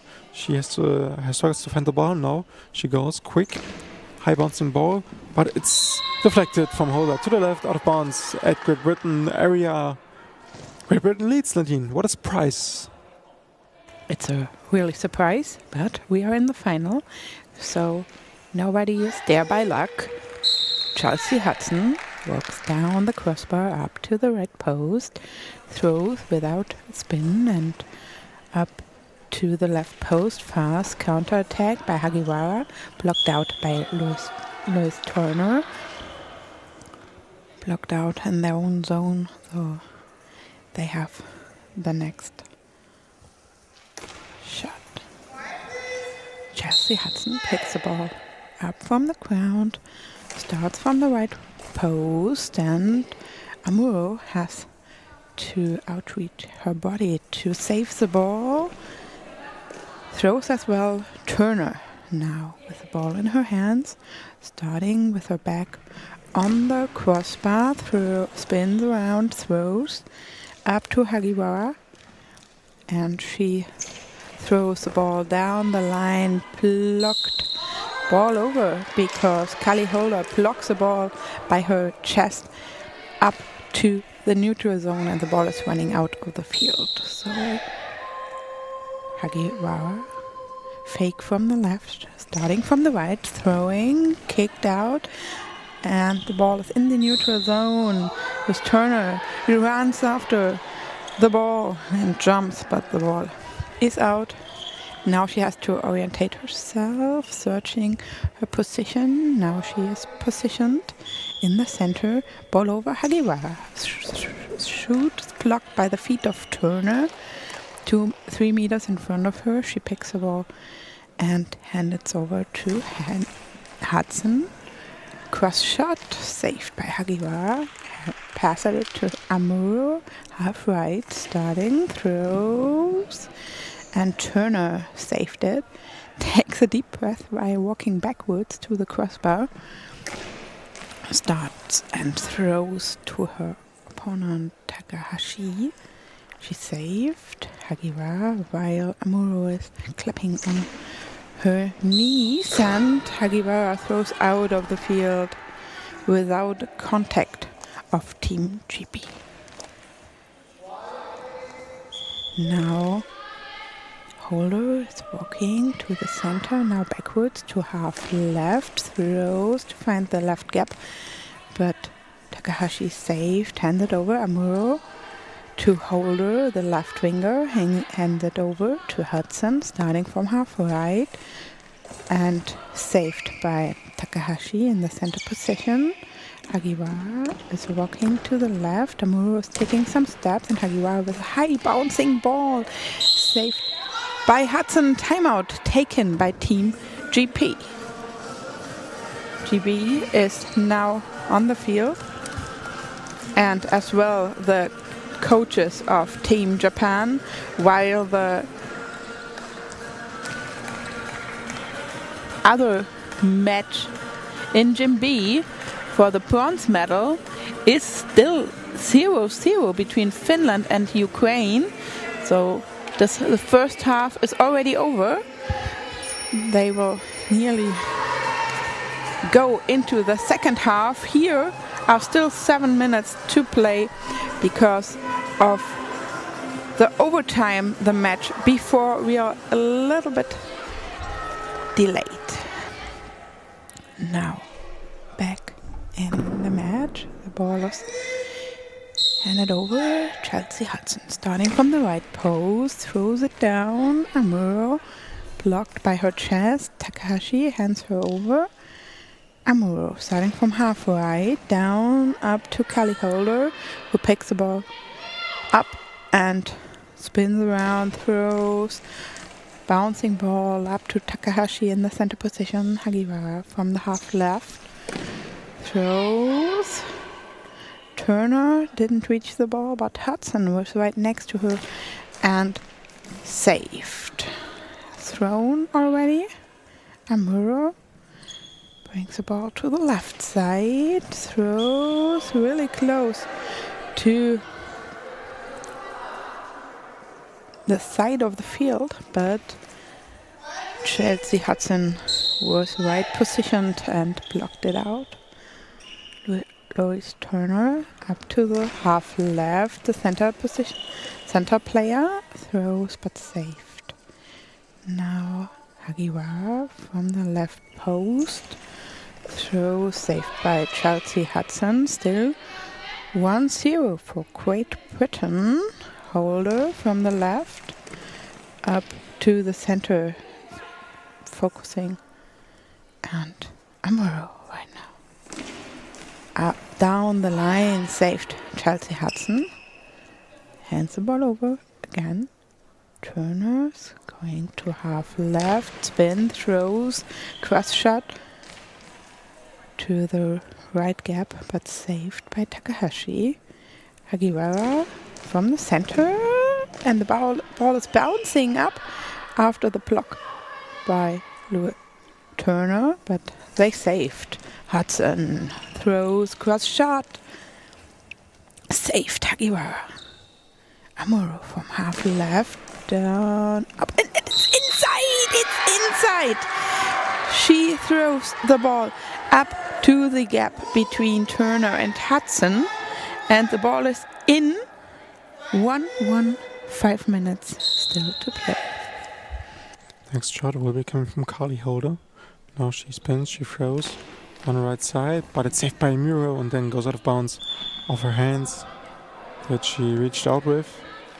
And there's a timeout taken directly after by Team Japan.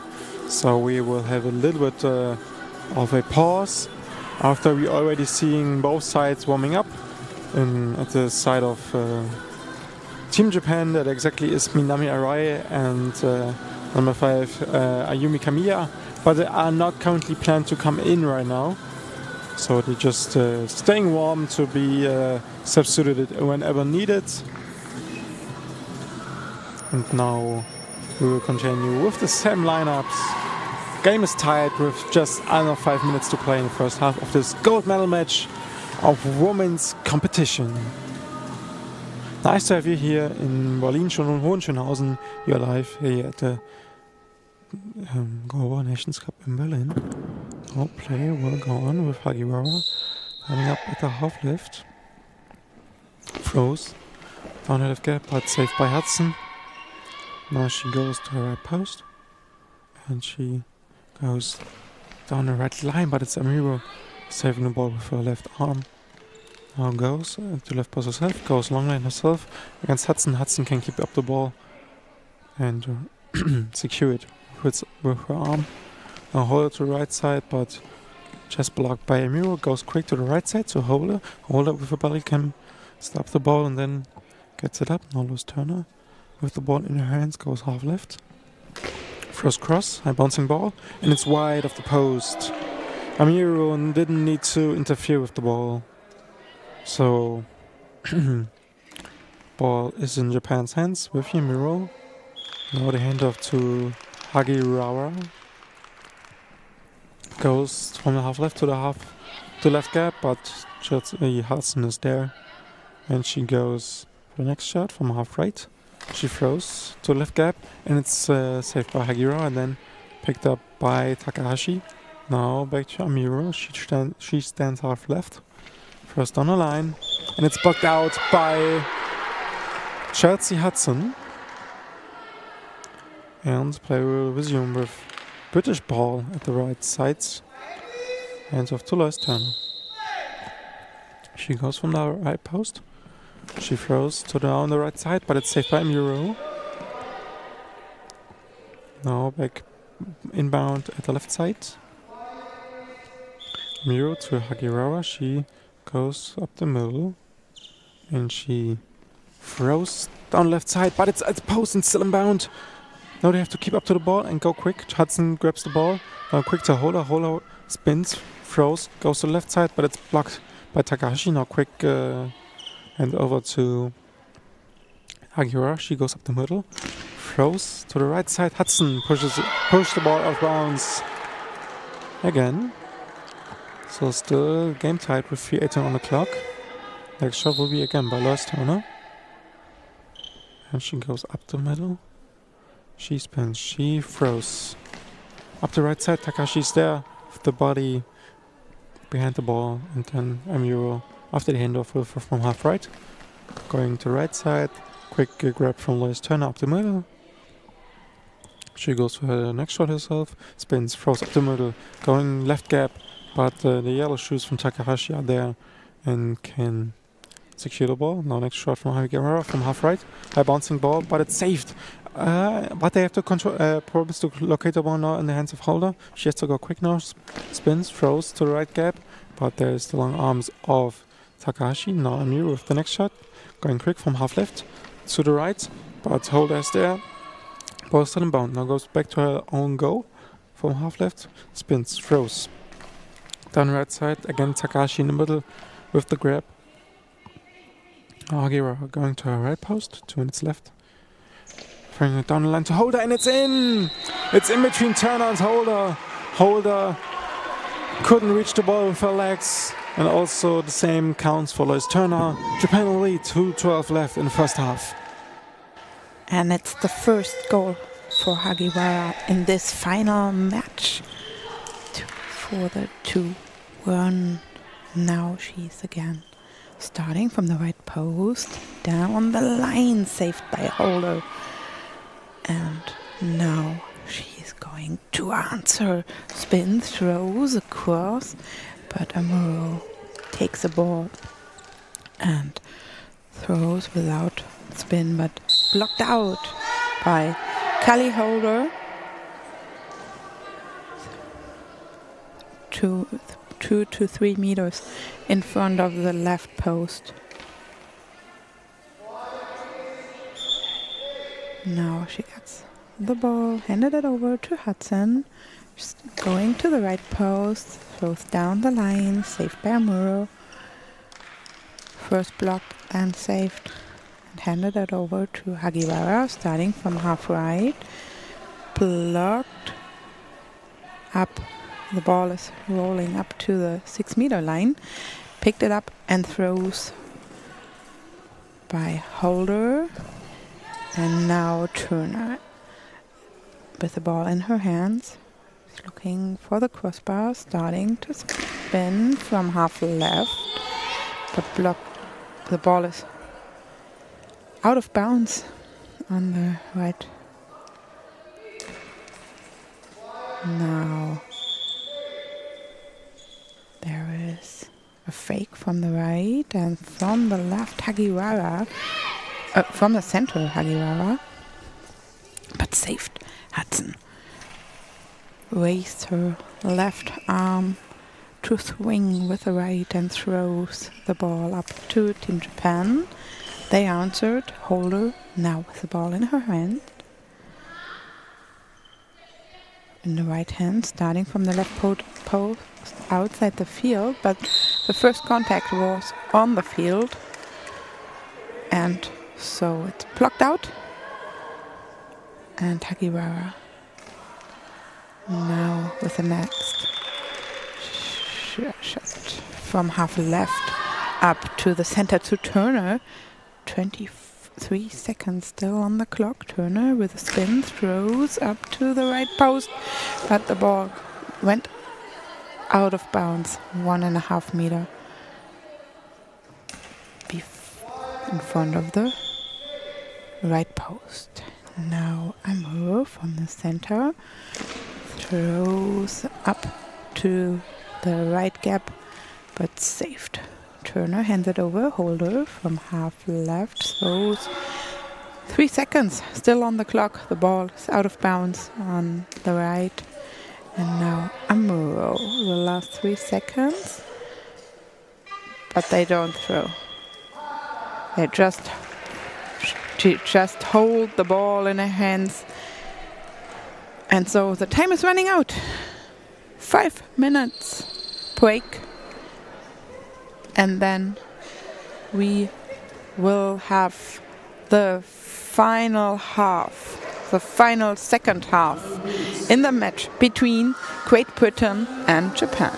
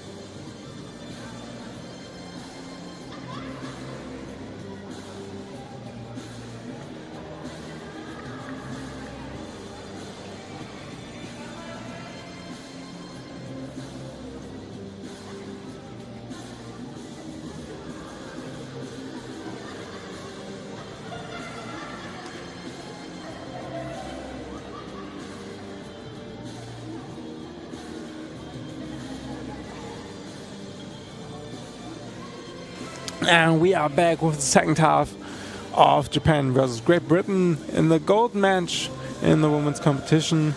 Right now we will still have about 110 seconds left before the second half starts. Currently Japan is in the lead with 1 goal deficit. Japan leads 2-1 against Great Britain. And currently there's also played the other match for bronze in women's competition. I will have a quick look how this match is currently going. It started a little bit earlier because we had an overtime here before, and currently Finland is leading Ukraine 2-0 with 7 minutes left in the second half. So currently Finland is pushing for this bronze medal. And then afterwards we will have the finals and the bronze game from men's competition. That afterwards we'll be broadcasting the men's final in here in Gym A, which will be between Germany and Ukraine. It will be broadcasted mainly in German though, because we have some schools that are interested in Goalball and we want to grant their interest with rewarding them to hear it in German. Mainly, we obviously will give brief summaries every here and there in English to let you know how the game is going. But mainly it will be in German, and then the bronze medal game for men's will be in Gym B. It will be Poland against Sweden, but then all those both games will start at about 13:25. Obviously, pending also if any game that's currently running is going into overtime, then the starting time could be delayed. So be aware of that. But let's now focus on this upcoming second half of Japan versus Great Britain. Great Britain remains without any substitution. So still Hudson, Holder, and Turner. And at Japanese side there is a substitution. Yuri Kimura is checking into the game for Hagira. But before we're starting with the second half, there again are the introductory words from the tableside referee Peralta. He's also announcing the substitution of Team Japan. So that will have to be happening before we will continue with the second half. That first ball will be awarded to Team Great Britain. And Carly Holder will make the first throw of the second half. 12 minutes will be the duration. And it goes to the half left from the left side, but picked up by Kimura. Now she goes from the right post down the line to the gap, but it's Holder saving the ball with her lower legs. Now she again will make the throw from left post, goes cross, but Takahashi with her chest makes the save and then a grab. Now then the hand of Kimura from half right, throwing to the right side, and it's blocked out, but it's blocked out in British territory, so they remain with possession. Next ball will be front from Hudson after the handoff from Holder. From right post. Goes to the right gap, but it's caught by Takahashi. Then Miura picks up the ball and goes from half left to the next shot. Going to left side, it's blocked by Turner.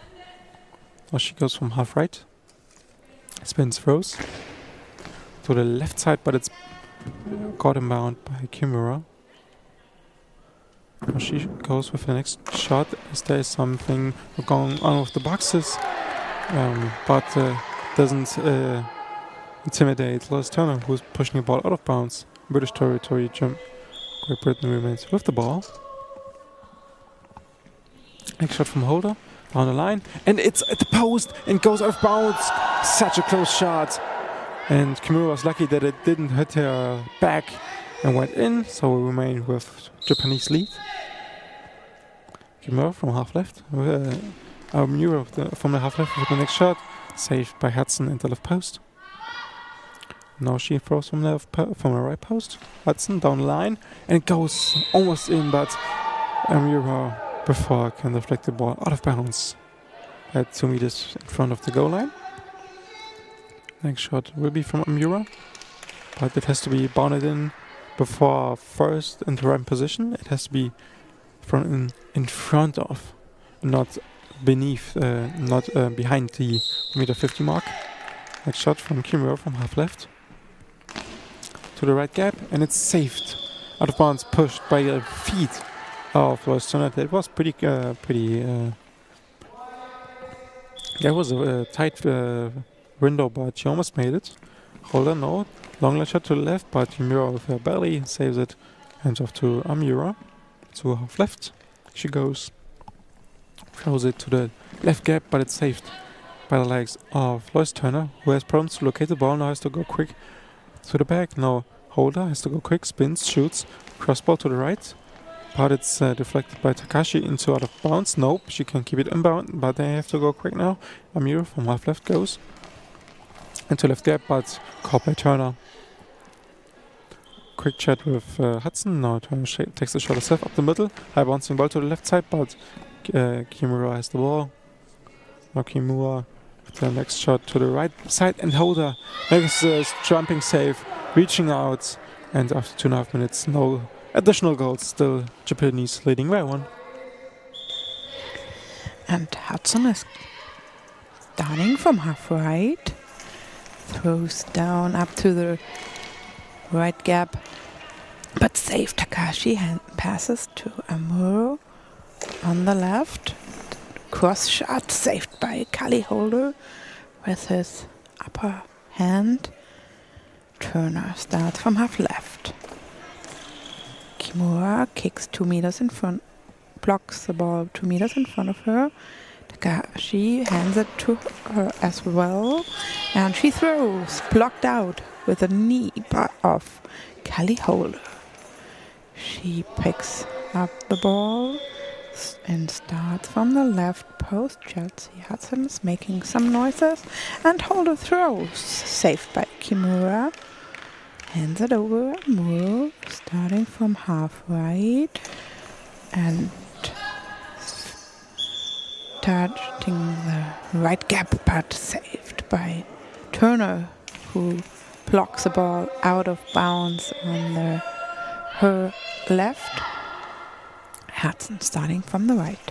Down the line, the ball, it seems like the ball is dancing on the line, but then there is Amuro right positioned and blocked it out.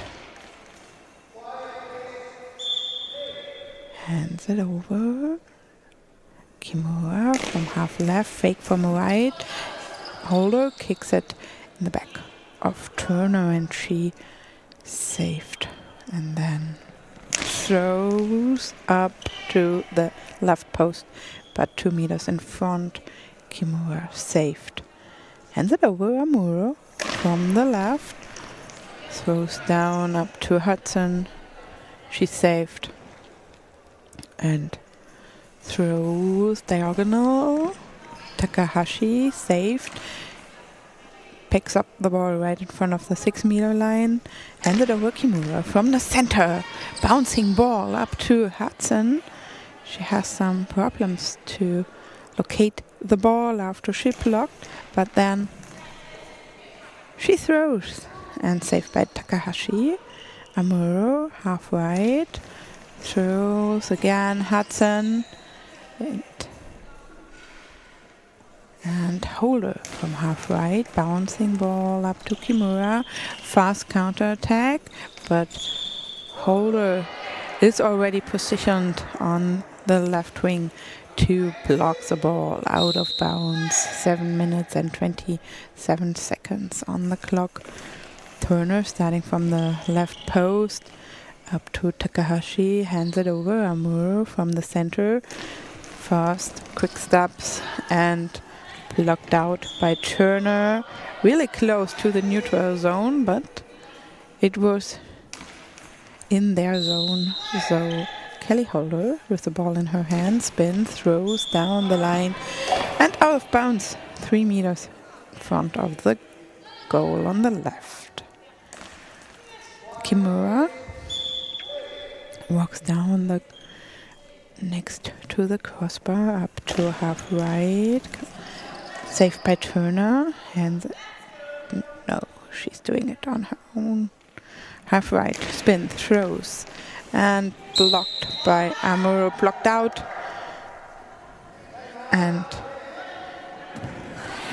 we will have another timeout taken by Team Japan, the second of the game. And we see again the player with number 2 and number 5 Kamiya jumping, running, nearly synchrone.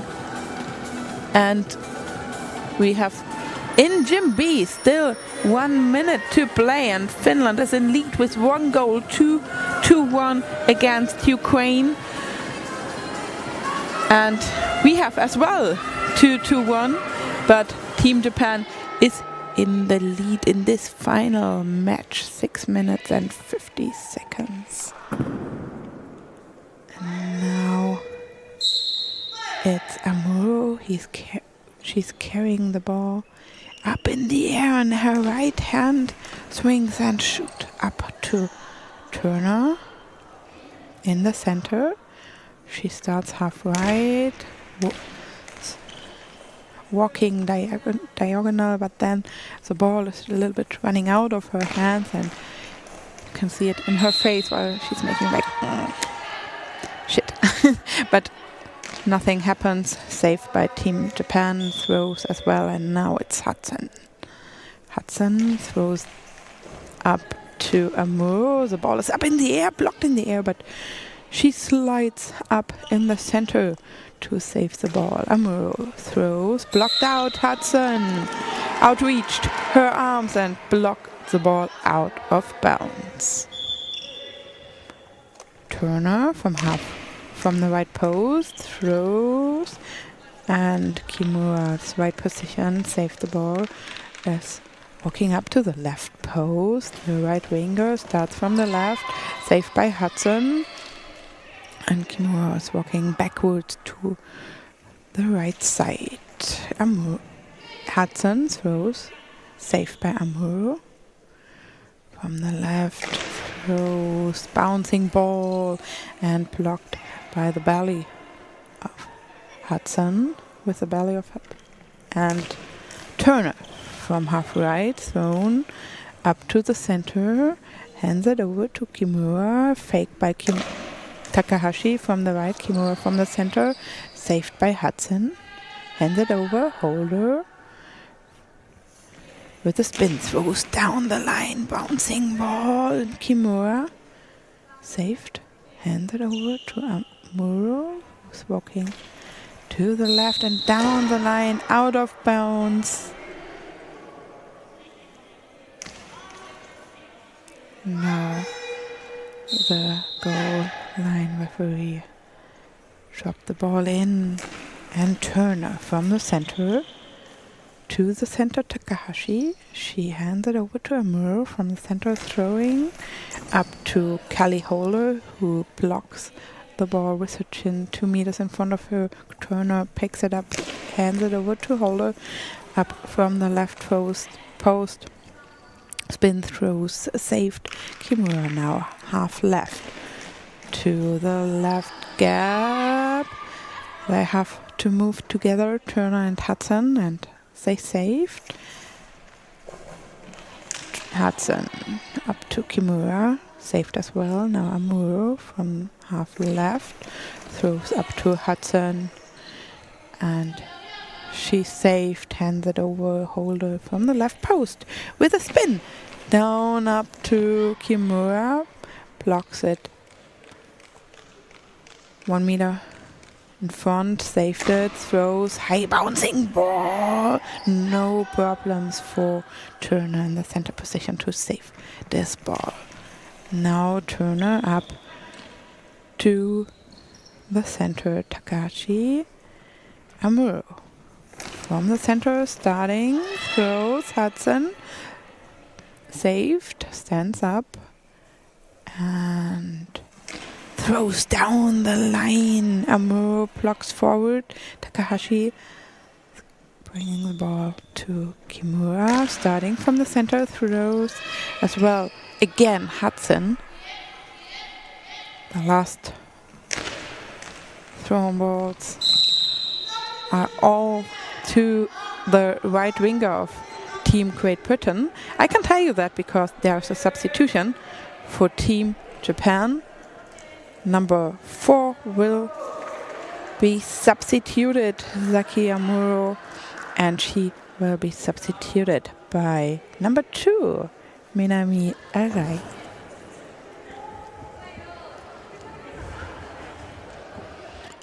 So I also can give you an update that the bronze medal game is already over for women's competition. Finland gets the bronze medal against with 2-1, and they won against Ukraine. Against so Ukraine. Congratulations. Congratulations to Team Finland. to the Ukraine game, the bronze medal game, maybe starting there a little bit earlier. But we're focusing on Arai now, taking the shot down the line, but it's going out of bounds. The new left winger, Inami Arai. Next shot from Hudson. Half right post, goes down the line, but Arai has it after a block, then gets the ball. Spins, throws now from half left, goes left gap. Saved in company of Turner and Hudson, both with the upper body. Now Holder from the middle. Throws to the right gap, but it's saved by Takahashi. Then hand off to number 8 to Kimura. Now goes to the up the middle, but it's the upper body of Turner who saves the ball. Now she goes up from half left. Throws it, high bouncing ball, but saved by Takahashi at 3-meter line in center. Now next for Minami Arai from left post. Throws to left gap, but it's saved by by Hudson. Now she gets the ball up, goes to the right post. She throws it down the line, but it's out of bounds early with the first contact in their own zone. So ball moves over to Japan with just about 2 minutes left to play in this women's finale. Next throw from the right side from Kimura. Down the right side, but the holder is there with her lower body. Saves it. And now goes to the far half left herself. Goes to the left side. There's Arai with the save. Sliding inside the gap, closing it. Now from half left, going in the middle. And it's almost in, but holder with the late save. A late block and then the save by Turner. Now Turner from half left spins, throws. Down the right gap, but blocked by Takahashi's belly. And then picked up by her and then hand off to Kimura. 1:26 to play. Now Kimura from right post. High bouncing ball, but sliding over to the right gap is Louis Turner with the save. Now from half left, she spins, throws to the left side. That's Takahashi that she saves. And after the save, directly taken timeout by Team Japan. It's their third timeout, so 45 seconds for both teams to discuss any moves for the upcoming 71 seconds. Maybe thinking about substitutions or any kind of adjustments in their game. Still, Great Britain needs to go, so they may have to take their risks right now, going further to the neutral zone, risking high ball and long ball penalties. But they have to go for that because there's nothing to lose then besides not winning the game. So they should take all the risks they can take. Great Britain still with one timeout. They can stop the clock 3 times again in the second half. Now up the middle, the throw from Arai. Throws it to the right gap, but it's closed up by Turner. Now quick handoff to... No handoff. But from half right starting Lois Turner. Throwing up the middle, but it's saved and caught by Takahashi. Now 50 seconds left. Now from half right, it is Kimura. Bouncing ball up to the left side, but timeout taken after the save from Holder with her upper body. That's what I was expecting, as they after that can stop the clock twice again. And with 44 seconds, they don't have that much time anymore to make the equalizer. A little advertisement for the upcoming program, which will contain one final game in this year's Goalball Nations Cup for Gym A. After this, Germany will face the team of Ukraine in the finale and playing for gold. This game will be broadcasted mainly in German with brief summaries in between in English, and the bronze game is about to start in Gym B. It's between Ukraine. No Ukraine. I will tell you later. But first, a shot from half right with 2 fakes from Chelsea Hudson goes to the right gap, but it's saved by Takahashi. Now they can take their time if they want to.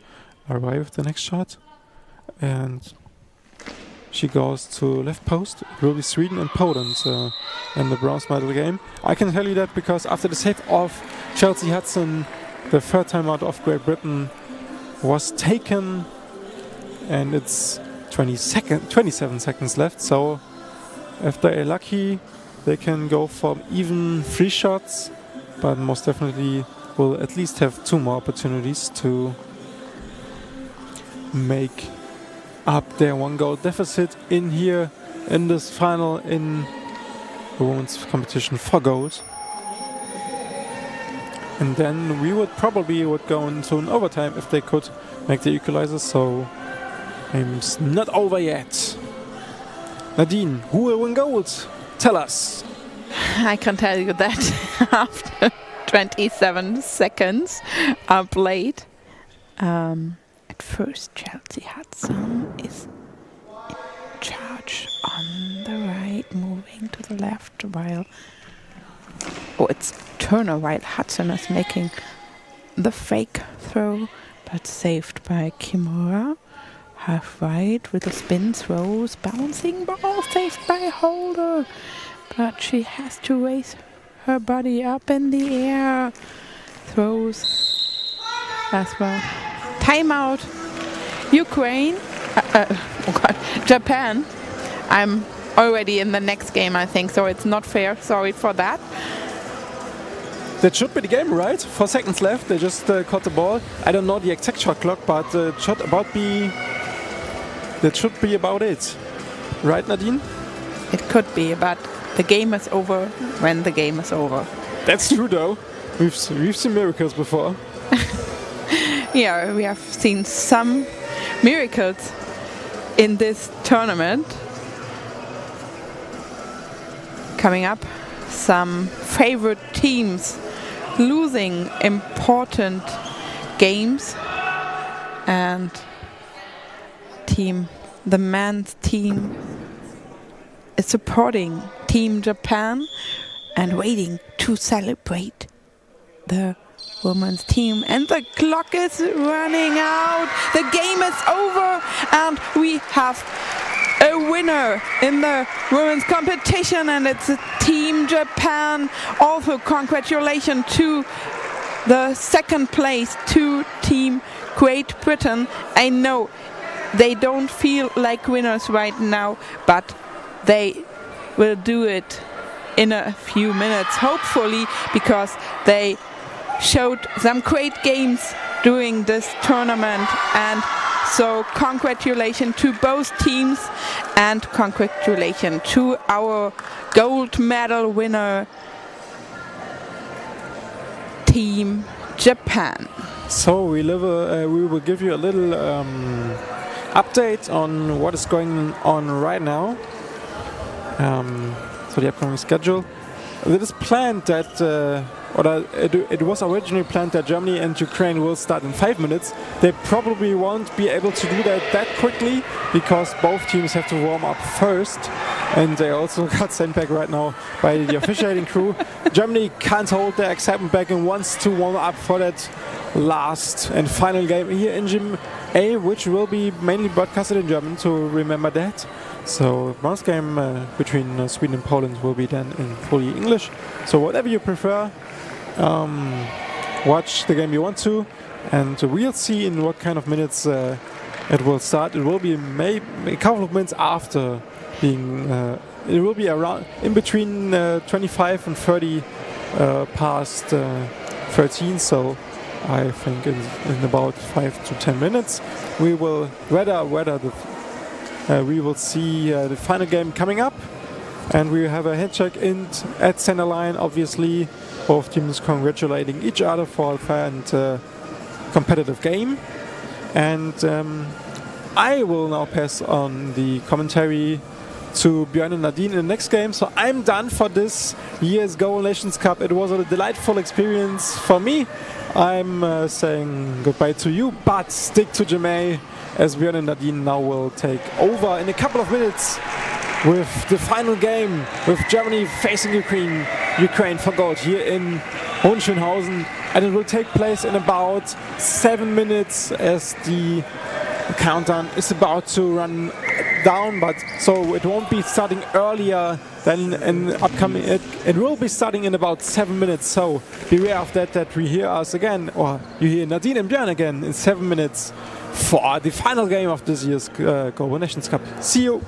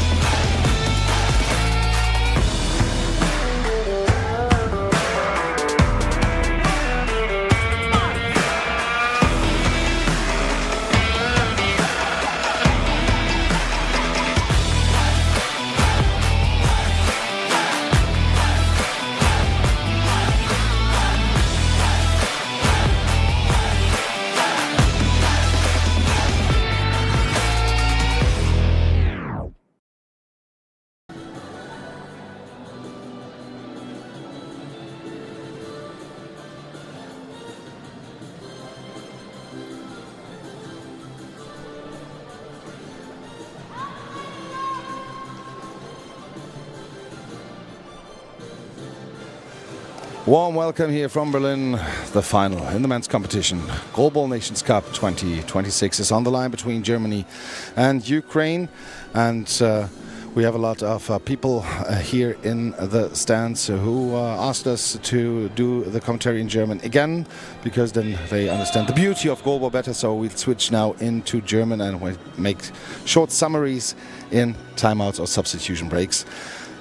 Herzlich willkommen hier zum großen Finale. Die Deutschen haben sich hier durchgebissen ins Turnier. In der Vorrunde noch ein paar Probleme gehabt. Dann Thomas Steiger, Rufen Schädelich auf dem Weg, verloren mit Verletzungen. Mit einem Rumpfkader, mit 4 Leuten sind sie nur noch da, aber schafften es, Japan auszuschalten und sich dann gegen Polen gestern in der Overtime durchzusetzen mit diesem Golden Goal. Und stehen jetzt hier den Silbermedaillengewinner aus der Ukraine gegenüber. Und die Deutschen in den weißen Trikots mit den schwarzen Rückennummern von links nach rechts mit der Diem auf Center, Arenda auf links und Hör auf rechts sehen sich den Ukrainern gegenüber, die mit der Nummer 1 Olinik rechts, mit der Nummer 2 Strelčík links und der Nummer 7 Toporkov auf Center anfangen werden. Und die beiden Schiedsrichter machen jetzt die salbungsvollen Eröffnungsworte und dann können wir gleich reinstarten in diese Partie. Letzte Partie der Goalball Nations Cup Ausgabe 2026. Haben wieder unglaublichen Sport geboten bekommen und wir hoffen, der Höhepunkt, der wurde sich für das Ende aufgespart. Der Ball geht zum Center der Ukrainer, der lässt ihn aber direkt durchrollen zu Olinik und Olinik gibt den Ball direkt an Strelčík, der links außen hat den Ball und geht einmal rüber, wieder nach links, wirft den Ball rechts bouncend und Arenda mit den Füßen da, blockt ihn und kann ihn einsammeln, läuft schnell zurück, klopft auf den Ball, gibt ihn zur Hör auf der Halblinken, läuft an, wirft den Ball hart Richtung Strelčík und der blockt ihn links Richtung Seiten aus in die neutrale Zone und der Ball ist drüben. Es ist ein Ball-Over, der Ball geht in der neutralen Zone ins Aus und so die Deutschen wieder in Ballbesitz kommen und von der rechten Seite mit dem rechten Fuß mal kurz Richtung Pfosten getippt von Hör auf, Fake von der linken Seite von Arenda, Hör auf mit dem Ball von der rechten Seite jetzt laufend, haut den Ball auf die Schnittstelle, aber Toporkov mit den Füßen da und wieder ein Ball-Over. Toporkov spielt ihn links in die neutrale Zone und von da aus ins Aus. Deutschen mit druckvollem Start hier in den ersten 31 Sekunden. Und von halb rechts Oliver Hörauf wird den nächsten Wurf nehmen. Atmet tief durch, dreht sich, wirft den Ball, er bounce und dann gefangen auf der Hüfte von Toporkov, spielt rechts rüber zu Olinik. Olinik von halb links, der rechts außen, wirft den Ball und dann geblockt von Diem und diesmal Ball-Over auf der anderen Seite. Auch wenn Diem alles gegeben hat, aber der Ball war so schnell Richtung andere Seite unterwegs, den konnte er vor der Mittellinie nicht mehr bekommen.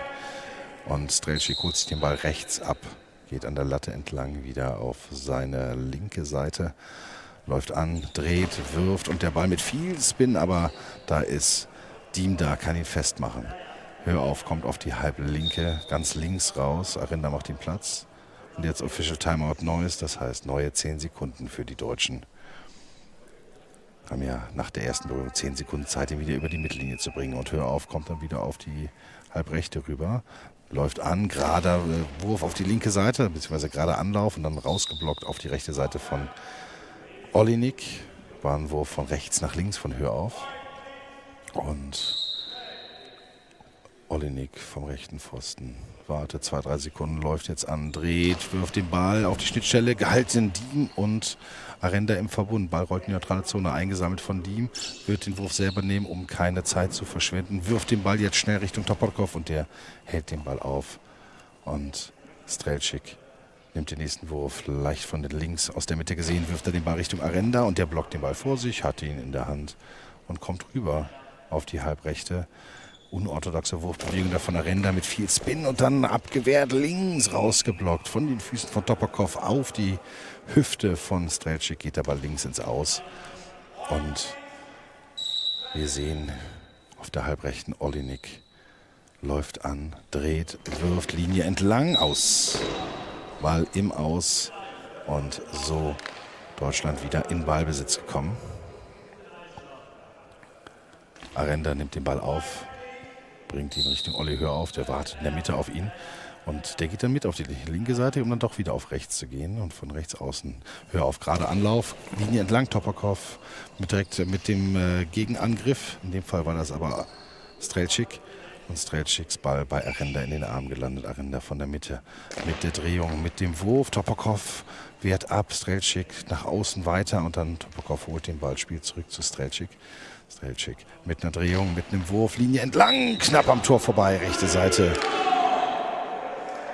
Erster guter Versuch hier und heute neben mir am Mikrofon bei diesem großen Finale Nadine Merten. Der Ball wird wieder ins Spiel gebracht. Arenda übergibt auf Olli Hör auf, der vom linken Pfosten startet. Kleine Auftaktbewegung, geht rein. Der Ball ist abgefälscht, abgeblockt vom Fuß von Topokov, den er hochgerissen hat. Und dann geht der Ball hinter ihm ins Tor zum 1:0 für Deutschland. 9 Minuten 26 nach dem Wurf von Oliver Hör auf zum 1:0. Strelčík möchte Hör auf herausfordern, aber der hält den Ball, blockt ihn zunächst mit den Füßen ab, hebt ihn auf, startet aus der zentralen Position, sucht wieder die Schnittstelle rechts. Aber da kommen sie zusammen. Topokov übergibt Strelčík den Ball, der wirft auf die rechte Schnittstelle, da auf die Verbindungslücke zwischen Arenda und Diem, aber Diem blockt und Oliver Hör auf wieder. Fake von Arenda, die Hör auf wirft. Strelčík kann den Ball sichern, übergibt ihn zu Olinik, der von rechts startet, aber der erste Ballkontakt außerhalb des Spielfeldes und somit geht der Ball direkt zum deutschen Team über, die jetzt ihren nächsten Angriff vorbereiten können. Über Arenda von rechts startet, dreht sich, wirft, aber Strelčík ist mit den Schienenbeinen zur Stelle, blockt den Ball ab. Topokov holt ihn für Strelčík und der wirft diagonal über das Feld auf den rechten Pfosten. Arenda nimmt den Ball auf, übergibt ihn auf Hör auf, der wieder vom linken Pfosten kommt und der geht wieder hoch, der kriegt wieder den Bounce vom Bein hoch in die Luft und diesmal ist es Strelčík, der den Ball nicht unter Kontrolle bekommen kann. Angedreht von Olli Hör auf. Ein schöner Wurf zum 2:0 für Deutschland. 8 Minuten 13 auf der Uhr. Strelčík übergibt auf Olinik. Und der mit seinem Drehwurf keine raumgreifenden Schritte, dreht sich nahezu auf derselben Stelle, abgeblockt durch Arenda. Der geht rückwärts an der Torlatte entlang, wirft vom Zentrum. Gehalten, gesichert. Der Konter von Olinik auf Diem, blockt von seiner Post bis in die neutrale Zone, bringt ihn zurück zur Hör auf. Der startet zentral. Topokov klemmt den Ball zwischen seinem Arm und seinem Oberkörper ein, sichert ihn. Strelčík jetzt von der zentralen Position. Der scheint hart geworfen worden zu sein, wenn man dem Geräusch von Fabian Diem Glauben schenken darf, der ihn gesichert hatte, festgehalten und Arenda mit dem nächsten Wurf. Olinik versucht, das Tor zu erreichen, aber Arenda ist zur Stelle, blockt den Ball mit den Beinen ins Aus, von ihm aus gesehen auf der linken Seite. Und der Ball wird übergeben von Arenda auf Hör auf, der geht leisen Schrittes auf die rechte Seite von halb rechts, wirft und der Ball kriegt wieder den Bouncer und der ist kurz vor der Linie. Sicher in den Händen von Olinik, kommt er wieder in den Hebel nach oben und jetzt auf der anderen Seite, da rutscht das deutsche Team zusammen. Olli Hör auf, rutscht da mit seinem Körper hinter Fabian Diem, um den abgeblockten Ball von Arenda mit abzusichern. Strelčík jetzt von halb links, dreht, wirft, Olli Hör auf, legt seinen linken Arm auf den Ball, wirft direkt, Konter, wieder schneller Konter, da muss Hör auf beim zu Boden gehen, den Ball rausblocken und das macht er verdammt gut. 2:0, das deutsche Team in Führung, 6 Minuten 35 in der ersten Hälfte des finalen Spiels der Männer. Olli, hör auf jetzt am rechten Pfosten. Läuft an, dreht, wirft den Ball und Topokov ist da. Übergibt nach rechts an Strelčík. Der muss ein bisschen laufen und kommt jetzt rüber auf die Halblinke der Rechtsaußen mit einer Drehung, mit einem Wurf Richtung Schnittstelle. Weggeblockt von Fabian Diem. Da kommen die Beine raus von hinten nach vorne und der kickt den Ball links ins Seiten aus. Und so halten sie erstmal die Null auf ihrer Seite. Jetzt wieder Arenda, aber diesmal ganz nach rechts rüberkommt. Läuft an, dreht, wirft, geht schnell wieder auf Position ins Tor hinein. Diagonal bei Daniel Arenda, von rechts nach links, flach, kaum zu hören. 3:0 für die deutsche Mannschaft. Fokus behalten, nicht zu sehr freuen, wenn man zumindest zu den Dreien da unten auf dem Platz gehört. In der Defense weiter konzentriert bleiben. Und Strelčík in der Mitte, kommt gleich nach rechts, läuft an, wirft den Ball rechts ins Aus, weit ins Aus, 6 Meter vorm rechten Pfosten geht der Ball ins Aus. Und der Coach Fedir Dubrovin gibt nur 2 Wörter von sich. Verstanden habe ich sie nicht, aber Strelčík scheint verstanden zu haben. Jetzt der Ball bei Hör auf. Der kommt mal wieder von der Halblinken Richtung Strelčík, rechte Seite, aber da ist Strelčík da, fällt auf den Ball, kann ihn festhalten. Und von der Mitte Anton Strelčík mit einer Drehung, mit einem Wurf Richtung Schnittstelle, die mit der Brust ins Aus. Rechts ins Aus. Ja, viel Spin drin, also mal richtig Wirkung des Balles, sobald er auf den Körper trifft, dass er dann noch eine Kurve betrat, aber zurück ins Spiel. Hör auf von der linken Seite jetzt mit einem Wurf, Linie entlang an den Pfosten. An den Pfosten von den Händen von Olinik gelenkt und da sagt Fedir Dubrovin, das geht mir gerade hier komplett in die falsche Richtung. Wir nehmen da mal eine Auszeit. Timeout taken by Team Ukraine. Germany starts dominant. What a surprise here. Hör auf with 2 goals from the left side, getting Strelčík in the corner or more on his hand side. And then Arenda with a shot from the right to the left as cross ball and gets Strelčík with a real hard ball in the left corner. 3-0 the score, 5:37 to go here in the first half. And the Ukrainians talked a little bit over what happened so far here in this match. And we will now go back into German. Strelčík hat den Ball in der Hand. Auf der Halbrechten, läuft an, wirft den Ball Richtung Diem. Diem kann ihn blocken und direkt sichern. Das kann er dann dadurch direkt übergeben. Und hör auf mit der Drehung, mit dem Wurf Richtung Schnittstelle ins Tor hinein. 4:0, 4:0. Olli, hör auf. Zwischen Toporkov und Strelčík hindurch. 3. Tor für Olli, hör auf. Das hat sich Fedir Dubrovin bestimmt anders vorgestellt mit seiner Auszeit. Strelčík von der linken Seite will eine Antwort finden, wirft Richtung rechten Pfosten, Arenda ist da, blockt ihn raus. Und so die Deutschen wieder in Ballbesitz gekommen. Arenda kommt rüber auf die halbrechte Position, läuft an, dreht, wirft den Ball Richtung Strelčík. Der hat kein Problem damit, steht auf, geht Richtung Mitte. Olinik ist auch da, den läuft er fast über den Haufen, aber Olinik kriegt dann den Ball übergeben von der halbrechten mit dem Wurf, Linie entlang. Und Arenda ist da, kann ihn blocken und schickt Hör auf und Diem alle weg, damit er aus der Mitte anlaufen kann oder von halb links. Bounce den Ball mit viel Schnitt, Topokov mit dem Block, hat den Ball in der Hand und dann Strelčík kriegt den Ball nach hinten gepasst. Strelčík leicht nach links von der Mitte versetzt mit dem Wurf jetzt. Diem ist da, macht die Mitte zu. Oh, muss da aufpassen mit seinem Lachen, dass das von den Schiedsrichtern nicht als Unsportlichkeit gewertet wird.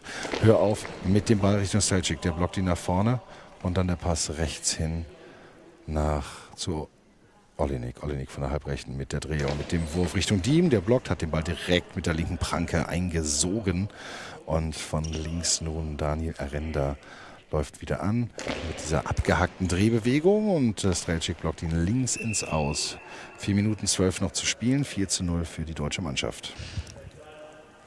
Ja, und da scheint zumindest bis jetzt der Matchplan aufgegangen zu sein. Jetzt heißt es weiter Konzentration halten. Strelčík kickt mit seinen Füßen nochmal gegen den Pfosten, startet dann einen Wurf gehalten von Diem, übergibt den Ball auf Höhe auf, der von der Mitte starten wird. Mit seiner Auftaktbewegung, Drehwurf, hoch, bouncend, Topokov übergibt ihn direkt, nachdem er ihn sichern konnte, an Olinik. Der weicht aus auf die linke Seite, startet vom Pfosten, direkt wieder auf Fabian Diem gezogen. Schneller Konter von ihm und dann über die Mittellinie geblockt und somit Ball over. Nächster Schuss kommt somit von den Deutschen. Der Fake von Arenda, der antäuscht. Und dann ist es Oliver Hör auf vom rechten Pfosten wieder auf die Schnittstelle gezogen. Topokov reißt seine Arme in die Höhe, sichert den Ball, übergibt ihn ans Dreieck, startet vom Zentrum. Arenda ist zur Stelle, ist dort genau richtig positioniert und sichert ihn, wirft jetzt seinerseits vom Zentrum aus. Sucht da seinen Platz gerade, aber jetzt sind sie bereit. In der Defensive auf Olinik vorbereitet. Und der Diem, der kurz auf den Ball klopft, übergibt ihn auf Oliver Hör auf. Der kommt wieder zurück auf die rechte Seite von halb rechts, schießt dort direkt auf Anton Strelczyk. Schneller Konter und Olli Hör auf geht schnell zu Boden, um dann den Ball rauszublocken. 2 Minuten 54 noch auf der Uhr. Kann Deutschland den Vorsprung weiter ausbauen. Fake von Arenda links, Hör auf von rechts, diagonal. Der Ball geht wieder in die Luft, aber diesmal nach vorne geblockt durch Olinik. Und der setzt jetzt zum Wurf an. Hochbouncend. Diem hat den Ball sicher 3 Meter vorm Tor. Geht wieder in die Hocke und macht Platz für Daniel Arenda. Der auf das Zentrum gezogen, Topokov. Ohne Herausforderung an dieser Stelle. Und der Wurf von Olinik abgeblockt von Diem. Der Ball rollt über seine Hüfte, geht dann aber ins Aus und nicht ins Tor. Auszeit genommen, Timeout vom Team Deutschland. Stefan Weil, der Trainer der Deutschen, hat die Timeout-Karte gezogen. Timeout taken by the Germans. First timeout in the first half. Germany is leading 4-0 against Ukraine. And now little luck there for the German team after Diem could not hold on to the ball. It was rolling over his head to the right side and then the ball went out of bounds. Lucky bounce there for the German team. And I think the Ukrainians also changed some of their throw rhythm. They try to do more bouncing balls now, not these flat hard ones. And we will be going back into German. Und das deutsche Team mit einem 4-Tore-Vorsprung jetzt über Daniel Arenda von links. Wirft und der Ball geht hoch in die Luft, aber nach vorne geblockt durch Olinik. Und der übergibt den Ball an Strelczyk. Wirft auf Arenda, rausgeblockt. Gute Abwehr der Deutschen, mussten jetzt 1-2 Mal ein bisschen zittern, aber dennoch die 0 steht. 2 Minuten noch auf der Uhr. Von dem linken Pfosten startend, bouncend auf Olinik. Aber der hat den Ball. Wird sich jetzt auch den Wurf nehmen, 1 Meter vom rechten Pfosten entfernt, dreht sich auf die Nahtstelle zwischen Diem und Arenda geworfen, aber Diem ist zur Stelle rausgeblockt. Der Ball wieder im Spiel. Arenda läuft rückwärts, orientiert sich mit seinem linken Arm an der Torlatte und wirft von halb rechts und da geht der Ball genau auf die Nahtstelle. Und ich bin mir relativ sicher, dass Topokov und Strelczyk da ihre Füße, dass die sich gegenseitig berührt haben, so schnell wie die sie zusammengeschoben haben, um die Lücke dicht zu machen, sichern den Ball Strelczyk mit dem nächsten Wurf. Fabian Diem wollte schnell kontern, lässt aber dann doch lieber ab und überlässt es Olli Hör auf, der schon 3-mal in dieser Partie getroffen hat. Der wirft und der Ball ist wieder auf die Nahtstelle. Aber da machen sie wieder wie eine Bahnschranke die Lücke zu. Olinik von links vom Pfosten startend, runter die Linie entlang. Olli Hör auf ist zur Stelle. 1:12 noch zu spielen. Hör auf mit dem angetretenen Wurf. Da klappt das Handgelenk noch in letzter Instanz ab und der Ball bekommt einen ganz besonderen Spin, aber gehalten. Und dann kurzes Durchatmen fürs deutsche Team. Olinik wirft, hochbouncend gesichert. Daniel Arenda mit dem nächsten Wurf rausgeblockt durch Olinik. 50 Sekunden noch auf deutsche Team in der Verteidigungsposition wartet auf den nächsten Wurf des ukrainischen Teams. Strelczyk von rechts. Mit einer Umdrehung und dann wirft er den Ball aber ohne Berührung, ohne weitere Berührung durch einen Spieler ins Aus.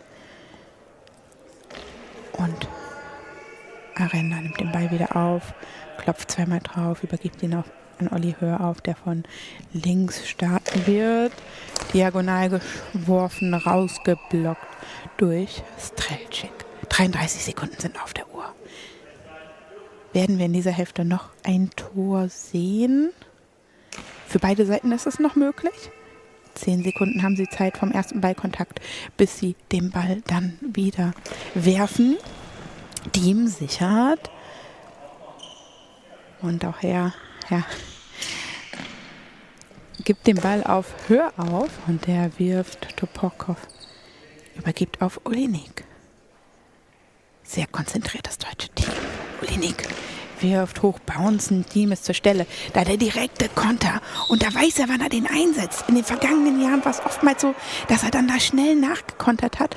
Aber jetzt setzt er es bewusst ein, heute hier im Finale gegen die Ukraine. Und sie spielen nicht gegen irgendwen. Strelczyk von links und dann ertönt das Geräusch.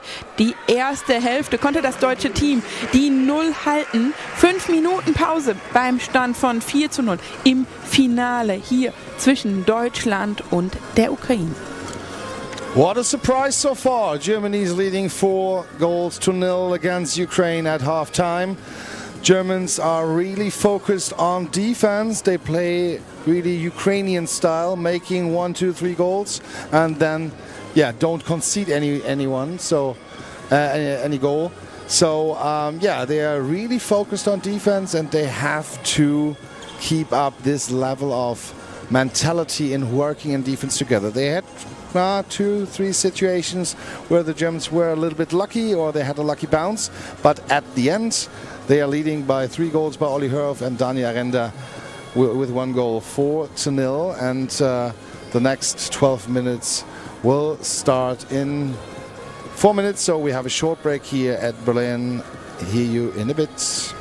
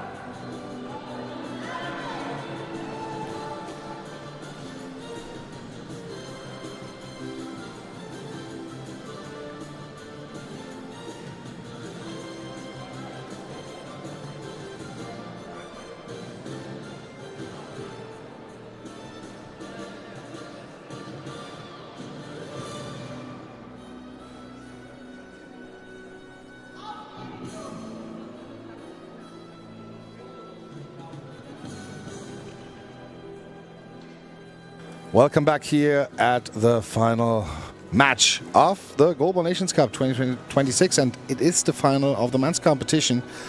And we stay a little bit surprised to the scoreboard. Germany 4, Ukraine 0. 12 minutes to go now. Second half is on the way, and we'll switch back into German. But we have their substitution. We have Strecik out of the field, and for him, Rodion Šihalin is now on the left winger position. Germany didn't substitute, so we go back into German. Und zunächst verkünden die Schiedsrichter noch einmal das Ergebnis der ersten Hälfte und auch den Wechsel, den wir hier eben schon angekündigt haben. Und dann wird das in die finalsten, hoffentlich aus deutscher Sicht, 12 Minuten hier in dem diesjährigen Goalball Nations Cup gehen. Und wir starten mit Olli Hörauf von links. Geworfen, gesichert. Das war auf jeden Fall ein Statement zu Beginn der zweiten Hälfte. Olinik mit dem Wurf knapp am rechten Pfosten vorbei. Daniel Arenda läuft 2 Schritte. Long ball penalty is called. Der war tatsächlich kaum zu hören, aber Penalty. Longball geahndet und das deutsche Team läuft zu dritt. Jetzt übergeben sie an Hörauf. Und der orientiert sich halb rechts und dann setzt er den rein, direkt gerade Linie rein. Und Olinik hatte auf rechts spekuliert, auf den Crossball diagonal über das Spielfeld und hatte keine Chance, denn er war gute 6 Meter vom Ball entfernt, als er ihn passierte ins Tor. 5:0. Olli Hörauf mit seinem 4. Tor und die Antwort direkt der Ukrainer von links, vom neuen Mann Rodion Šihalin, und dann überspringt der Ball Olli Hörauf und man kann es ihm von den Lippen ablesen. Da ärgert er sich selbst, dass er den Ball hat reingehen lassen, der nochmal kurz vor ihm auftitscht. Und das macht es sehr, sehr schwierig für die Spieler, den Ball dann richtig einzuschätzen. Olli Hörauf setzt den nächsten Wurf ab. 5:1 der aktuelle Spielstand. Und jetzt haben wir einen Equipment-Check. Der Torschütze, der Ukrainer, muss einmal seine Verdunklungsbrille korrigieren. Alles wieder richtig an Ort und Stelle. Und es geht weiter. Über Šihalin, rausgeblockt von Fabian Diem. Da feiern sie sich selbst, motivieren sich. 11 Minuten 18 noch auf der Uhr. War ein Ball over und jetzt von der rechten Seite ist der Wurf von Olinik, geblockt von Arenda. Wichtig jetzt nach diesen Toren, die hin und her gingen, wieder Ruhe reinzubringen. Arenda mit einem Wurf links Richtung Ecke, aber Topokov holt ihn da aus der Mitte weg, bevor er noch weiter auf die Schnittstelle gehen kann. Šihalin von halb linken mit einem Schnellwurf Richtung Höhe auf, Ball geht hoch und dann in die Arme von Fabian Diem. Ja, da ist viel Wirkung drin in dem Ball von Šihalin. Hör auf mit dem nächsten Wurf, Topokov ist da, kann den Ball festmachen und gibt zu Šihalin.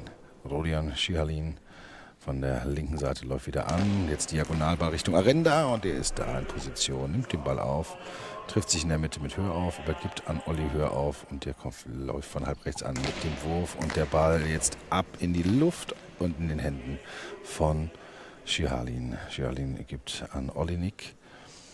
Olinik mit dem Wurf jetzt und gehalten von Diem in der Mitte. Der titscht ihm da in den Schoß rein, als er nach rechts rüber hüpfte, und von links jetzt Arenda mit dem nächsten Wurf Richtung Diagonale. Da ist Šihalin eingesammelt von Topokov zu Šihalin. Und der darf den nächsten Wurf nehmen. Von der linken Seite Richtung Mitte wieder gespielt, Schnittstelle. Diem ist aber da, nimmt den Ball weg. 9:55 auf der Uhr, 9:55 to go. Hör auf mit dem nächsten Wurf, Schnittstelle, und da hilft dann Olinik aus. Olinik direkt bei die Wurfrichtung Höher auf und Diem hilft aus und rettet da, weil Höher auf noch nicht ganz in Position war. Der Center weit nach rechts rausgeschoben. Und jetzt haben wir ein kleines Problem mit dem Klebeband. Das muss einfach nur gewischt werden. Aber das Klebeband sieht da hinten auch so ein bisschen aufgeribbelt aus. Scheint aber noch kein Problem zu sein. Direkt davor wird dann von der Torrichterin trocken gewischt auf deutscher Seite. Und nun das Tor auch wieder in Position gebracht worden. 9:47 now auf der Uhr. 9:47 to go. 5-1 the score for Germany. Oliver Hörauf von halb rechts läuft an, wirft den Ball, der bounced und Topokov genau in die Arme, kann ihn festhalten.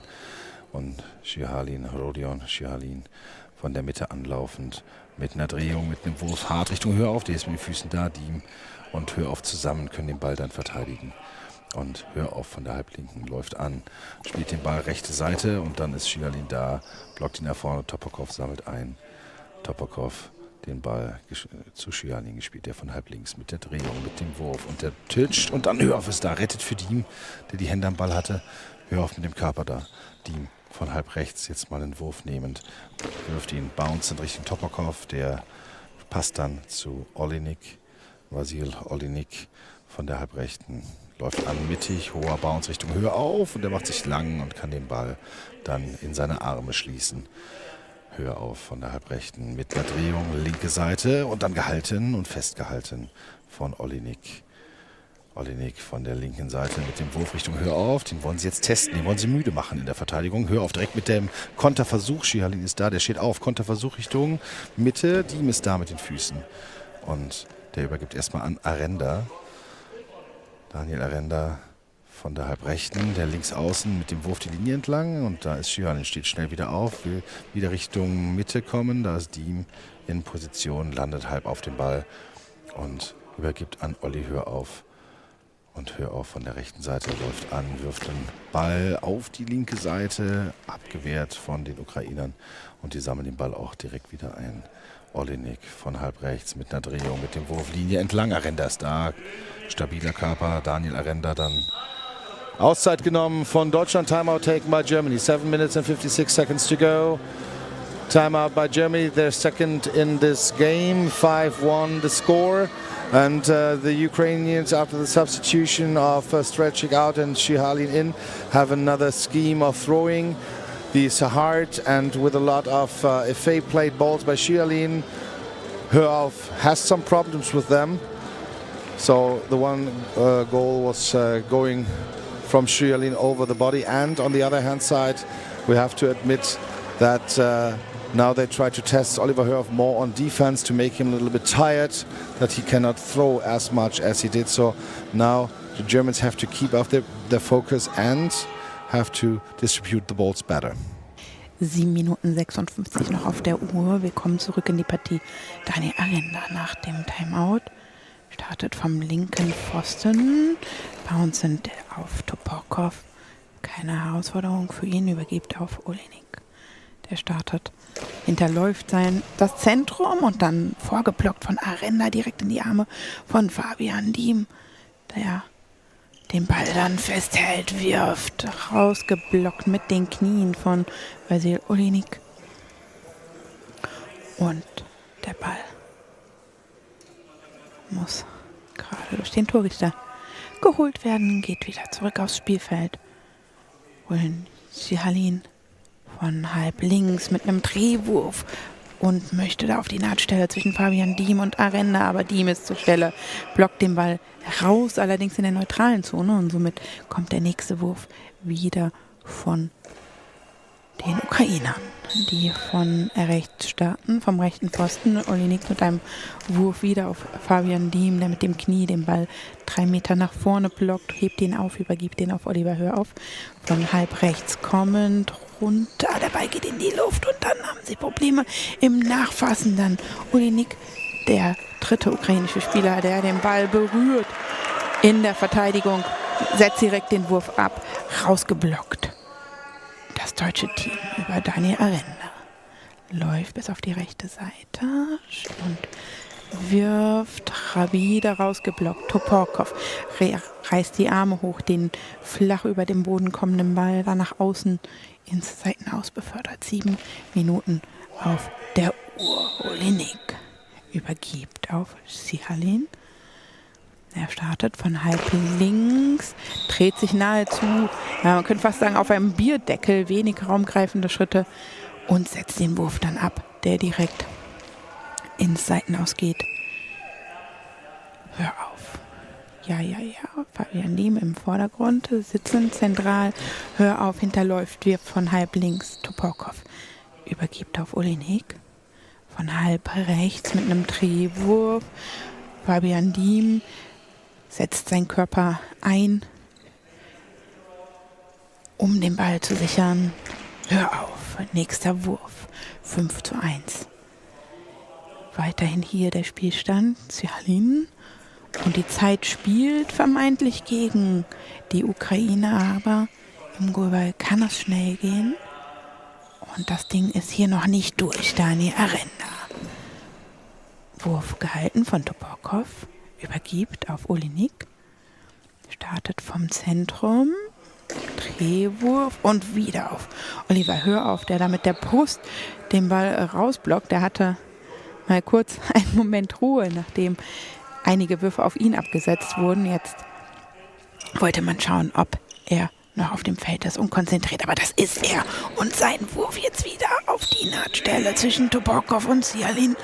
Aber da ist Toporkov zur Stelle, blockt den Ball mit den Füßen ins Aus.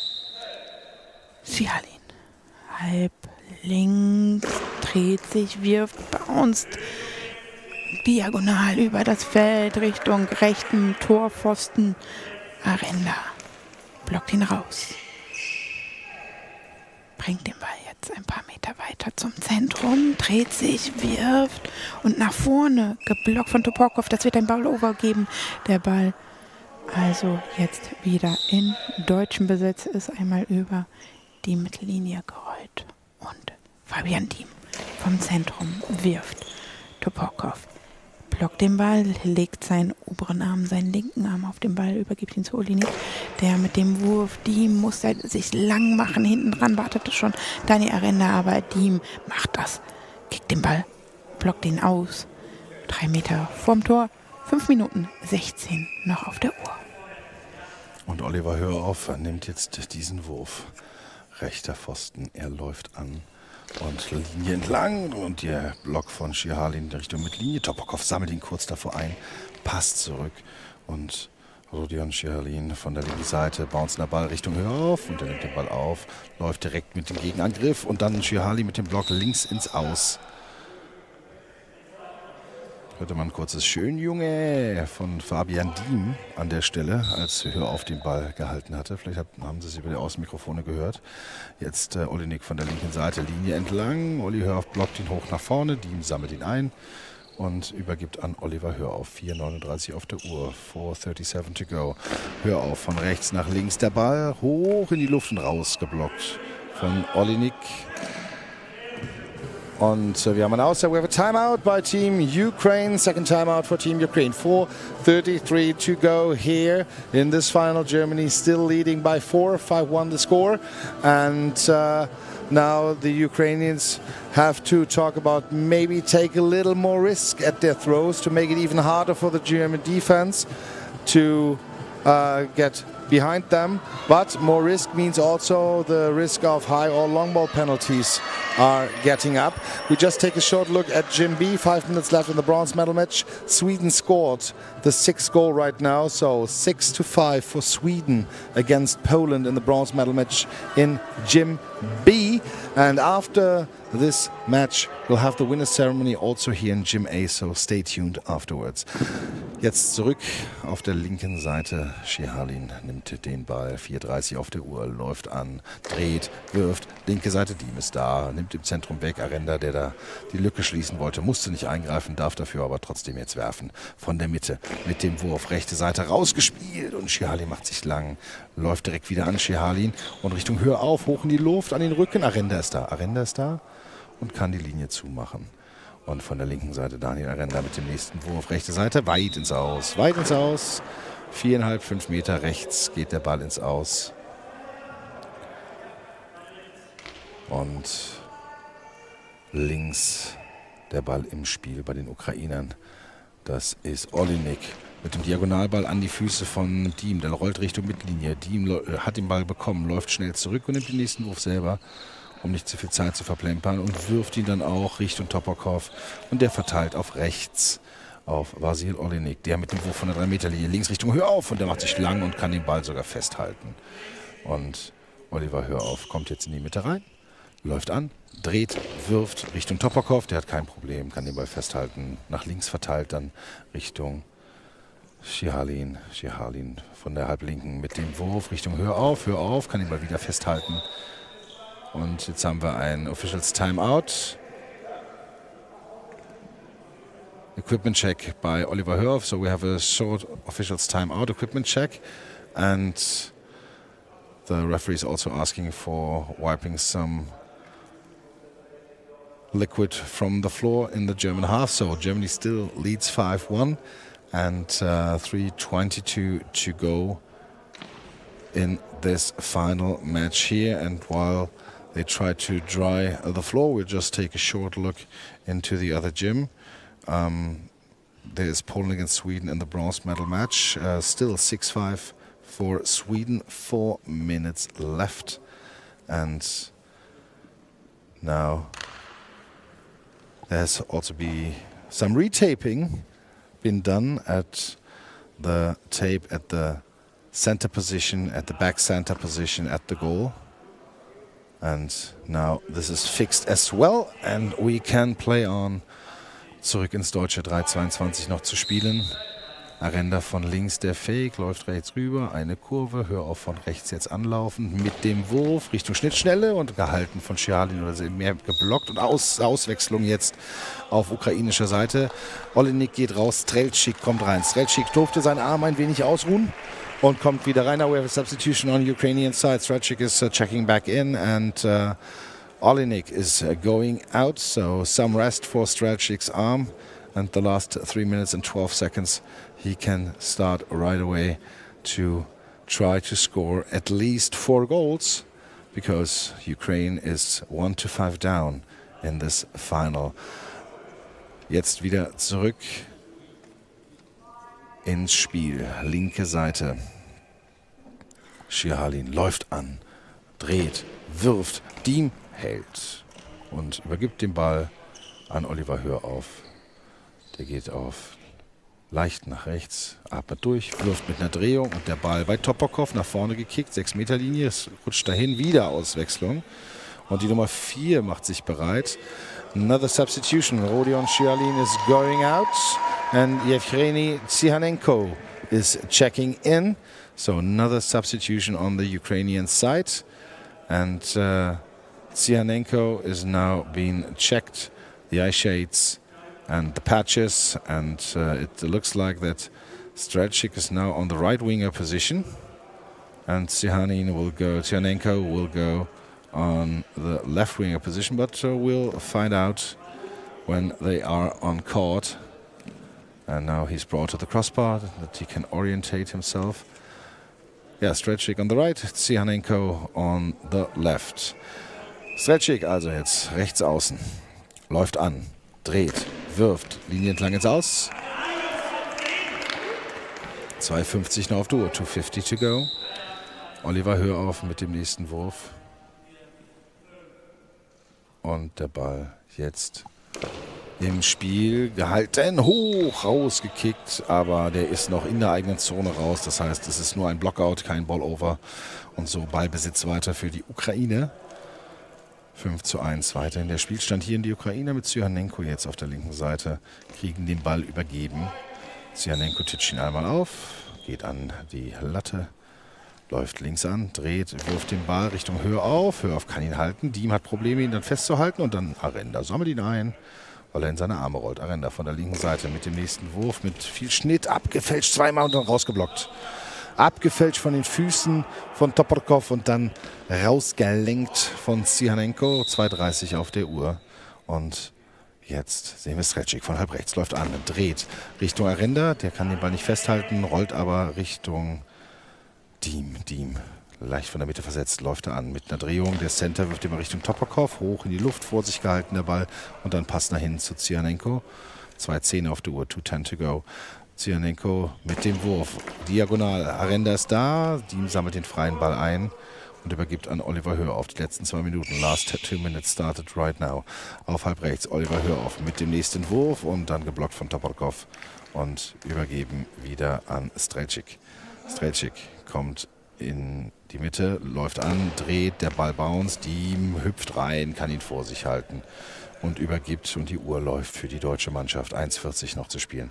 Arenda, nachdem angezählt wurde von Diem, jetzt mit dem Wurf und Zianenko mit einem Block in die neutrale Zone Richtung aus, aber gerettet von Topokov. Topokov kriegt den Ball zu Zianenko von der linken Seite mit einer Drehung, Wurf hoch und dann hat Diem ihn, Stefan Weil feiert das richtig ab da auf der Bank, 1:20 noch zu spielen, 1:20 to go. Fabian Diem mit dem nächsten Wurf und dann wird ganz in Ruhe aufgebaut von Zianenko, leicht rechts mit dem Wurf, linienlang aus, der Ball 1:09 noch zu spielen.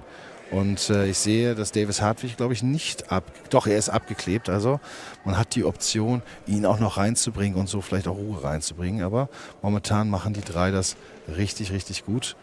Und vielleicht will Stefan Walde auch nichts durcheinander bringen an der Stelle. 5:1 die Führung, 1:09.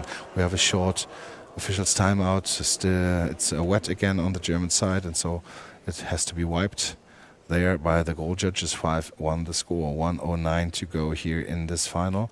I just said in German that Davis Hartwig, the substitution player of Germany, is patched already, but I'm not quite sure if he will check in the next 1 minute and 9 seconds. But the German bench is prepared for everything. Jetzt zurück ins Deutsche. Der Ball jetzt bei der Torrichterin wieder angekommen. Stefan Weil übergibt ihn ganz gentleman. Und dann Oliver Hörhoff, linker Pfosten, der Rechtsaußen, geht wieder langsam Richtung Mitte. Startet von der Mitte. Und dann der Wurf. Und Zianenko hält den Ball vor sich. Letzte Minute hat begonnen, 57 seconds to go. Und nun Zianenko von der linken Seite. Und dann der Wurf. Diem ist da, müsste mit dem Teufel zugehen, diese 4-Tore-Führung vielleicht noch aufzugeben. Ja, und da ist die Auswechslung. Davis Hartwig kommt rein. Der Spieler von Neukloster. 17 Jahre alt, wenn ich es richtig im Kopf habe, U19 Europameister und darf hier das erste Mal auf der höchsten Ebene Luft schnuppern und kriegt jetzt hier seine Einsatzsekunden, 49 Sekunden sind noch auf der Uhr und wird die linke Position übernehmen. Ich kriege gerade die Meldung aus der anderen Halle. Schweden gewinnt Bronze. Sweden wins bronze against Poland, 8-5. They've won. Now Davis Hartwig, 17 years old from Neukloster, is checking in. Under 19 European Championship with the German under 19 team and gets some seconds here. He's going to the left side und zurück ins Deutsche. Wir sind auf halb rechts mit Fabian Diem. Der wirft den Ball jetzt Richtung Topokov und dann wird er von Zianenko aufgehalten. Und die Sekunden ticken runter. 38 seconds to go. Noch 35 Sekunden. Zianenko von der halb rechts mit dem Wurf Richtung Hartwig. Der kann ihn blocken. Ball ist frei, rollt Richtung Aus und dann ist der Ball im Aus abgepfiffen. 29 Sekunden noch zu spielen. 27 seconds to go now. Hör auf mit dem Wurf. Linie entlang und dann ist Zianenko da. Schnelle Antwort Zianenko Richtung Hör auf. Diem hilft aus. Fällt auf den Ball. 18 Sekunden. 17 seconds to go now. Und weiter läuft die Uhr nach unten. Hartwig kriegt einen Wurf von der linken Seite. Linien lang, Stretchik ist da, steht auf, schneller Konter Richtung Mitte. Diem ist da, kann den Ball nach rechts raus boxen und der Ball geht ins Aus. 6 Sekunden noch zu spielen. Und nachdem die Deutschen zuletzt zweimal mit einem gegen die Ukraine gewonnen haben, werden sie es diesmal gewinnen. Sie werden es diesmal schaffen. Und zwar jetzt ist das Spiel vorbei. Die deutsche Mannschaft gewinnt den Goalball Nations Cup 2026 mit einem, unfassbar fokussierten, disziplinierten, defensiven Auftritt und dann mit 5 Toren den Ukrainern den Zahn gezogen. 5:1 gewinnt Deutschland gegen die Ukraine und eben schon erwähnt, zweimal in Folge mit einem Tor gegen die Ukrainer verloren. Jetzt haben sie dieses, wie soll ich sagen, böse Omen hinter sich gelassen und gewinnen den Goalball Nations Cup und werden sich gleich die Goldmedaille abholen. Ja, die Goldmedaille abholen, gutes Stichwort. Wir warten auf die Mannschaften aus der anderen Halle. Dann werden wir nämlich noch eine Siegerehrung haben mit den Frauen- und Männernationalmannschaften. We will have a winner's ceremony when from Gym B the other teams are here. And please stay tuned for the winner's ceremony with all the medalists. We will broadcast it for you, and I think Felix Wilmes and Nadine Merten will be the one at the microphone to describe the winner's ceremony. So stay tuned, have a break. I think it will take 25 to 30 minutes, maybe a little bit less, I'm not quite sure. And congratulations to Team Germany.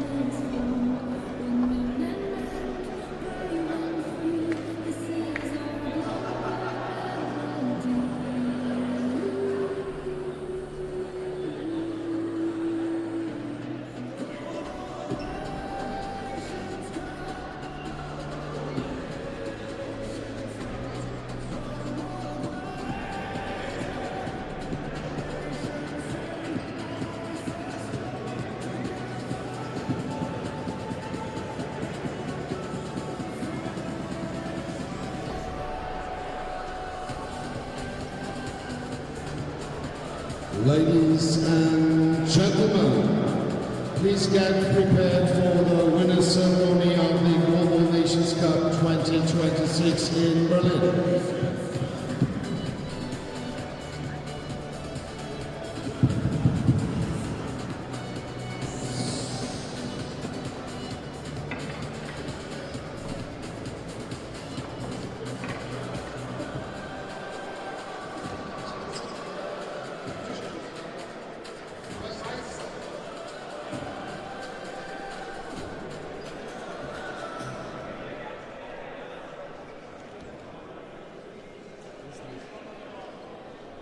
Ladies and gentlemen, dear athletes, coaches, referees, and guests, welcome to the medal ceremony of the Goalball Nations Cup 2026 here in Berlin. Over the past days, we have witnessed not only outstanding performances, but also something that makes sports truly special. Courage, determination, teamwork, and respect. Goalball is more than competition. It is a sport that demonstrates resilience, trust, and extraordinary skill.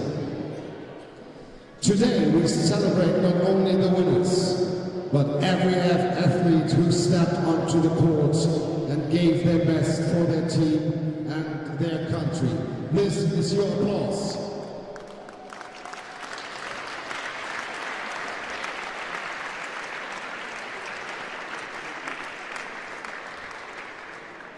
And before we start with the welcome speeches, I would like to say something on behalf of all athletes and people who organized this Goalball Nations Cup 2026.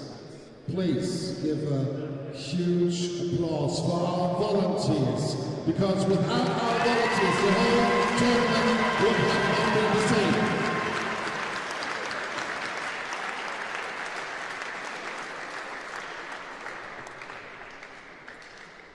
And to begin, I would like to invite Mr. Ercan Mutlu. He's the president of the Berlin Disabled and Rehabilitation Sports Association. So, Mr. Mutlu, please say a few words. Thank you very much, Mr. Tal.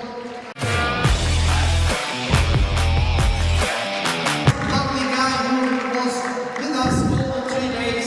Did a great job. And of course, I want to thank all the volunteers, my team from the BSB, Behindertensportverband, and all of you coming from far or near. The 9th Goalball Nations Cup is now at the end. We have some winners, and we had today, the last 3 days, we had 18 nations here, 26 teams from all over the world. And if we imagine what is going on in the world now, I'm very grateful to all the teams who are here with us to the Goalball Nations Cup, the 9th. And I hope to welcome all of you next time in 2027 to the 10th Goalball Nations Cup in Berlin, the capital of parasports of Germany. Why do I say that? Because Berlin is running for the Olympics and the Paralympics in 36 or 40 or 44, you will see. And we show with every tournament here that this city is the city of Germany who should run for the bid of the Olympics and Paralympics globally. Thank you, therefore, coming. And we had today and the last 3 days 230 athletes, para-athletes from many countries, not only Europe. 85 of them women, 145 men, and we had 16 male teams and 10 female teams, and that shows that this tournament is now, not only now, but also in the future, the Goalball Nations Cup of Europe. Therefore, thank you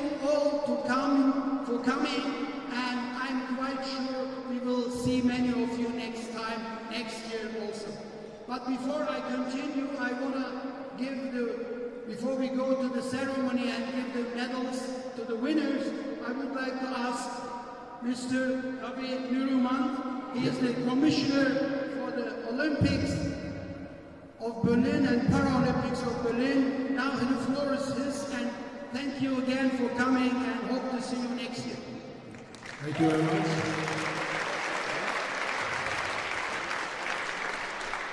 Thank you very much, Mr. Ochan, and thank you very much for coming to our city.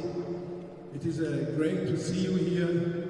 I have to say that it is the first time that I saw it live, goalball. Normally this gym, as you can see, is on the court, is for the volleyball sport. Volleyball sport is my sport, but I have to say I was really surprised how important and how difficult this is to do another sport on this court.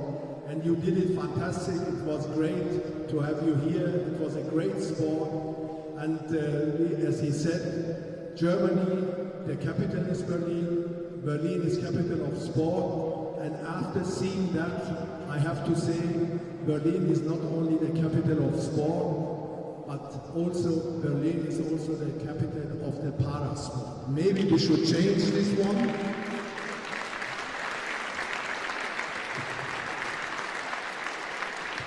And as he said, and you can see here on the pictures, we are in the bidding process for the host of the Olympic Games and Paralympic Games in 2036, 14 and 44. We are in a bidding process with 3 other cities in Germany, but we are the real capital of the para sport. We have done this in the past very often with the Special Olympics and with tournaments like this. We have proven that Germany, that Berlin can do this, and in so far I am very happy to have you here and hope that you are coming back to the 10th of this tournament next year, coming to Berlin, and we are able to welcome you to here again. Have a good time in Berlin, enjoy the city, and have a good trip back home. Thank you very much. Thank you, Mr. Goodroom. Thank you, Mr. Newlands. And now we will begin with the individual awards. We will start with the top scorer women, and I would like to ask Mr. Dr. Peter Unrüssig, board member of the Contact Foundation, here right next to me, because he will present the award for the top scorer women. With 18 goals, top scorer in the women's competition goes to Poland, Katarzyna Twaloch. Please join us here in front.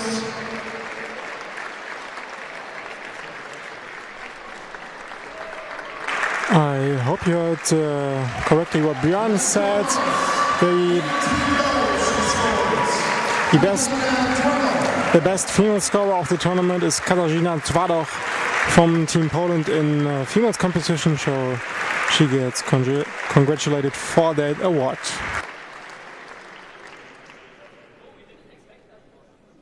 And the body bearer is presented to you as your award, Mrs. Twaloch.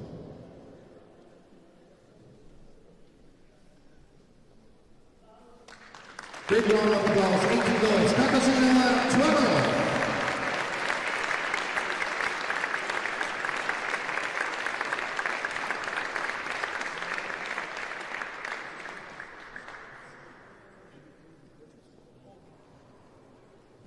And now we come to the top scorer man. The award will be presented by the President of the Berlin Sports Federation. A warm welcome to Mr. Thomas Hertel.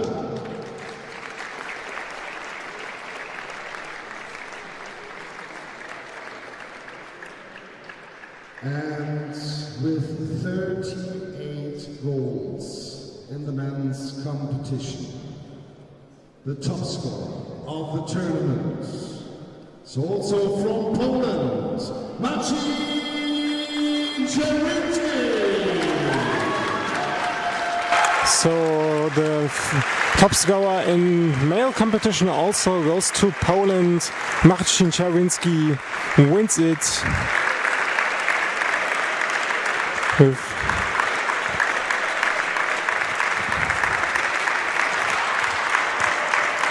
the most goals for Team Poland and also for the most goals of the tournament.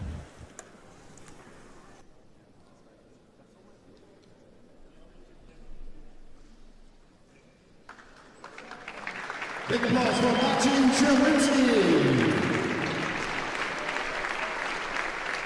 And the award for the most valuable player in the women's competition was voted, and she's not coming from Poland. And before I say the name, I would like to invite Mrs. Franziska Becker to me, the State Secretary for Sport at the Berlin Senate Department for Theory and Sport, because she will then hand the body over. Now the MVP of female competition will be crowned. It won't be from Team Poland. Comes from Scandinavia. From Finland, Leidenschaft. And the winner for our female MVP is Raisa Kusela from Finland.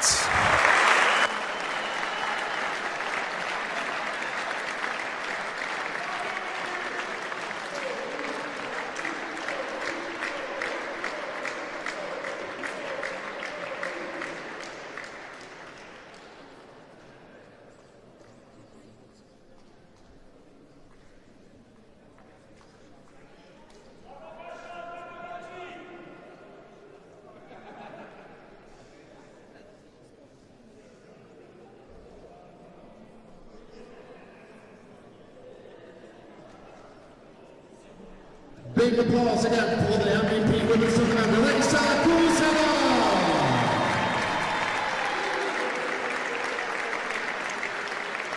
And now please, Mr. Kawe Niromand, please join me again.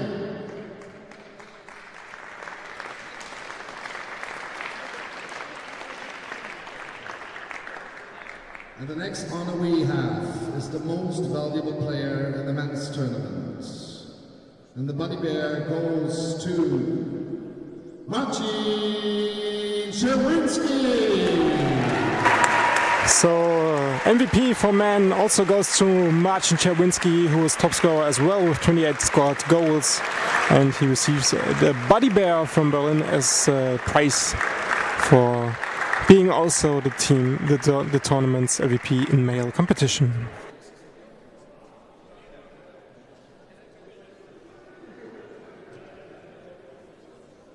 And now please, all the players who have won an individual award, please join us here in the middle together with the representatives.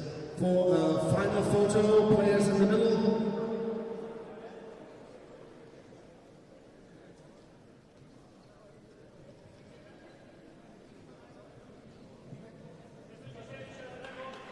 More to the right, more to the right, the left, more to the left, more to the left, yeah.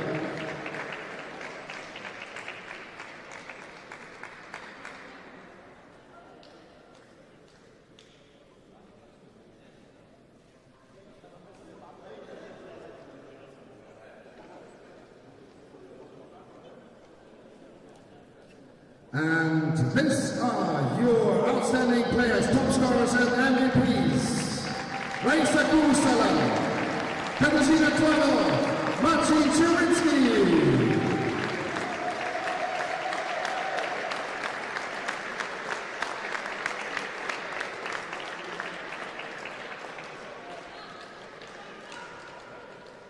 And now please join me for the medal presentation for the bronze medal in the women's competition. Mr. Kawe Niromans and Mr. Thomas Hatton.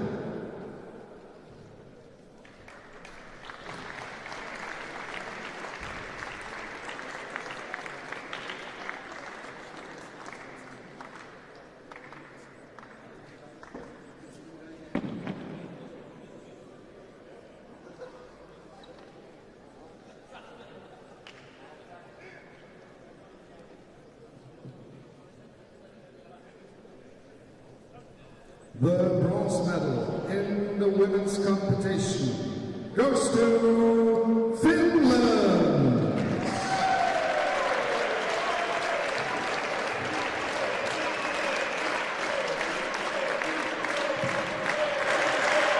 So now the bronze medalists are coming up in person. It's the players Raisa Kusela, Krista Leppinen, Susanna Halm, Jasmin Mikola, Mina Grönros, and Kaiso Hynen, and as well their coaches and staff members, the coach Felix Rogge, coach assistant Anna Matola, and as staff Pia Palosvita. Congratulations for your bronze medal.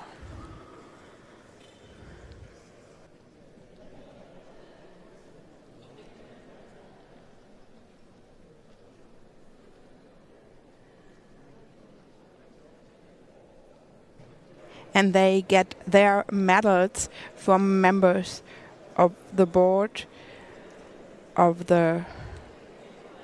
So big applause for Finland! Big applause for Finland. So Berlin is one of the cities which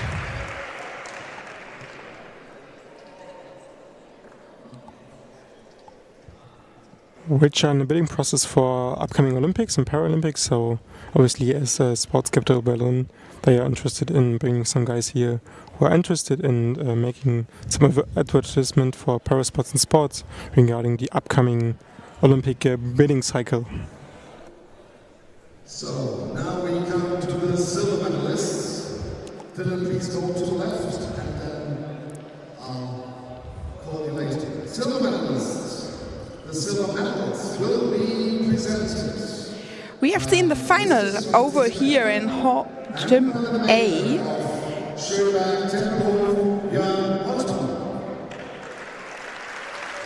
But at first,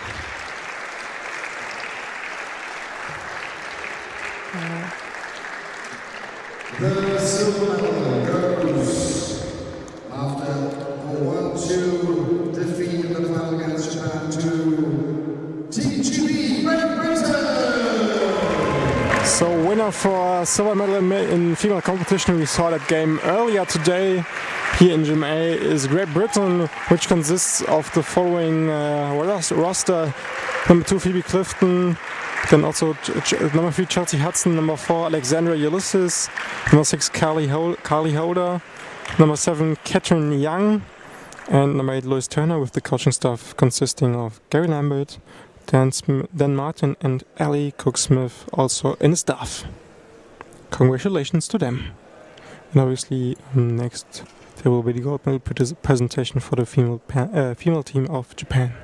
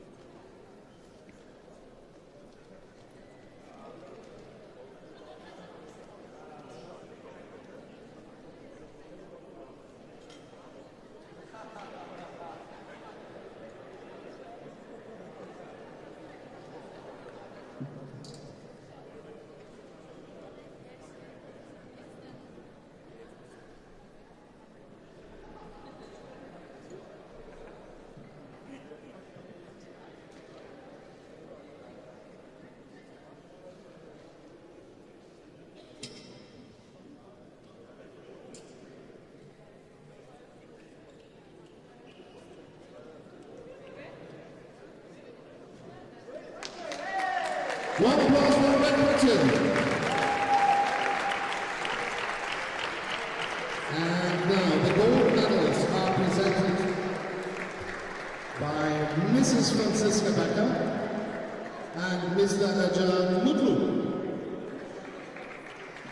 In addition, the team will receive also the Berlin Buddy Bear Trophy presented by Mrs. Franziska Becker. I have a young man. He's the youngest member of the curatorium of Berlin's bid for the Olympics and Paralympics.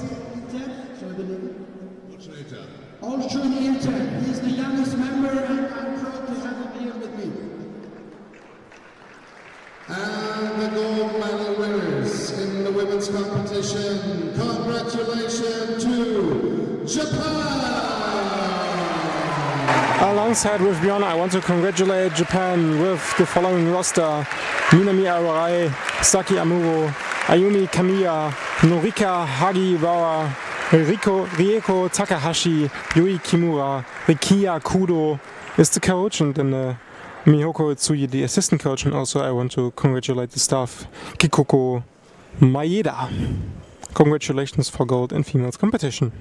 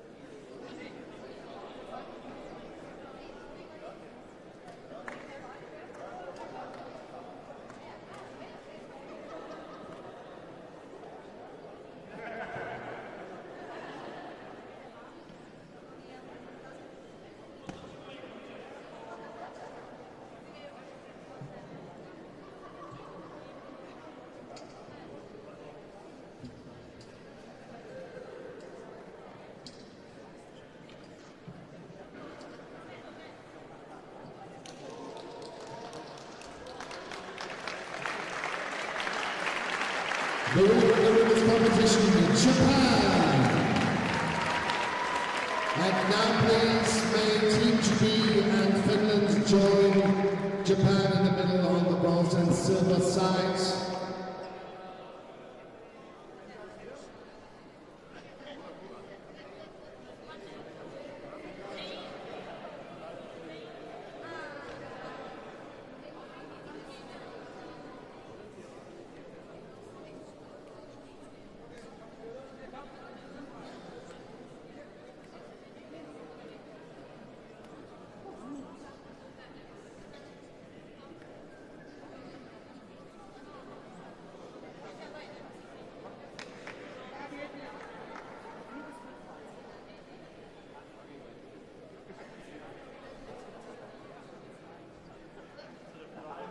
And after the photos are taken, please, the teams stay here. The athletes, please stay here. All the others, please move through to the side when the photos are taken.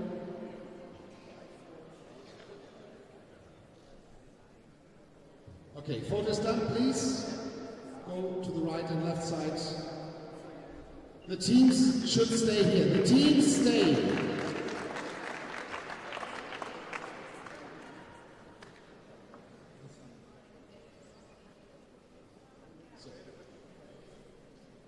And now please rise, if you are able to, for the national anthem of Japan.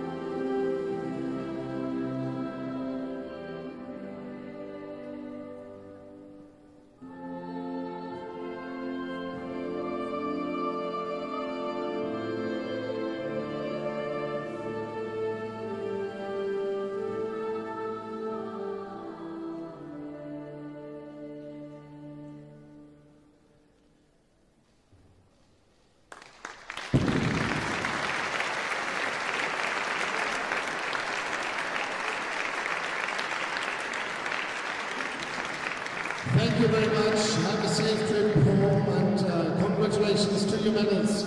Team Japan, Team GB and Team Finland.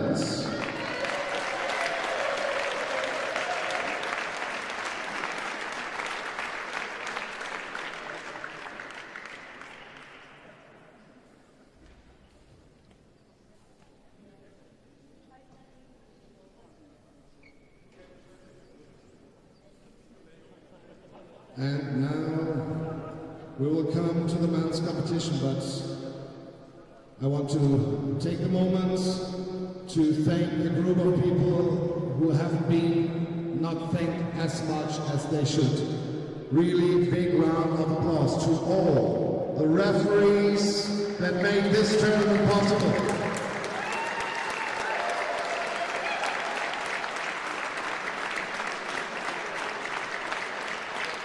And I invite now to join me Mr. Peter Müssig and Mr. Gary Newmans.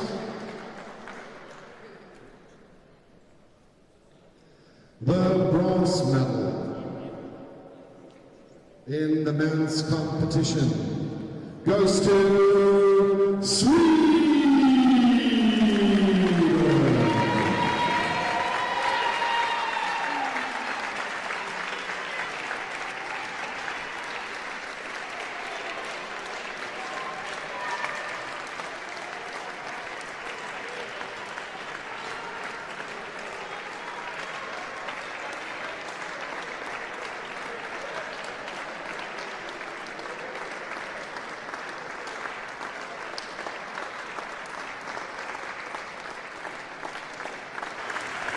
And now the ceremony for in the men's competition. At first, the bronze medalists. Team Sweden, congratulations to Felix Rosvall, Jakob Bering, Hauron Hildegard, Alexander Smedberg, Ludwig Nilsson, and Olaf Rieberg. As well, congratulations to their staff and coaches, Magnus Wieslander, Stefan Garner, Olivier Clare, and Peter Sjödin.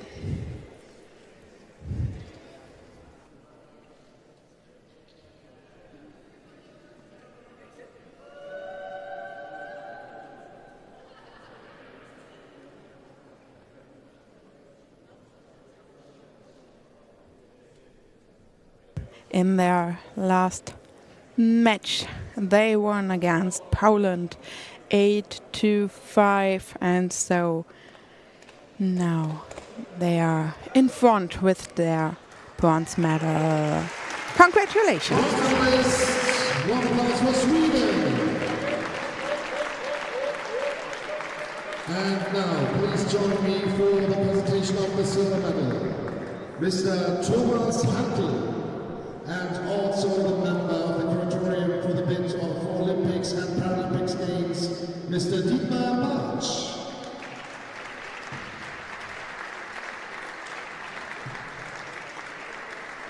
And the silver medal goes to Ukraine!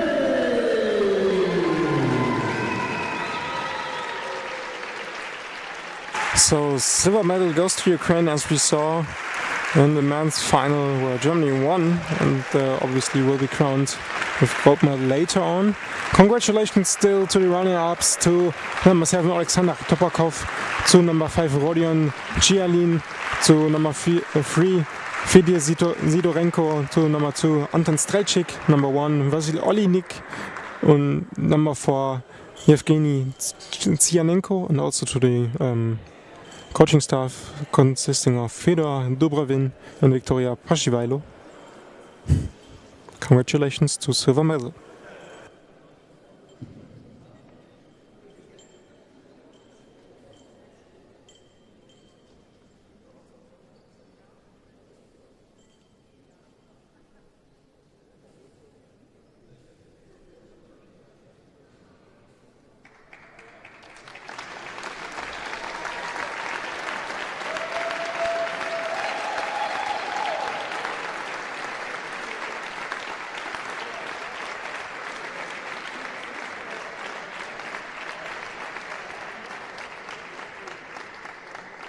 Big applause for Ukraine.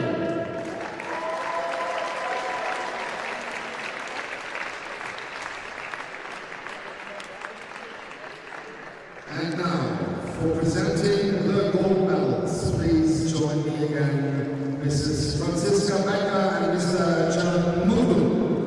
Also, the Berlin Body Trophy will be presented by Mr. and John Mudu. And the gold medal. And I want to say that my whole life as a sports commentator. Gold für Deutschland, Team Germany, Goalball! And now Team Germany is upcoming as the gold medalists. Congratulations! In the final match, there are just 4 players left. All the others are injured, but they fight for their team and won the match against Ukraine 5-1.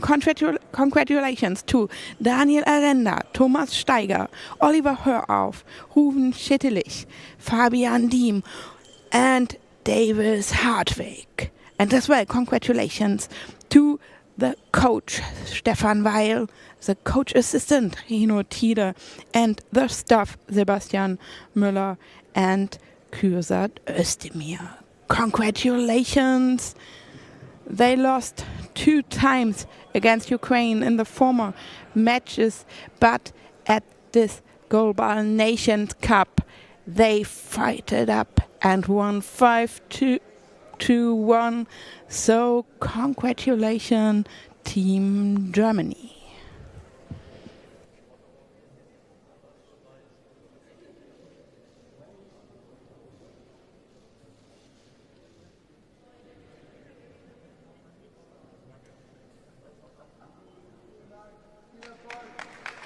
Big round of applause for the gold medalists, Germany. And now please Sweden, Ukraine, join Germany on the left and right. Depends on the color of your medal.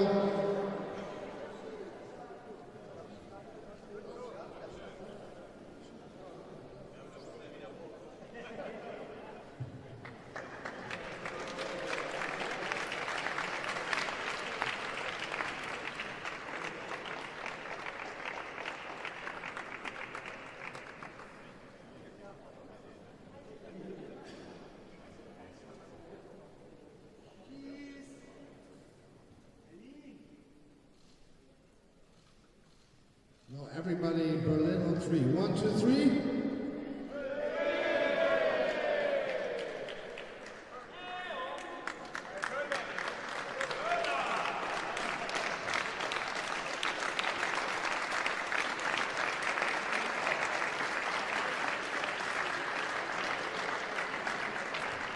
And I invite now the athletes to stay where they are.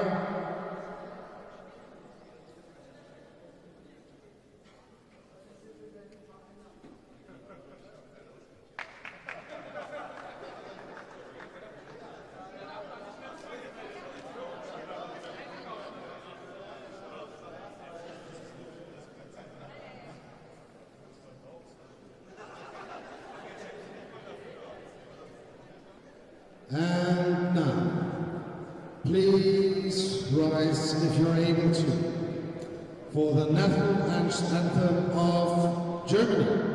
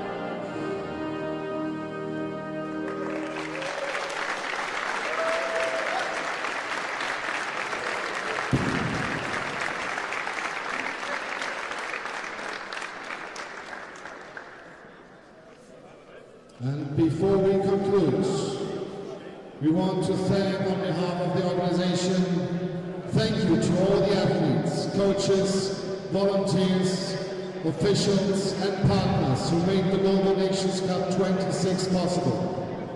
Your passion, dedication and spirit are what make this sport so inspiring. Before we close today's ceremony, we would like to share one piece of good news. The dates for the Goalball Nations Cup 2027 will be announced shortly.